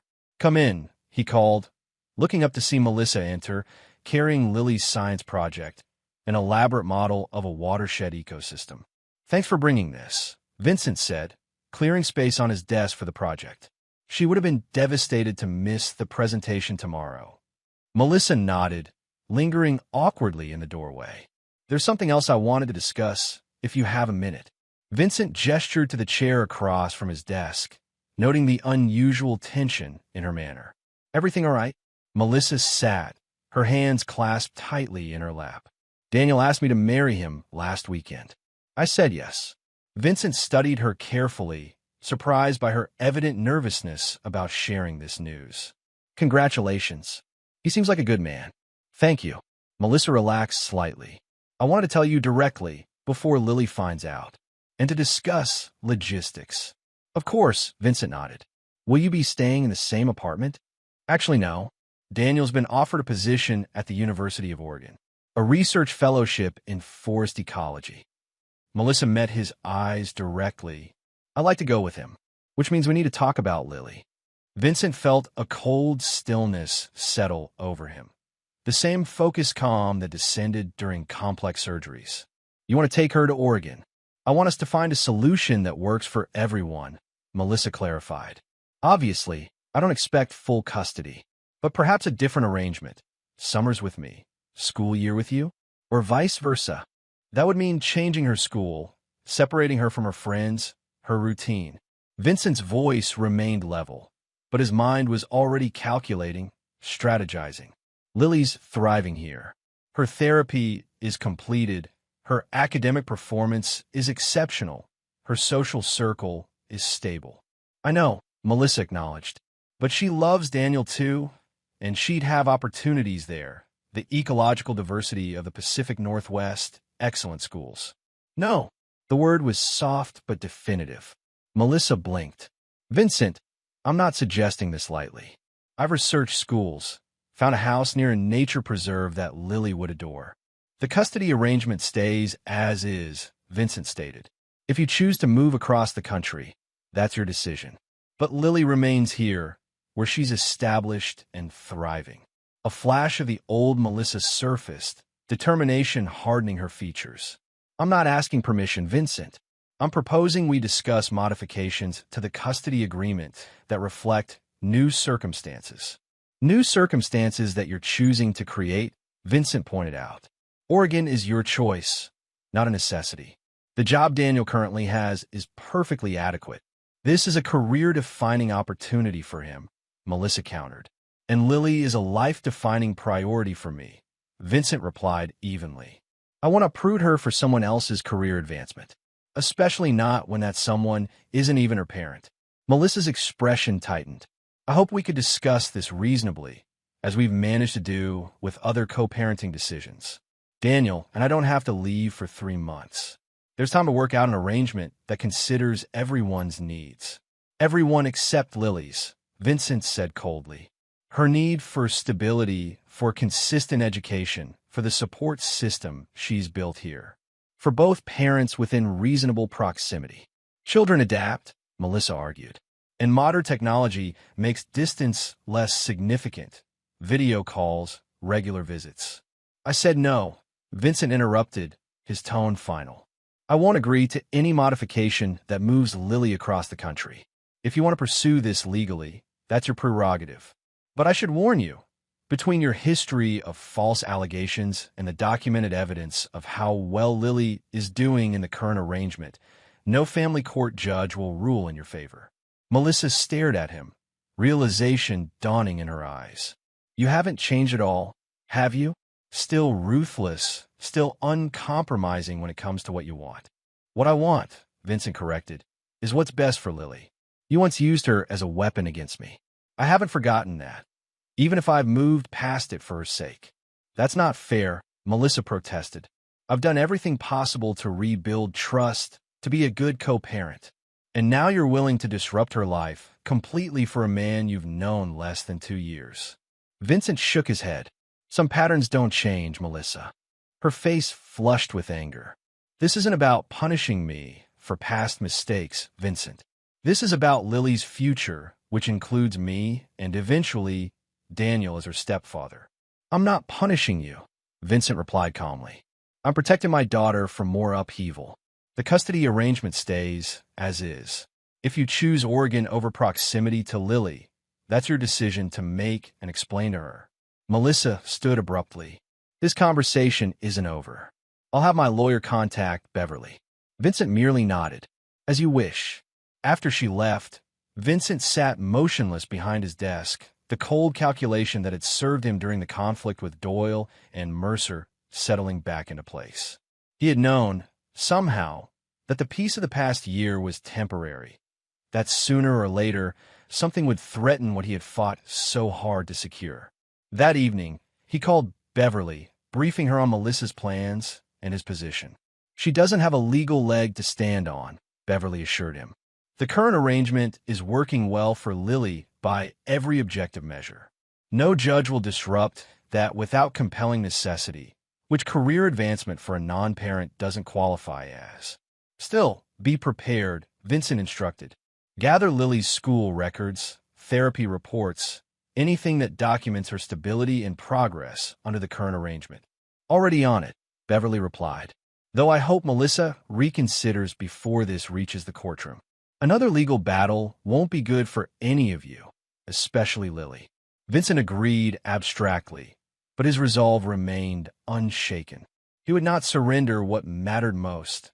Not again, not ever. The following week brought a formal letter from Melissa's attorney proposing mediation to discuss custody modifications.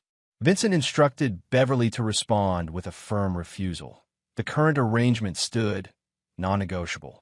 Melissa attempted to discuss the matter again during a parent-teacher conference, suggesting that perhaps Vincent might reconsider if he visited Oregon, saw the opportunities there for Lily. My answer hasn't changed, Vincent stated quietly as they walked to the parking lot afterward. And won't. Then you leave me no choice but to pursue this legally, Melissa replied, a hint of her old steel returning. Vincent merely nodded. As I said before, that's your prerogative. He was prepared when the motion for custody modification landed on Beverly's desk the following Monday. The filing cited significant change in circumstances and educational and environmental opportunities as justification for altering the custody arrangement to allow Lily to relocate to Oregon with Melissa and Daniel. Beverly was confident in their position. "This won't go anywhere," she assured Vincent. "But it will be stressful for everyone, especially Lily if she becomes aware of it." Vincent had already considered this. Lily knows nothing about this yet, and won't until there's a resolution. Melissa and I agreed on that much, at least.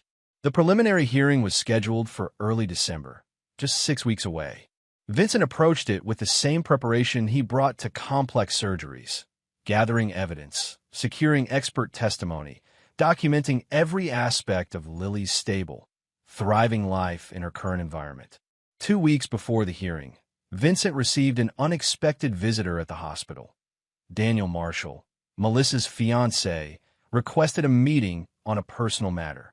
Curious despite his suspicion, Vincent agreed to coffee in the hospital cafeteria. Daniel, a lean, thoughtful-looking man in his mid-40s, seemed nervous but determined. "Thank you for seeing me," he began. "I know this is unconventional. What can I do for you, Daniel?" Vincent asked directly. Daniel took a deep breath. "I wanted to speak with you, father to potential stepfather, about Lily and the situation with Oregon."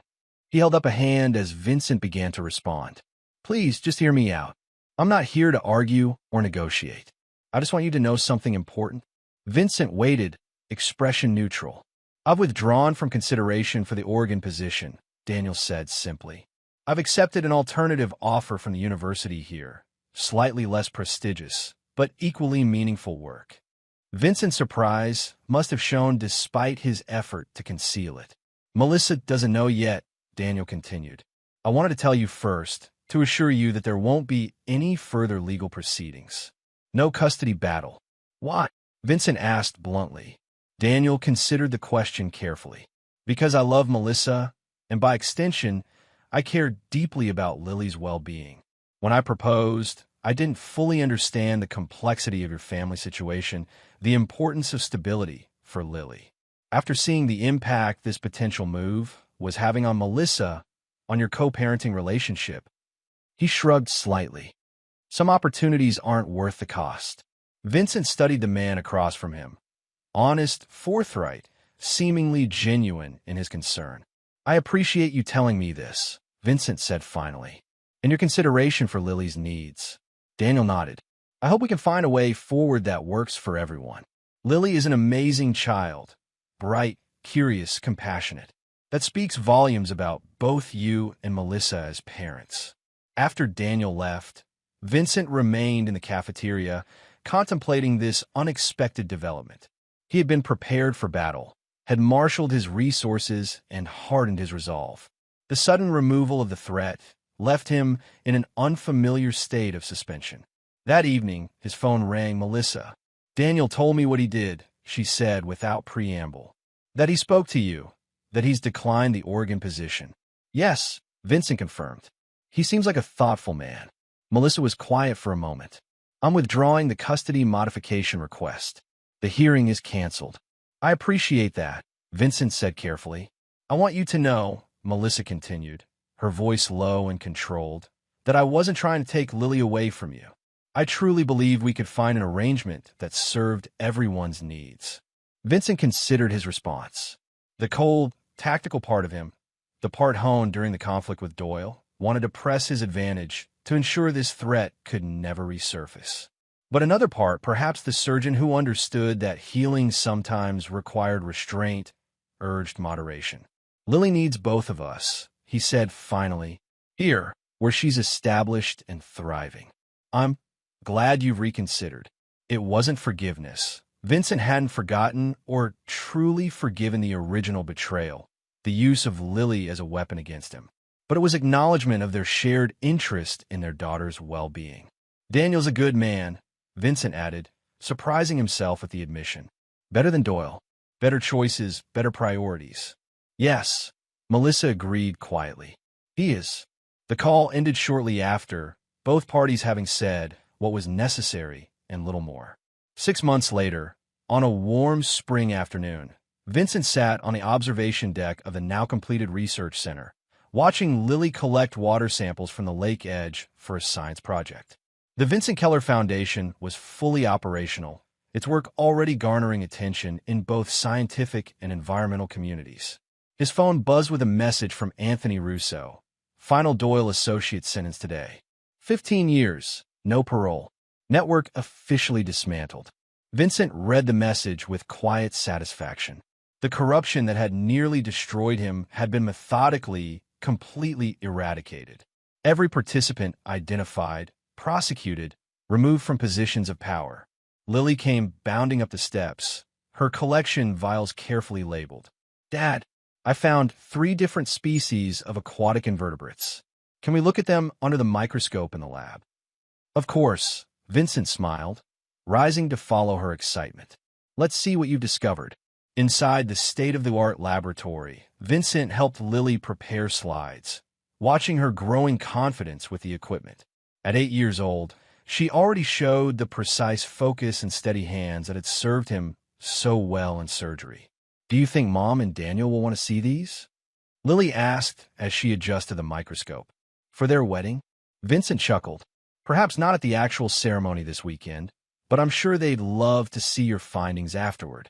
Melissa and Daniel's wedding was a small affair planned for the local botanical gardens, a setting that reflected their shared love of nature. Vincent had agreed to bring Lily and had even contributed to her junior bridesmaid dress, a gesture of co-parenting goodwill that had surprised many. "Dad," Lily looked up from a microscope, her expression suddenly serious. "Are you happy?" The question caught Vincent off guard. "What makes you ask that, sweetheart?" Lily shrugged slightly.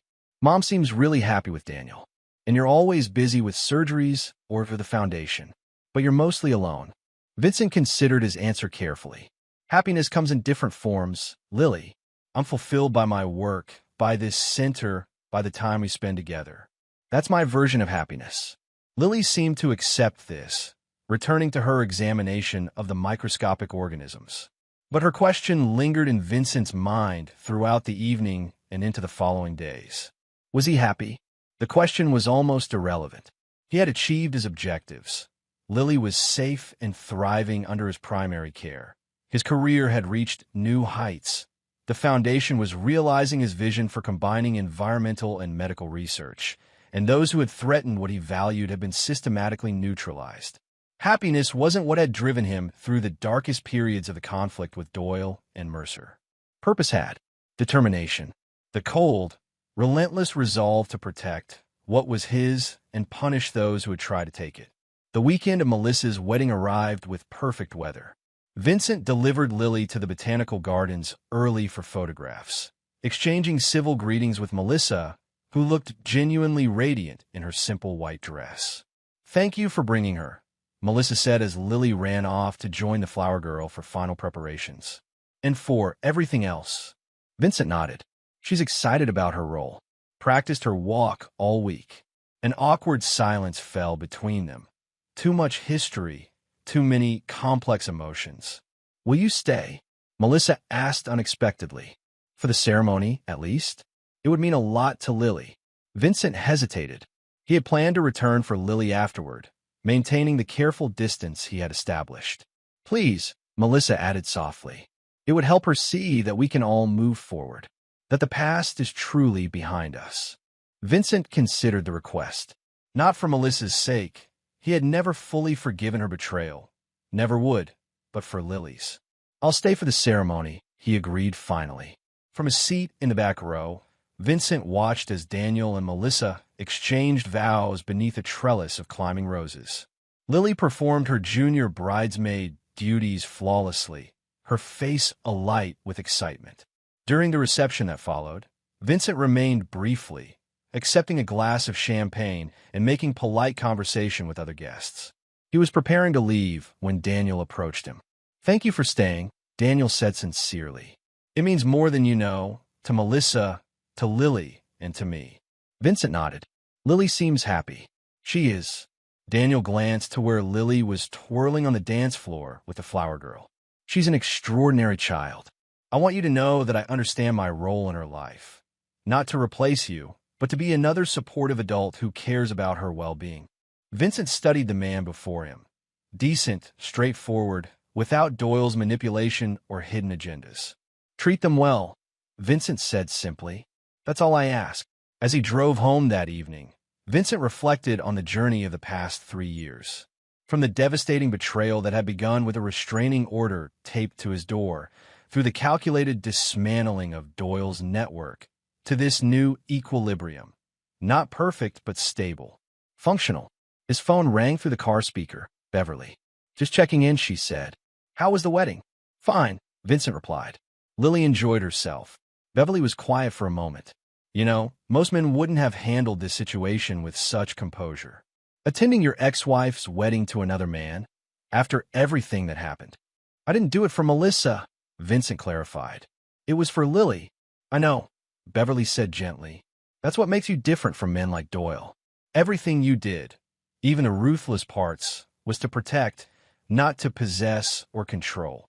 Vincent considered this distinction as he turned onto the private road leading to his lakeside property.